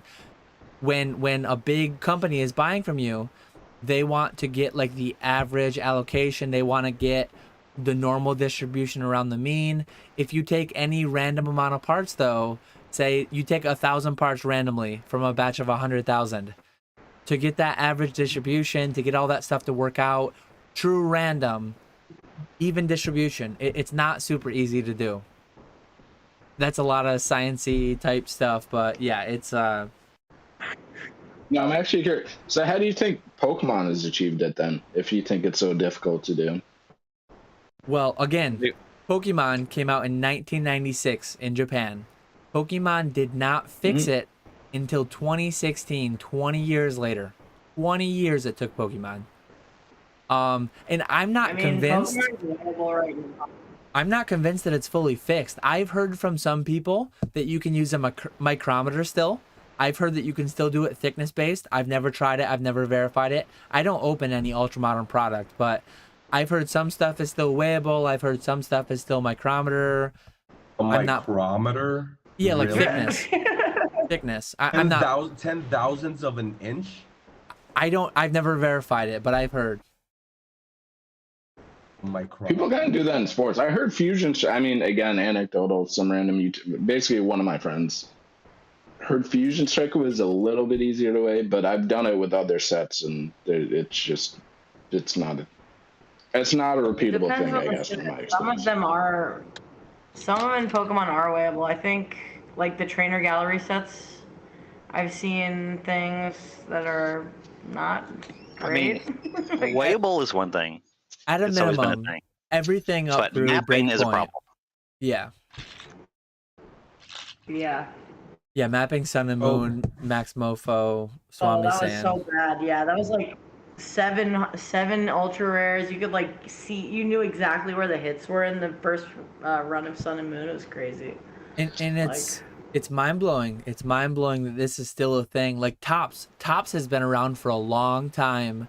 Topps manufactured some of Metazoo's product a year or so ago. Topps Wilderness. That was weighable. You could weigh. Literally, they made an insert so that you couldn't weigh it. Except the problem is they put the insert into the hit packs too. So they made an insert to offset the weight, but they put the insert into all the packs, including the hit packs. So the insert weighed what a hit weighed, but even the hits had it, so you could still weigh it. And then like, say you get 10 cards per pack, and say you offset it with an 11th card if you have a heavy hit card. Now a micrometer will pick it up because there's an extra card in there, even though it weighs the same. Micrometers 100% work on certain product. Which ones, I have no idea. I've never actively used a micrometer to check packs, but they work on certain packs for sure. If there's an extra card, a micrometer would definitely pick it up. Yes, absolutely. If it's the same amount of cards, a micrometer picking up just the hollow variants, like I don't know. I mean, in sports cards, sometimes they say like if you get an insert, sometimes you may get less cards in the pack. Yeah, 100%. I'm not a huge They have to do that. sports card person. Yeah. The fact that this So- isn't all solved though is like insane. Because Pokemon's still having it to an extent. I mean, Metazoo is still having it. It's wild out there. I don't know if you want to answer this question, Dan. What happens to Seance now? What happens to the markets? What happens to partner prices? What happens to secondary markets? When I signed on for the partner program, I figured I would not sell much sealed product at MAP at all. My play was sealed, or my play was singles and graded. I'm gonna, like I said, I am going to map packs. I will not sell mapped packs and map boxes undisclosed. I'm like, right now I have on my eBay, I have boxes for 140 map price. No one will buy them because they can buy them somewhere else cheaper. If you buy mine tomorrow for 140, I will crack a clean case that I did not open one pack from, and I will send you a box from a clean case. You might have 0, you might have 9, 18, 27, or 36 hollows. I will not know. Like, I will vouch that I am an honest person, full disclosure, all that. No one will buy it though, so it's not even an issue because right now, market on TCG is like $80, $90, whatever it is. But no one will buy from me. But I will have the cheapest singles on eBay, as I always do. I will map packs. I will crack hollow packs. I will have the lowest price hollows on eBay. I will grade with CGC. I will grade with PSA. I will have the lowest price graded singles on eBay. That's all I can say. That's all I can promise. Does Metazoo check in with their partners and their sales? I don't know fully what they do. I know that through UFO, before Seance, they had some kind of a form that we were supposed to fill out that I did, just talking a little bit about like what we did with it, where we sold it, what content we made around it, and what they did with that information. I have no idea, but they're definitely keeping some amount of an eye on it. Some amount of people have been banned for violating map, but I don't have like too deep of information into the inner mechanisms. Okay, so quick correction. Dan, Correction. they're not under 100 they're not under TCU player. They're not under 100. So they're at exactly 100. Okay. See, but I'm upset because I actually wanted some Seance boxes just to have in my store, and I couldn't buy any because I'm not a partner. And now all these stores are just doing the same thing that they've always done anyways. So. I don't remember what distributors you use, but distributors are still selling them, but only to MPNs. You're not an MPN? Yeah. No. Okay. Oh, to MPN. So you don't need a shop. You don't need an LGS. You just need an MPN. To be an MPN, you have to have X amount of, like, I don't host events. I'm a partner. I make content. I don't, but to be an MPN, I forget the exact requirements. It's X amount of events per month, X amount of events, whatever, tournaments. I'm not into Metazoo through that route. I'm into Metazoo through the partner route where I have certain requirements, not even specific numbers. I just have to make content around it. I have to buy certain allocations, all that. If they went the route of people with MPN only now, or folks with MPNs are able to get product and nothing else, in order for you to get an MPN is not much. And I know a few people that actually that's all they have, and they're able to get product, which is essentially then anybody. That opened my eyes because then I then can I'm able to get an MPN then and just go ahead and be a partner then essentially, without having a shop, without running tournaments. I just have to be on MPN. There's not a lot of requirements to that. So essentially anyone can do it now. They're just banking on that. I'm going to be lazy to do that. Oh, this is crazy. What is an MPN? Metazoo Play Network. I need a beer. Basically just a 90. I got another question for you, Mason is Mason, just since I basically. love asking them. How was Flesh and Blood doing for you? For me, Yep. Good. I mean, Okay. it moves, it sells. We have players. Okay. Dynasty. There's seems to be a lot of people interested in Dynasty, so we have our biggest amount of boxes ever for the next set, Dynasty, and they are just about all sold out. And Uprising has done very well. Nice. We've reordered several times of Uprising, so it's doing good for us. I've never seen Flesh and Blood on like big box stores. Metazoo finally made its way into big box stores. How it performs in big box stores, that's a different question, but it's at least in big box stores. Yeah, they've been in Target, they've been in Walmart. I've never purchased from either, but I don't buy Pokemon from either because I get them wholesale. They're actually in Barnes and well, I saw it in one of my Barnes and Nobles. I don't know how widely they saw it. I mean, I live in the Albany region, so I got the capital in New York, so I guess, but You live near Albany? yes, sir. I'm only an hour and a half away. I know, not that far. I went to school right by where you live. That's like DNA's in Nashville. He's only 2 hours away. And Oswego, I guess is the locals like to call it, but I say Oswego. Basic, you're only 14 hours away.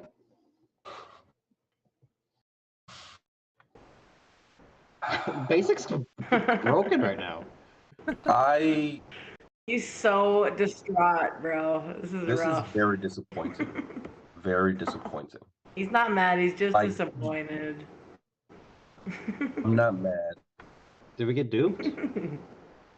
We did. I've got At least the dummies that opened boxes this week did. I've got no skin in the game, and I feel very disappointed. Well, I feel bad too because before I knew it was a thing, I had 2 master cases come to me out of my 42 that I ordered.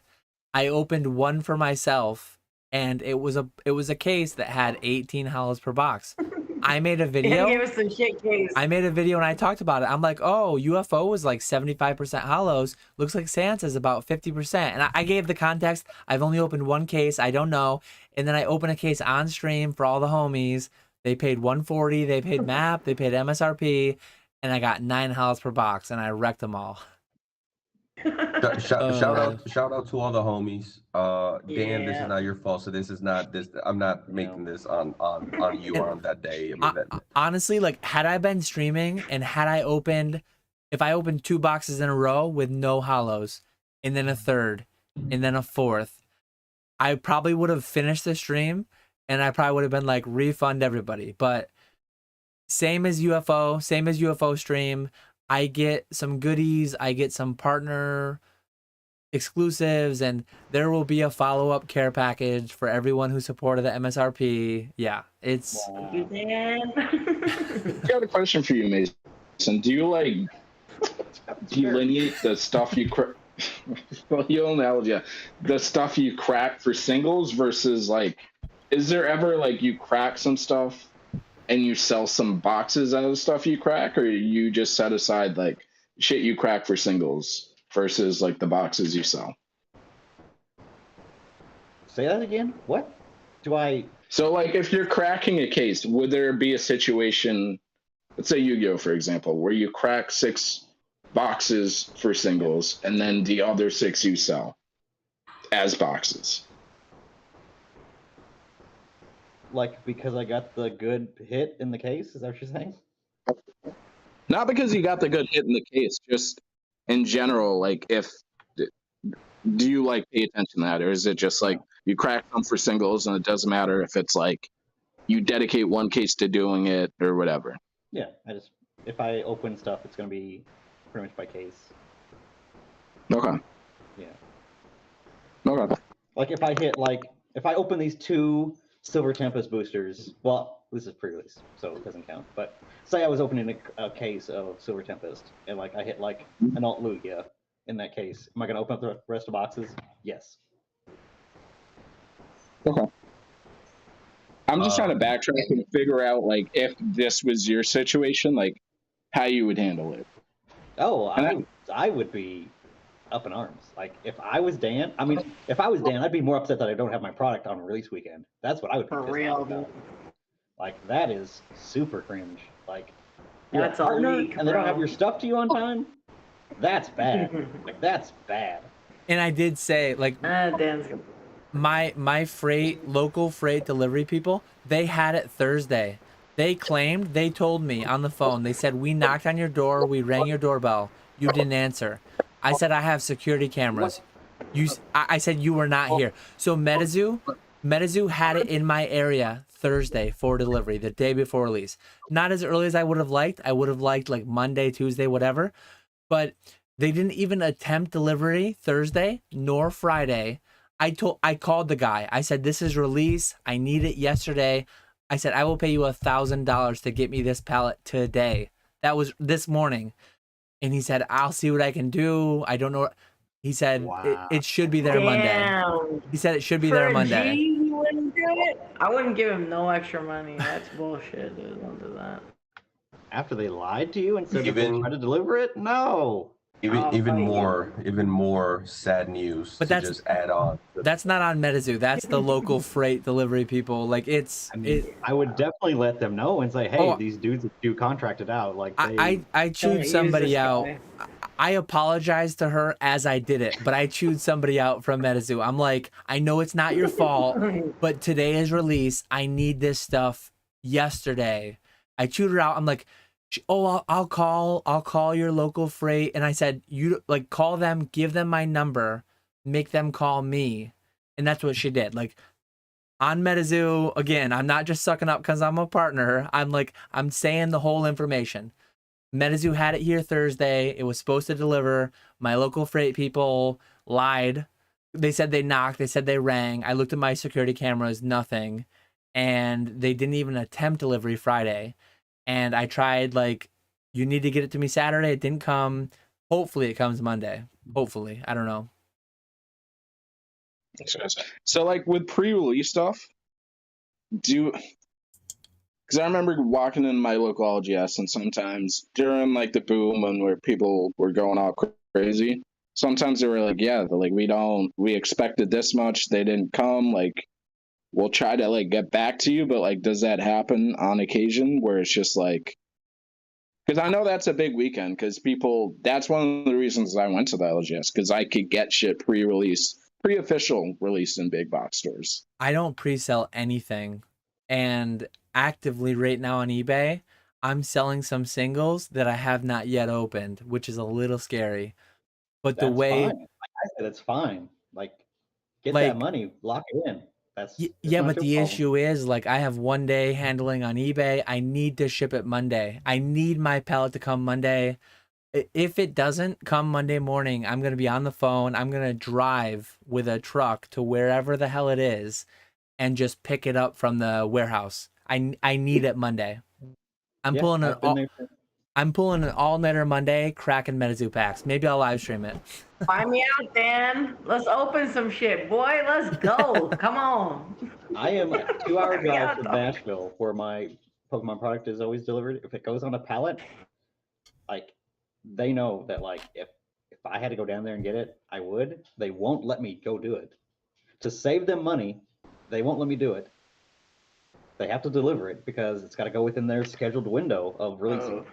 See, that's what I worry about. And then the local, just like with you, the local guys, they said, oh, well, it had to be on a different truck, and then we had to move it off the truck, and then we had to load it, and then logistically, it won't get there till Monday. I'm like, nope, I'm going down there today. I'm going to pick it up in my cargo van, have it off the truck. I'm coming to get it. Yeah. Has that worked? You've been able to get it? Yes. I'll have to do that Monday. If they're saying that it's not going to come to me, I have to. Like, I need it Monday. No, it sucks, but yeah. Yes, they will manually, like, put it, if you have to, like, rent a U-Haul, like, yeah. They will forklift it into a U-Haul for you. I don't know. How big? guys, I don't know if I can add anything constructive to this conversation. Oh, basic. Thanks for hopping in. I bad. genuinely just, I don't know. Dan, I love you. You know I love you. We I all love you too, Basic. This has nothing to do with you, and I appreciate all the information. We all appreciate the information. I will get you your auras. Dan, I love you, man. You don't have to worry about anything. This is Maybe a couple days late. But... Yeah. No, thank you for just bringing me on for a little bit. I appreciate it, but this has really been a bummer. I have to be honest, but you're just the messenger, Dan. That's all. Yep. Basic's ready to jump, dude. Have a good night. Good night. Are those Yankees pinstripes before you leave? No. No Cubs. way, sir. Cubbies. Bro. Yeah. I'm a Red Sox fan. I was gonna make fun of you. So, Mason, how big? I guess you and Dan. How big is that pre-release weekend? Like, if you get large product, is that like the massive part of it? If I don't sell 50% of my product for pre-release or release weekend, that's a failed product to me. Okay. So if Dan has 500 boxes, if I didn't sell 250 of those boxes pre-release or this weekend, that's a failed product to me. Okay. That's dead money. Because the amount of people that want to buy it after the first weekend drops off significantly. Like hard and fast. Even for Pokemon? Pokemon, not as much, but I have different ways of moving booster boxes specifically with Pokemon. But like with Magic and things like that, sure. I just don't see the turnover of like if I wanted to use it for like tournaments and stuff. I don't see the amount of players that I see for Pokemon. So Magic and other games are a lot more difficult. But yeah, like I want pre-orders and I want like all that stuff to be gone release weekend. It feels bad. That's honestly one of the main draws of going to a LGS is you can get it before it releases. And plus, like if you're trying to make money, getting those code cards with Pokemon specific, you get a much better price during that winter. As soon as it hits like Friday or a day before release, it tanks so rapid.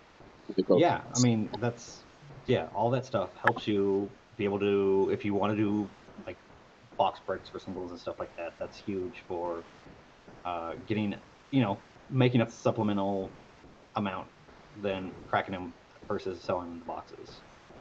So yeah, every little bit helps, especially right now when sealed product is so toxic. Like nobody wants to open sealed product right now. Even Pokemon. Except Evolving Skies. I mean, but like, I like selling a Pokemon box is so hard. Like, and selling like all these card games, any boxes, sealed product of anything right now is rough. And sorry, I had to run to the bathroom quick, but I did hear, Manny, I heard your question. I think Mason and I have very different business styles and very different thresholds and whatever. Maybe I'm just very, very new to the whole thing too, like as far as buying heavy amounts of ultra modern, but like hindsight, looking back at UFO, I bought it 3 months ago. Mason likes to have half of his product sold through pre-sale and release weekend. UFO, I bought 400 boxes. I ripped 200 and I still have like 150 boxes. By many people, by many metrics, like that was probably a very failed thing. And maybe I set my bar way too low, but like I still have a lot of it. I've gotten all my money back, probably, approximately. But like to break even after 3 weeks, for me feels fine at this point, at this stage, given my risk tolerance on what it is. But for a lot of people, that's a big failure for a lot of people, for sure. But you also don't have the brick and mortar and pay rent. employees. So it probably is a factor too. Yeah, we have very different businesses. We have very different. I mean, we talked about it a little bit. We talked about the conversation earlier with Travis with going twice, and it's fascinating to hear different people, what they're doing, what their goals are, what their pass fail basically for a product line is. Do you still have singles, Dan? Like left, like a lot, or not for UFO? UFO, I'm after breaking 200 boxes, I'm starting to run out of individual singles. Like some of the bigger hitters, I'm very, very thin on or sold out. Graded inventory, I still have a little bit, a decent bit, but yeah, I've got 150 boxes that I can't sell them sealed because market is 60, map is 112. I could break them for singles. I could like slight plus EV, but it's a weird, like I've, again, full disclosure, full all that, I've constantly said on my channel, Metazoo is a high risk thing that I enjoy. I'm playing with it, but it could all blow up on me, or it could like pay off handsomely. If Metazoo is alive in 5 years, it will pay off handsomely, I think. But 3 months after release, you have a third of your sealed product remaining, basically. Yeah, little over 150 out of 400. Yeah. Bumping up to the next set's release, where you would have hoped to have had that money back out of that, so you could put that into this product. For me, that's yeah. the LGS situation. Yeah. I can't hold sealed. Obviously, like you said, you're in a different situation, but that's my reality, is that if I have $50,000 in Pokemon product, I need to get that $30,000 freed up out of Pokemon to buy the next $30,000 worth of Pokemon I need for this next set coming up. Yeah. So, like that's the how the math checks out for on my side. Oh, And, fully. Yeah. So, if I had a third, like that's like Baldur's Gate magic level for me of bad. And I've always been like, if anyone who's followed my channel, and we're on my channel now, so a lot of people probably have who are watching, I always downplay like the investing. I always downplay the long-term speculation, but I've always been a bit of an investor speculator. 5 years ago, 6 years ago, I used to get only 4 to 5 cases of each new set through their entire 2-year print window. And I used to sit on 2 out of those 4 to 5 cases long term. 2020 hit, I sold it all. I sold, well, almost all of it. I have about a box of every set from XY breakthrough to current. But yeah, like my business strategy has always been a bit out there, a bit different. It's always been part speculation investor, part flipper. If you watch my channel, if you only know about it in like a partial way, like it's probably feels heavy flipper, move it all, everything's going to zero, but there's definitely a portion that is like long-term holding, speculating, investing, heavy air quotes. No, Dan, I'm wearing my Alpha Investment shirts. Yeah. But what you do is more like Rudy than what I do. Yeah. You're basically Rudy. Yeah. I'm basically Rudy. I'm a baby Rudy, like baby, tiny fraction. Man. So Dan, would you open more if you had to go back? Like, are you like, would you just open it all? Like, what are we doing? UFO?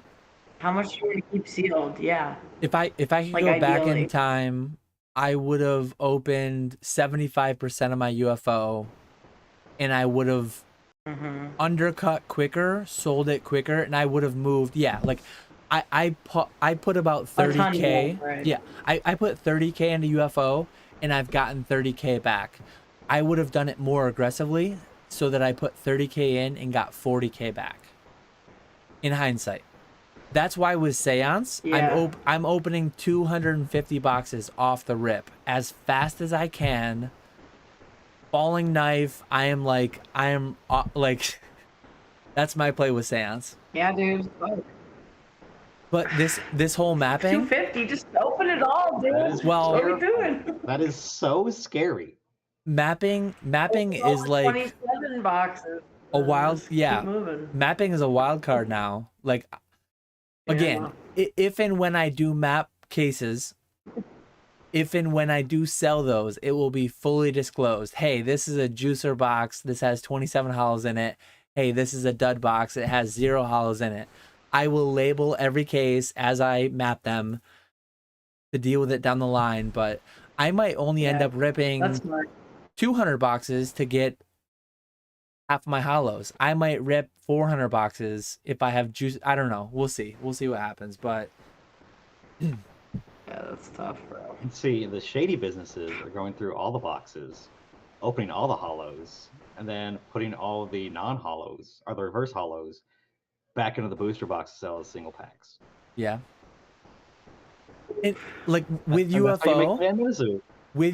I sold art sets of the packs from boxes, and UFO was funny because it was 75% full hollows. Crazy. I actually pay like partner pricing. I pay sub $2 per pack, like way under $2 per pack to buy it by the box. I'm selling single reverse hollows to people building master sets for like $2.50 a piece, $2 to $3 a piece. Way plus EV. It's crazy. The least desirable full hollows are less valuable than some of the least desirable reverse hollows. It's a really interesting dynamic. But yeah, with Seance, it's a completely different dynamic. How it will pan out, I don't even fully know how it will pan out. My take has always just been like full disclosure, put the information out there. I might get in trouble. Like the thing is, like, where are we? What are we, 5 hours in? Yeah, good luck finding this shit, bro. Almost no people. Like Metazoo Mike, if you're watching this, God, good on you, man. Sorry. I don't think. Scrolling Toad. Go ahead. What? Does Scrolling Toad intake Metazoo just so you could sell some of the commons, uncommons, or whatever? Or is that just a largely solo endeavor for you? Primarily, what I'm doing is through eBay for the full hollows. I'm actually in active conversations with Troll and Toad. They're primarily focusing on Pokemon, Yu-Gi-Oh, and Magic, but I'm trying to get them to work a little bit more with Metazoo. And we'll see what happens with that. I'm actually, over the coming months, I have more and more things going on with Troll and Toad. As far as my business goes, I'm really... Ken's building an empire, bro. Let's go, dude. I mean, on Troll and Toad's website, it does go Magic's Gathering, Yu-Gi-Oh, Pokemon, and Hero Clicks is the fourth thing. If Metazoo can overtake Hero Clicks in popularity, I think there might be a chance that Troll and Toad would pick it up. I have no clue. Yeah. Troll and Toad is in a hectic environment because of the whole Evo cancellation of many of the vendors. I am one of the ones who has survived the culling, and yeah, I'm in conversations with them to try to expand what I'm doing, trying to make Metazoo some involvement in that. Yeah, they have Metazoo singles up here. They do. If you they're look all at sold by you. Okay. if you look at every Metazoo single, Dan has a monopoly. It's just Dan. It's just they're Dan. all me. They're all me. A lot of them, they don't even have images up. The market. They don't. Yeah. Listen, is Magic like a big part of your sales, at least in the TCG category? What? Yes. Yes. Yes. Absolutely. What? I don't fuck with Magic. I don't know, but Magic. Honest. No one knows this. Magic and Yu-Gi-Oh are a big part of my sales. More and more every month. If I did not have Magic singles, Shut up. my stores would implode on themselves in less than 2 weeks. If I lost the sales revenue from Magic singles for 2 weeks, I'm bankrupt. Oh shit. The local LGS that I go to, they only crack Magic. Pokemon and Yu-Gi-Oh, they were just like, we don't like Yu-Gi-Oh players, fuck them. And Pokemon with a boom, where you could get that sealed premium, they didn't even bother cracking. So No, you wouldn't crack it because you could sell it for more sealed than you could if you wanted the singles. And that's the frightful situation that Dan could be in, where that maybe they have a big like Juice or Chase card in a Metazoo set where people just want the sealed product. If Dan's over here cracking packs and flooding the market with all these singles that nobody wants because they want the sealed product instead of the singles, Dan's Well, that's a scary situation. That's one of the things though. Like when I cracked UFO, I cracked 50 and they sold, and I cracked 100 and they sold, and I cracked 200. The whole time I was cracking these packs, people were telling me no one plays, no one collects, no nothing, and I'm just moving singles. So Seance comes out, I have the data from UFO for a few months. I'm confident in what I'm doing today. A year from now, 2 years from now, we'll see what happens, but I'm comfortable with what I'm doing. Like it's risky. I will fully say that it is more risky than what I do with Pokemon, but I'm comfortable with it. Man, don't worry for me. I'm not. I'm doing good. It's just a frightful, like you're pulling like old school Nick levels of like single moving. This is the Metazoo version of that, yeah. Like you're gonna do a PowerPoint in Pokenomics Discord next month about cracking 250 Seance boxes and selling the singles, and how much your money per hour is based on that. That's the presentation I want to see. Yeah, that'll be his next Saturday video.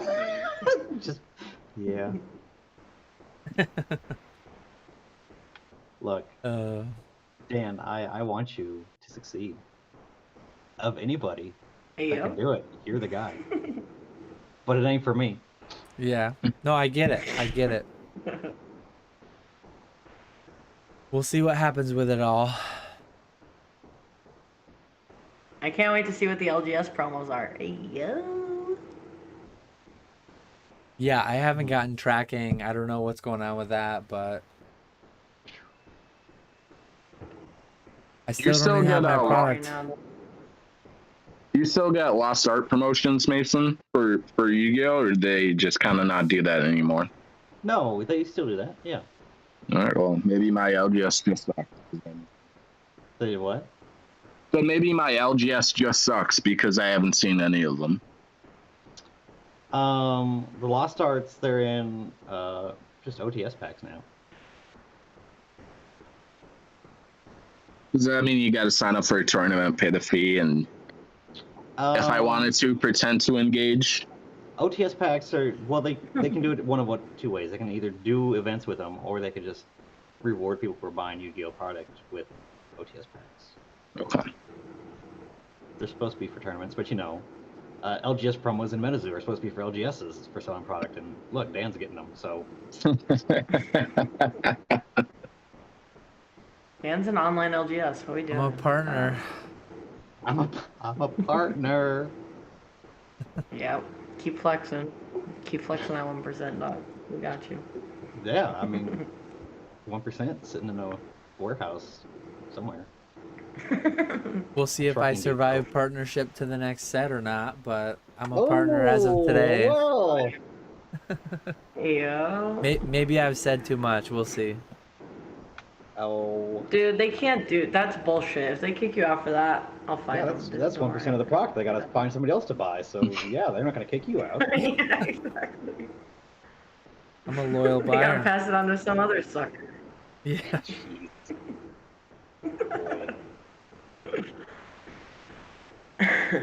Shit, dude. All right, Manny, what else you got? What other questions? You always have some great questions. Yeah, I do. I'm Love starting Manny. out. Yes, that's why I ask all these questions. Don't. You just listened to this conversation Yeah. for the past 40 minutes, and you want to open an LGS after all of what I just said? Manny, don't. I will not. Just the fact that I would have to pay rent is. What Mason Mason's on the verge of does, bankruptcy. what this man does is incredible. The overhead, the labor, it's big time. I actually do have one more question. Well, it's not. It's honestly, it's going to be more. Is it a happy question about how fulfilling my job is, or how nice it is to have a community around me, or is it more How about, much do you have your employees crack all the packs? Because I used to listen to Solomon Yu-Gi-Oh! A lot, and he was just like, I think he didn't have a brick and mortar, but he was just like, I just got tired with cracking packs and mailing shit out. So do you offload that? I mean, definitely the shipping. Yeah, I have like a manager that handles all the TCG player stuff, the ships. Cracking packs. I mean, that's for anybody whoever wants to do it, or we'll all do it. I think everybody likes to crack packs to an extent. That's the best part. What are we doing? Yeah, I agree. Yeah, but even sometimes when I've ordered like 4 Yu-Gi-Oh boxes and I'm just concerned about the hits, I just have a bunch of random ass cards. Granted, like that's not my business. I don't have to maximize every dollar.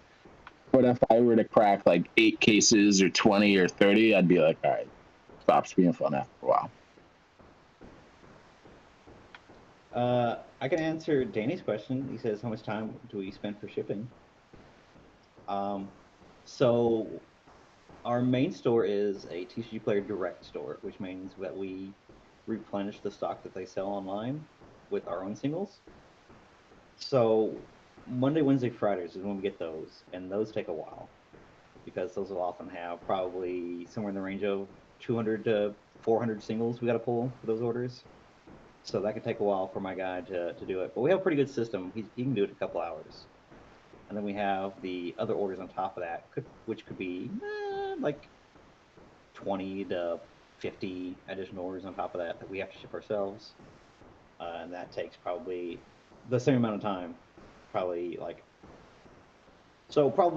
he's at that for probably 5 or 6 hours, probably Monday, Wednesday, Friday, from like start to finish, pulling to shipping everything out.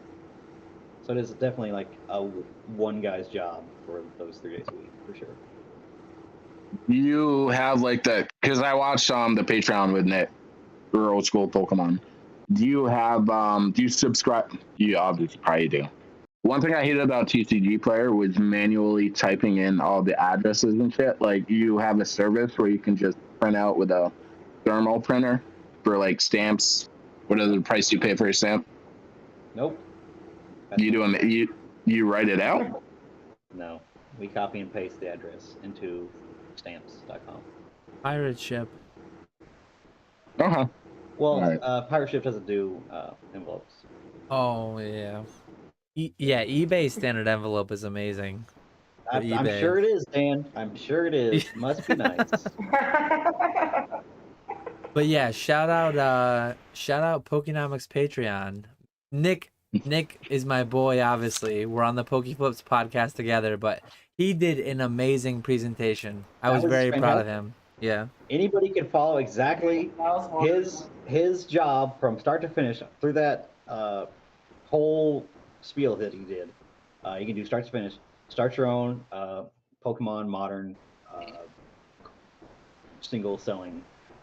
You don't want to, based on what you learn. Yeah, but, don't do it. But you could actually go step by step and do it. Don't do it. But it's there if you want to. Dog shit. Yeah. I did that for Yu-Gi-Oh, but it was mostly just me ripping packs and like getting like the chases and recouping my money. But yeah, the shipping aspect was tough, and my inventory system was shit. So a lot of times I wouldn't know where exactly I placed the cards. fact that he doesn't use packing slips, like he must be a savant because that's insane. Yes. Nick. That's crazy. That is Nick is an insane person. Very, very much. Yeah, we have to print out the shipping or packing slips and then stack them together, and we have a paper folding machine that folds them all for us. Ooh, nice. Look, the amount of time it would take somebody to fold 200 pieces of paper to fit into a number 10 envelope. Yeah, I'm gonna pay and buy the machine for sure. Yeah, I didn't even know there was a machine, but that was my process. Just because I would lose track, I'd forget which cards, so I'd print out the packing slip, put the cards in there, and then later I would deal with manually writing out the addresses. What? You wrote it out by hand? I did. I am on I think I have 600 total. It's not even 600. 600 total items, but some people bundle them up, so probably like 150 to 300 envelopes I send out, but yeah. Thrifty. Yeah. Do you have a label printer? No, dude. Not What yet. are y'all doing? I just got one. Spend the like $120 and get a label printer. Yeah. It's so clutch. I just got one a month ago. I used to fucking hate shipping. Like, great, I get money like that. Like, that's an indicator of getting money, but I'd be like, gotta write out this. I gotta cut out the paper. I gotta use the packing tape. It's Next just thing, Dan's gonna say that he doesn't have a label printer. I'm gonna lose my freaking mind. I have two. Ooh, look how efficient. The man's a pro over here. He's got two of them. I have a Dymo 4XL and I have a Dymo Twin Turbo 450. I print 2x7s, 4x6s. I do it all. The dream. Yeah. Yeah. Those are the two that you need. 4XL. I want to get on. Yes. I didn't even know like level, dude. it had the adhesive, so I just thought it was like a way to save on ink, which is actually another good benefit of it. But Manny, to figure that out, I was like, "What are we doing?" If you're using inkjet printers, if anyone out there, if anyone out there is trying to make money and using inkjet printers, you have to at least get a laser printer, but even better, get a label printer, thermal label printer. All right, I'm doing it tomorrow. okay, it's a game changer. Like my shipping used to be like a 2-hour process that I did before I passed out, just because I did off. And now it's like a 45-second process. Inkjet printers will bankrupt you by themselves. I used an inkjet for a couple of years on eBay. I listened to what podcaster, and he was like, I guess he didn't like thermal printers, but he was like, I just buy $50 printers, and once the ink ran out, I just buy a new one, just because the ink is so expensive. Yeah, inkjets are like the biggest scam around. Ay. All Thrifty, right. what are we doing? I gotta do something about this. What we doing, Thrifty? What we doing? You know what you can do? You can get a 4XL and then the two different labels that you need, and you can just swap them out.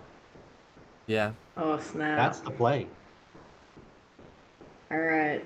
Or next you can time I just sell be- a card, it's going towards that. Yeah, and you can just be lazy like me and just print everything on a 4x6. That's basically what I do. That's what I'm doing right. There you go. Once I run out of my 2x7 labels, I'm gonna get rid of my 450 because the 4x6s are the play for sure. Manny, Dan's selling a label printer if you want one. Actually, if someone wants it with like 1,000 labels, I'm here. A 450 twin turbo. Channel giveaway if you're watching this late in the video. No. Thrifty, get on that. I paid like $115 for mine, and it's definitely well worth the cost. Oh my goodness. All right, I'm gonna do it. It's happening. It's a new video. I got to talk about what to buy to run a even half-assed Pokemon business. on my to-do list for like YouTube videos, one of my to-do list videos is like the top 3 tools of the trade or the top 5 tools of the trade, and one of them is a label. You joke printer. about that, but no, I'm not joking. That's not a joke. No, that is a solid video. That's I actually on remember- my to-do list. one of the videos I probably watched most and respected Danny Phantom the most about was just how to ship stuff. Like early on, I was like, okay, what box? Like that was actually really useful. Yeah, that was not a joke in any way. I think Nick has mentioned before that do it. some of Nick's highest view videos are like how to ship singles on eBay, how to ship graded cards on eBay. Thrifty. Take Yeah. $120 of that $800 that you got paid for your binder, and take that and buy a label printer. Okay. I will save you so much time. It's unbelievable. Legitimately, it would take me like, because I do the whole bubble wrap sandwich between cardboard for shipping my slabs. Mason's looking at me like, are you insane? But I got one slab in that got cracked because I don't know what mail people do. They probably stepped on, I don't know, whatever happened. But I never want that to happen if I ship a slab, because if you just get a raw card, it's just like people are like, why did I pay all this? So Yep. I make sure that they don't ever have that thought in their mind that like, oh, I could have got $2, but I paid $80. What's your price point, Dan, before a slab goes in a box? $750. Damn, I just did it on 300, dude. I just did it for a 300 card. Anyone listening, I have it in the drawer below me. So if you buy a slab for me for $749.99, let me just take a random slab. Let me take a random slab. So we got a Marnie. Nice. You guys are gonna see it on a lag. It gets folded into a cardboard insert, and then it goes into a quadruple zero padded envelope. Sure. And then it goes into a 00 padded envelope. I have shipped 10,000 plus slabs this way. I think three times it's gotten cracked, and I think at least one or two of the times it was fraud. It was like, I bought a slab that I want to return, so I'm gonna crack it in a vise and fuck this guy over. Honestly, I've shipped 10,000 slabs that way. They do not break. Yeah. So really hard. At 750, you have to do signature to get buyer protection on eBay. So at 750, I do priority mail, small flat rate box. But under 750, I do this. What you just saw me pack on YouTube, if we're there yet. That's the way that I've always gone. If you're selling on eBay, it's got to go to CGC anyways for authentication. So like, so you're not going to get screwed.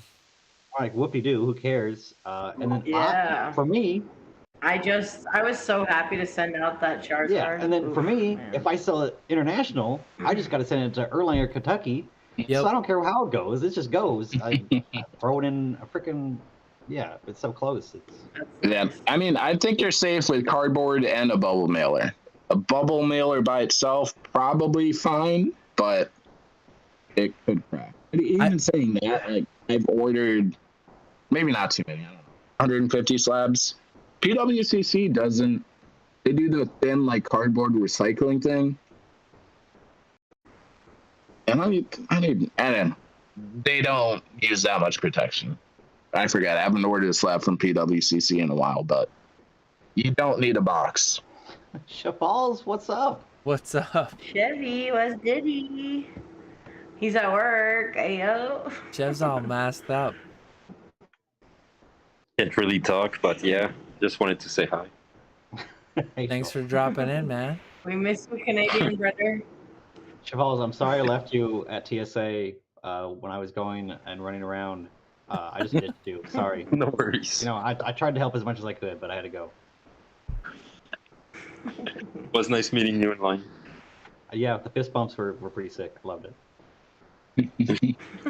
every time we go back and forth in the TSA line, I would fist bump Shabals because he was like 12 people ahead in line of me. I don't know why he didn't just like stop and just like stay in line with me completely. That's fine, no big deal. That's It's more fun to do it this way. That's fine. Yeah, that's crazy. I would not have let my homie leave the back, like get to go to the back of the line. That's no. That's fine. That's fine. That's I fine. found Chief and I was like, bro, you're right here with us. What's goody, okay? Yeah. Like, There you go. Yeah. not trying to travel alone. Also, he was on my flight, Chief Keen. Dude, that Oh, wow. dude's a homie, bro. Like, I love that guy. Him and his wife are really cool. I had a good time with them. I met him, but I didn't get to talk to him too much. I need to talk to him more at the next one. And he lives like 30 minutes from me, so we're definitely gonna be chilling. Like, me, Ernie, Keen, we're best friends now, dude. Good stuff. The Florida crew. Florida gang, dude, yeah. Yeah, Strong. for real. All right. Y'all have a good night. Thanks for All hopping right, in, peace out, Chev. Mwah.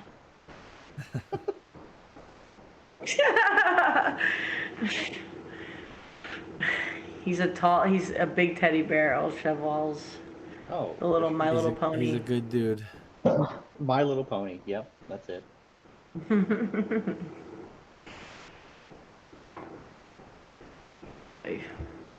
We almost done here. What are we doing? We're probably gonna wrap up fairly soon, I think. All right. I We've don't think. spilled the beans on Metazoo. It's bad.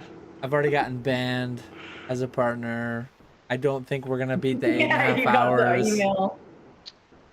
They're not even going to ship you your scans boxes. They're just going to ship it right back to Metazoo. Yeah. Yeah. Might be doing you a favor, actually, at this point. Why don't we talk about it? Shit.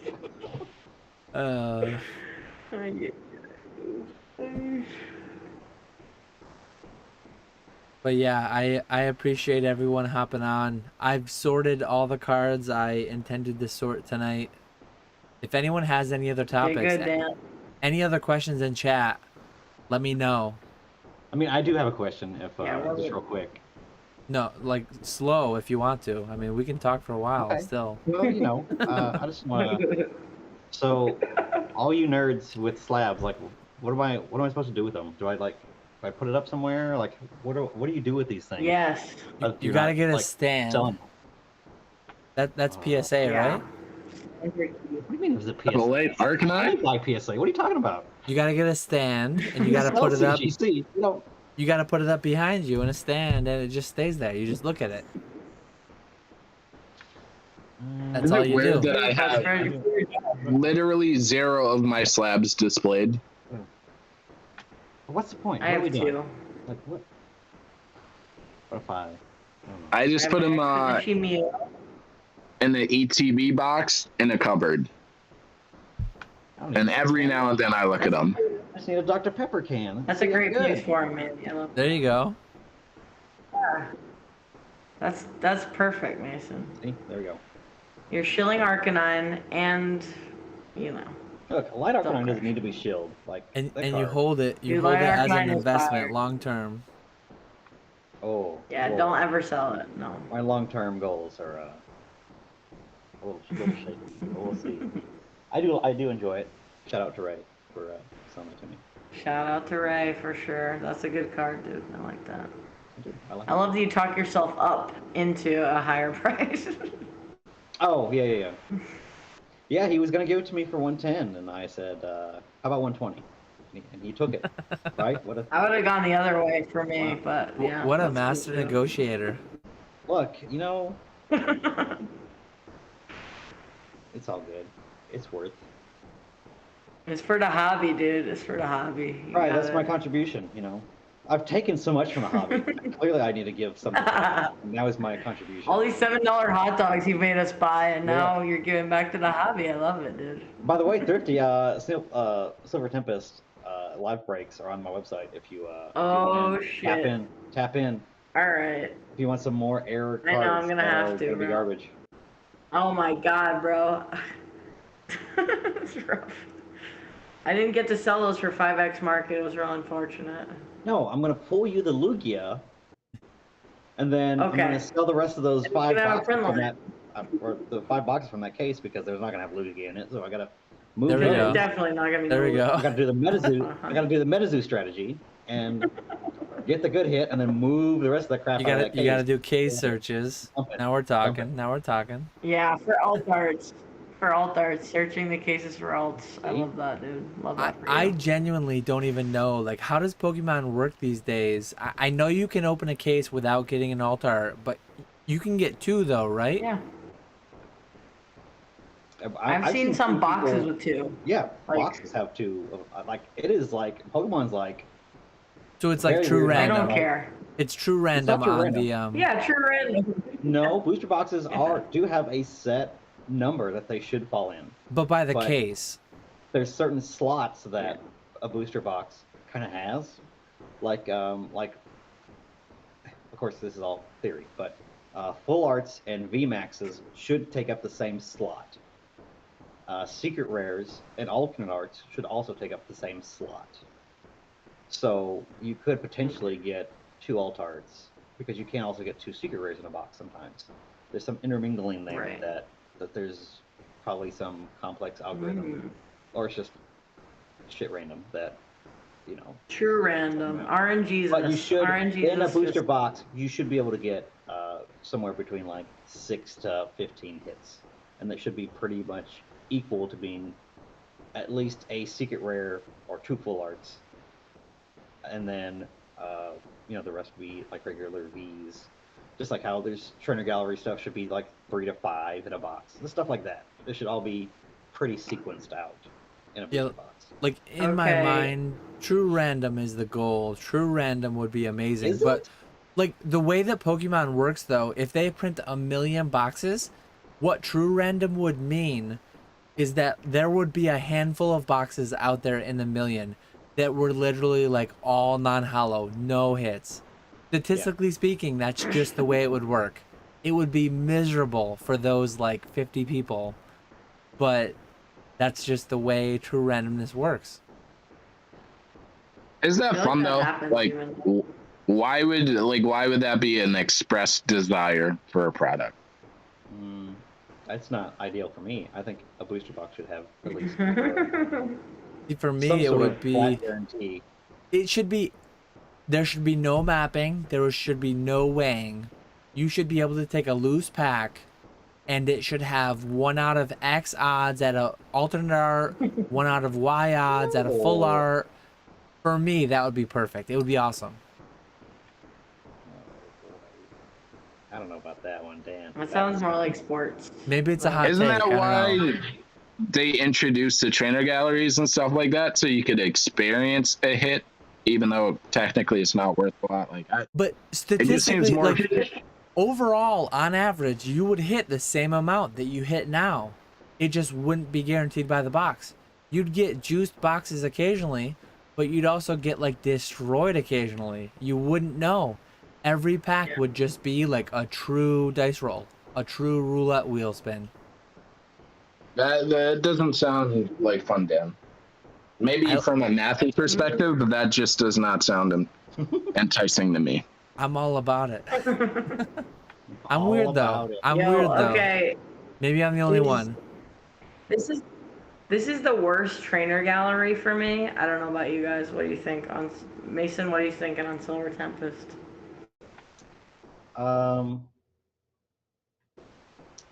The black and Like, gold what do they got? cards are cool. Rayquaza. That's Yeah, it. they got the girl like alt art of the Rayquaza. That's kind of cool. It's kind of cool.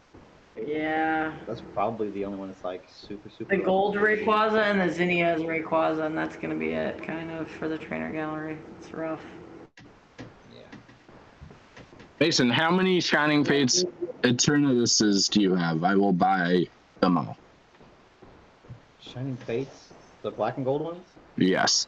Gold ones. Manny, I don't know if this is real. I think you're just. No, I showed you my page. I have a full 2 binder pages of those. Why? Investing. I love not knowing what the fuck that Pokemon is. I just love it. It's just shapes. It's like I love it. It's like somebody. It's angry shapes. What are we doing? We threw up like alphabet soup and made it a Pokemon. Yeah, No, those are unknowns. Okay. What's your favorite? Oh, that's It is. It's my favorite modern Pokemon. I would rather have those than Rayquazas. Dan, what's your favorite modern Pokemon? Quaxley. Okay. Okay, he's not out yet. Next. I can't wait for Quaxly's final evolution to be doo-doo, and people just be like, oh wait. To I be don't dog even shit care and they're all though. I don't sad even boys. care though. You just don't evolve them. Quaxley is the pinnacle of the hobby. Look at my thumbnail on this video. Gem you're at right. I'm Pokemon. look. Gem at Pokemon has ascended. He has turned into a Quaxley. I just can't wait for Duckaneer to be like some lame thing. Duckaneer. Yeah. Buccaneer, is that his name for God. real? No, it's not. But that was Where, Oh where my did God, that it's come gotta from? be. Someone made a video or a live chat. I was talking to Retro or something about it. Yeah. That might have just been in a Discord voice chat. I don't even remember, but I remember Duckaneer for sure. Oh my God. 50, what's your favorite? Yo, modern I've got a Pokemon? new binder going. Hmm? What's your favorite modern Pokemon? Let's say Gen 5. I like more and Pico. new. More Pico? Yeah. It's like another Pikachu. What are we doing? Stop. Is it because it gets angry when it's hungry? Yeah, kind of. It's very similar to me. Very relate. similar qualities. I get it. Yeah, very much so. There it is. Still in the bag. Don't want to ruin the. Oh, I just cracked it. Yeah. I just cracked the bag. Oh my goodness. We're I thought you were ripping. saving it for I'm investing. ripping more product. Oh no, what are we doing? I can't see it yet. I gave my daughter a Quaxley recently, so I just had to rip a new one for myself. This man bought 2 of them. Don't take the tags off, Dan. It's so Oh, I rad. bought like 5 of them. I don't remember how many, but I think it was at least 5. Okay. Investing. All right. Okay. Manny, That's, how many? that's his long-term hold. Yeah. Manny, how many Eternatus plush do you have? I am not a big plush guy. I'm not really like a. Well, I am a collector, but like in terms of like posters, what you call those things? The bobbly head thingies, the Funkos. It's not really. It's not for me. How would you even make a Funko of Eternatus? I don't think that'd be a thing. If it ever is a thing, I will buy it. I will break my rule. Okay. Okay. It's not gonna be a good-looking one. I don't know. I don't like the way they look as it is. I don't know how would you make a plush of that? I have no idea. Yo, my new binder is gas also, so Oh, come to Collectacon Orlando and buy it all, okay, friends? we'll get that same guy to come over there. I cannot believe that dude. Oh my god. And I totally was. Bro, okay. I was totally rounding Mason up. hooked it I was up rounding with up. a layup, I was like, thinking that he'll talk her down. Maybe he'll offer like 500 on this and be like, all right, let's say 800 and see what happens. And then like, Shout out to dude Charles. just I don't did know it. if he's I hope he's not watching because we just got it. We just smoked him, but no, I mean there was decent shit in there. I'm like thinking about it. I'm like, there's at least like easy 500 and like 10, 15 cards in that binder. Like, it's And then alright. the rest of it's he'll be fine. And then the rest of it's like foreign Okay, language, like doo-doo. Like, what do you mean? Like, what are you talking about? It's Spanish. They're low pop, Mason. Stop. Low pop. There we go. Bro, those birds are pop 3, and those legend cards in Spanish literally pop 10 or less. Come on. And were they gradable? Yeah, they're 8s. Whatever. 8s.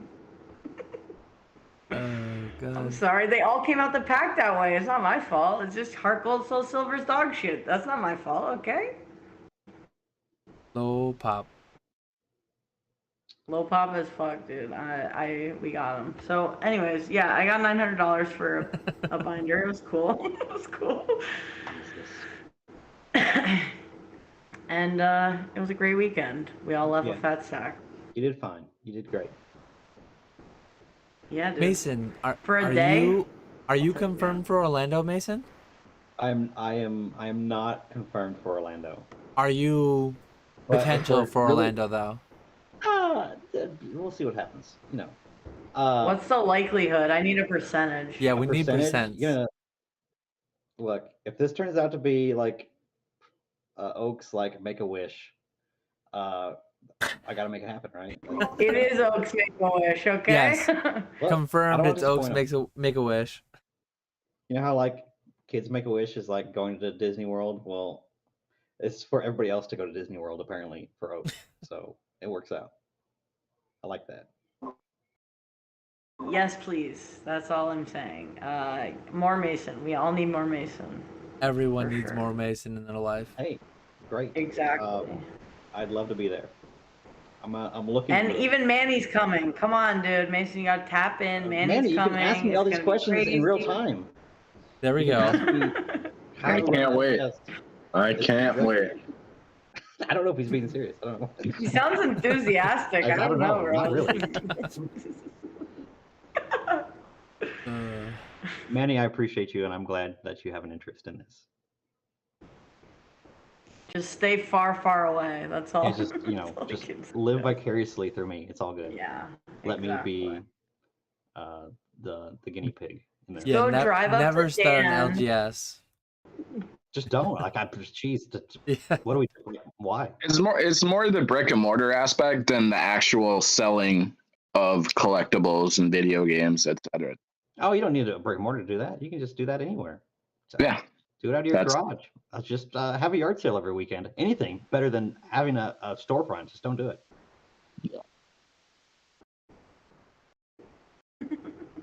I see an alarming amount of stores that set up in like a shopping center, et cetera, and they last for a couple of months, and sadly, they get taken down. The signs come down. So yeah.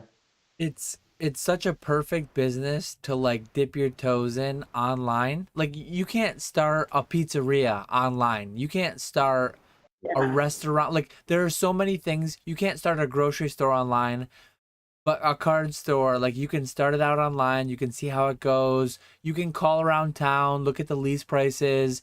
You can look at what the employees would make, like roughly calculate what the overhead would cost you to lease and then like furnish with employees and with product an LGS, and you'll realize that online is the play. It is the way. Because yeah, you just can't do that with, you can't have a diner, you can't have a pizza place, you can't have those kinds of businesses online like that. Yeah, it's true. It's great. You can actually make money online.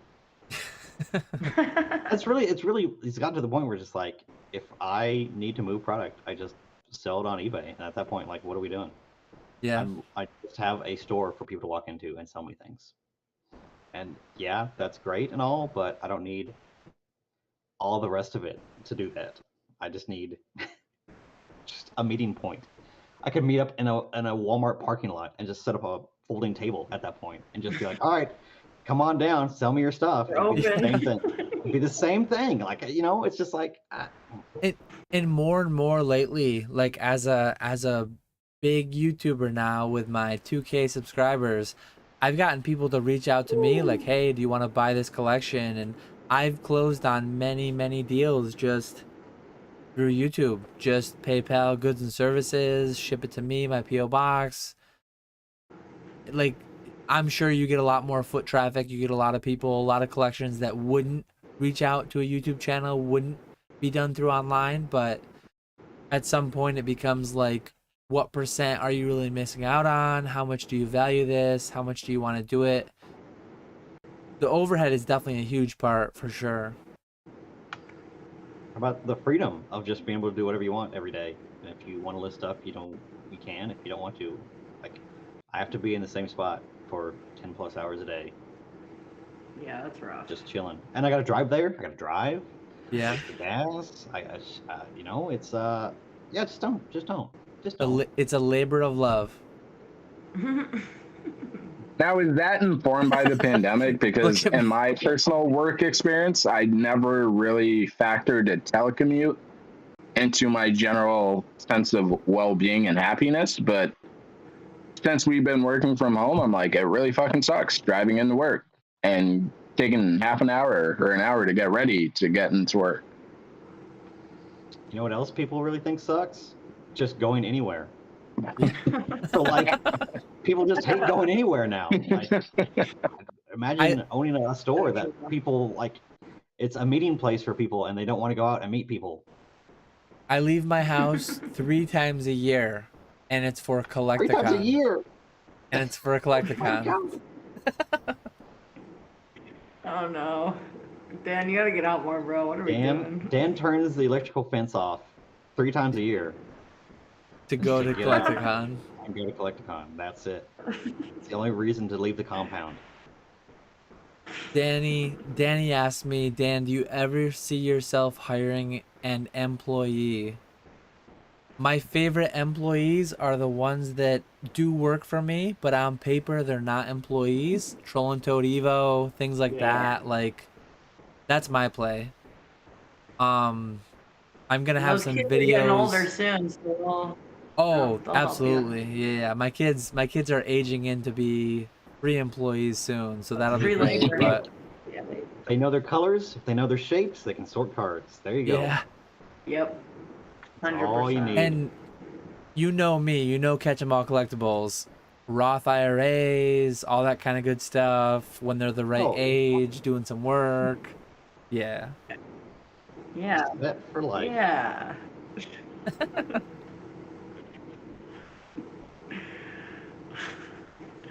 Let the money work for them. Okay, we got it. And look, you don't have to worry about their health insurance. You don't have to worry about them calling in sick. They can't call in sick to going home. What are they going to do? Go somewhere else to be sick? No. Sit there and sort cars and eat your soup. Like, come on. Oh, man. Absolutely. We love free labor. Dan, are your kids homeschooled? No, my They're my about wife. to be. They're not, I don't know. They're about to be.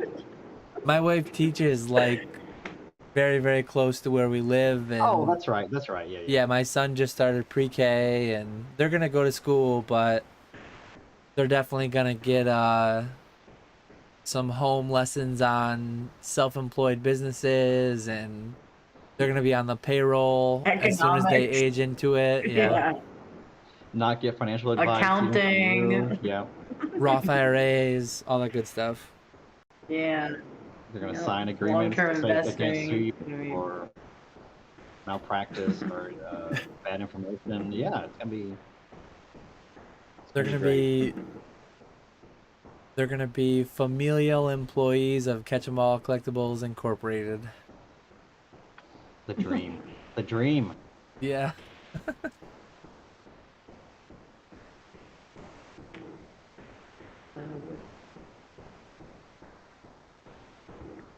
Well, Mason, you better come to Orlando. That's all I gotta say. Look, that's it.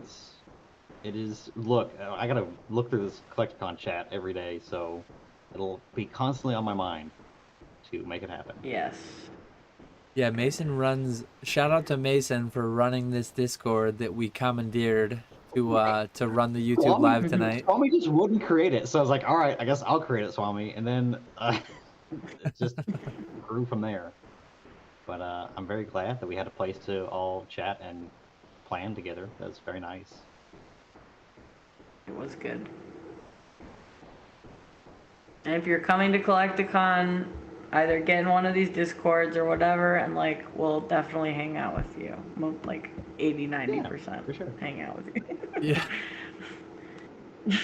There's a lot of people. It's tough sometimes, dude. Look, if we get like 100 people in here, like I don't know what we're gonna do. As I said It's gonna be earlier, rough. It was hard with like 4. if you take the leap and if you go to Collectacon, if you're a bit introverted, if you're a little worried, how am I gonna break the ice? How am I gonna come to Old Skool Pokemon, Catch 'em All Collectibles, Cardinal Gaming, Pokenomics, Rock Pokemon, Swami.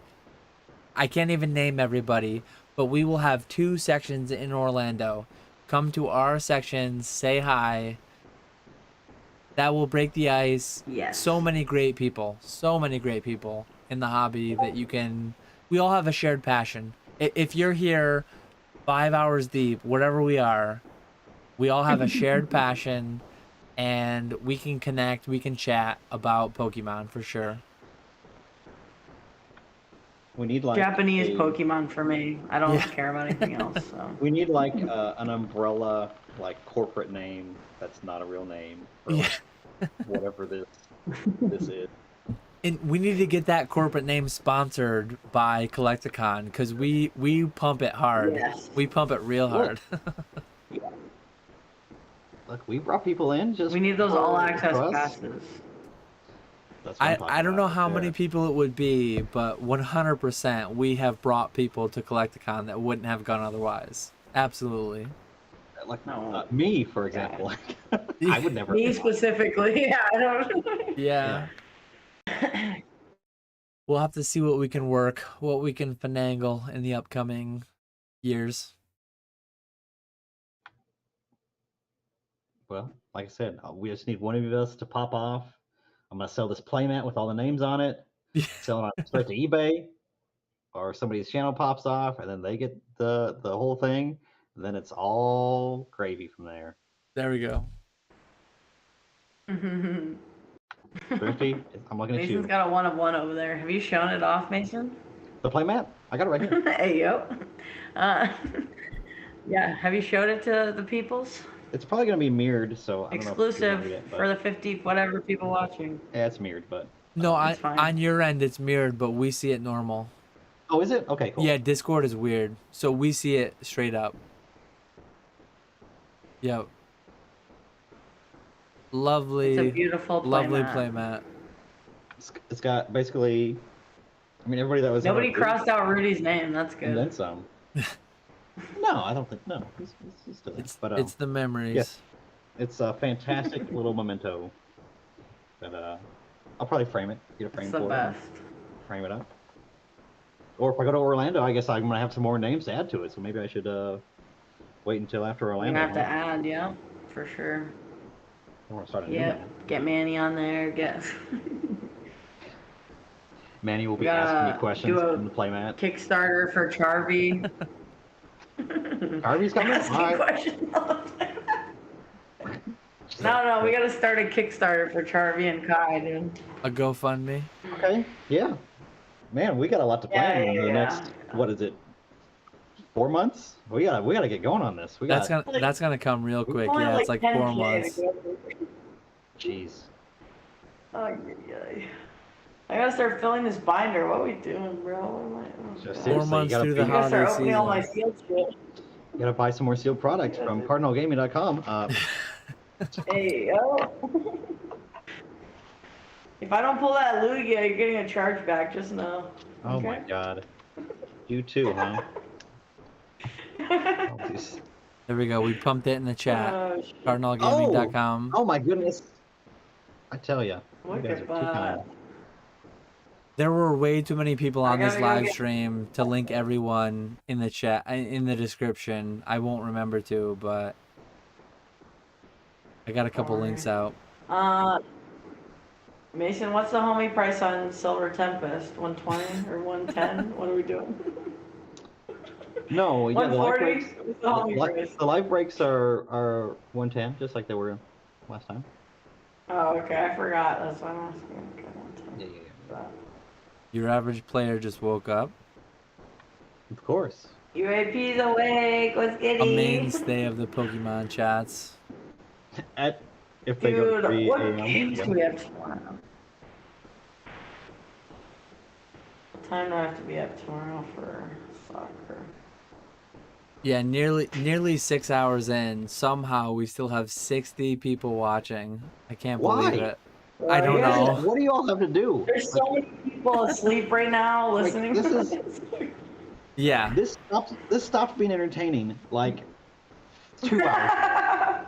I'm convinced. I'm convinced that 40 of these 60 people are sleeping, and their Are computer or their asleep. phone Yeah, is just for sure. on. Or they're the chat bots and they're just waiting to spam. Yeah, it's the It's the adult website chatbots for sure.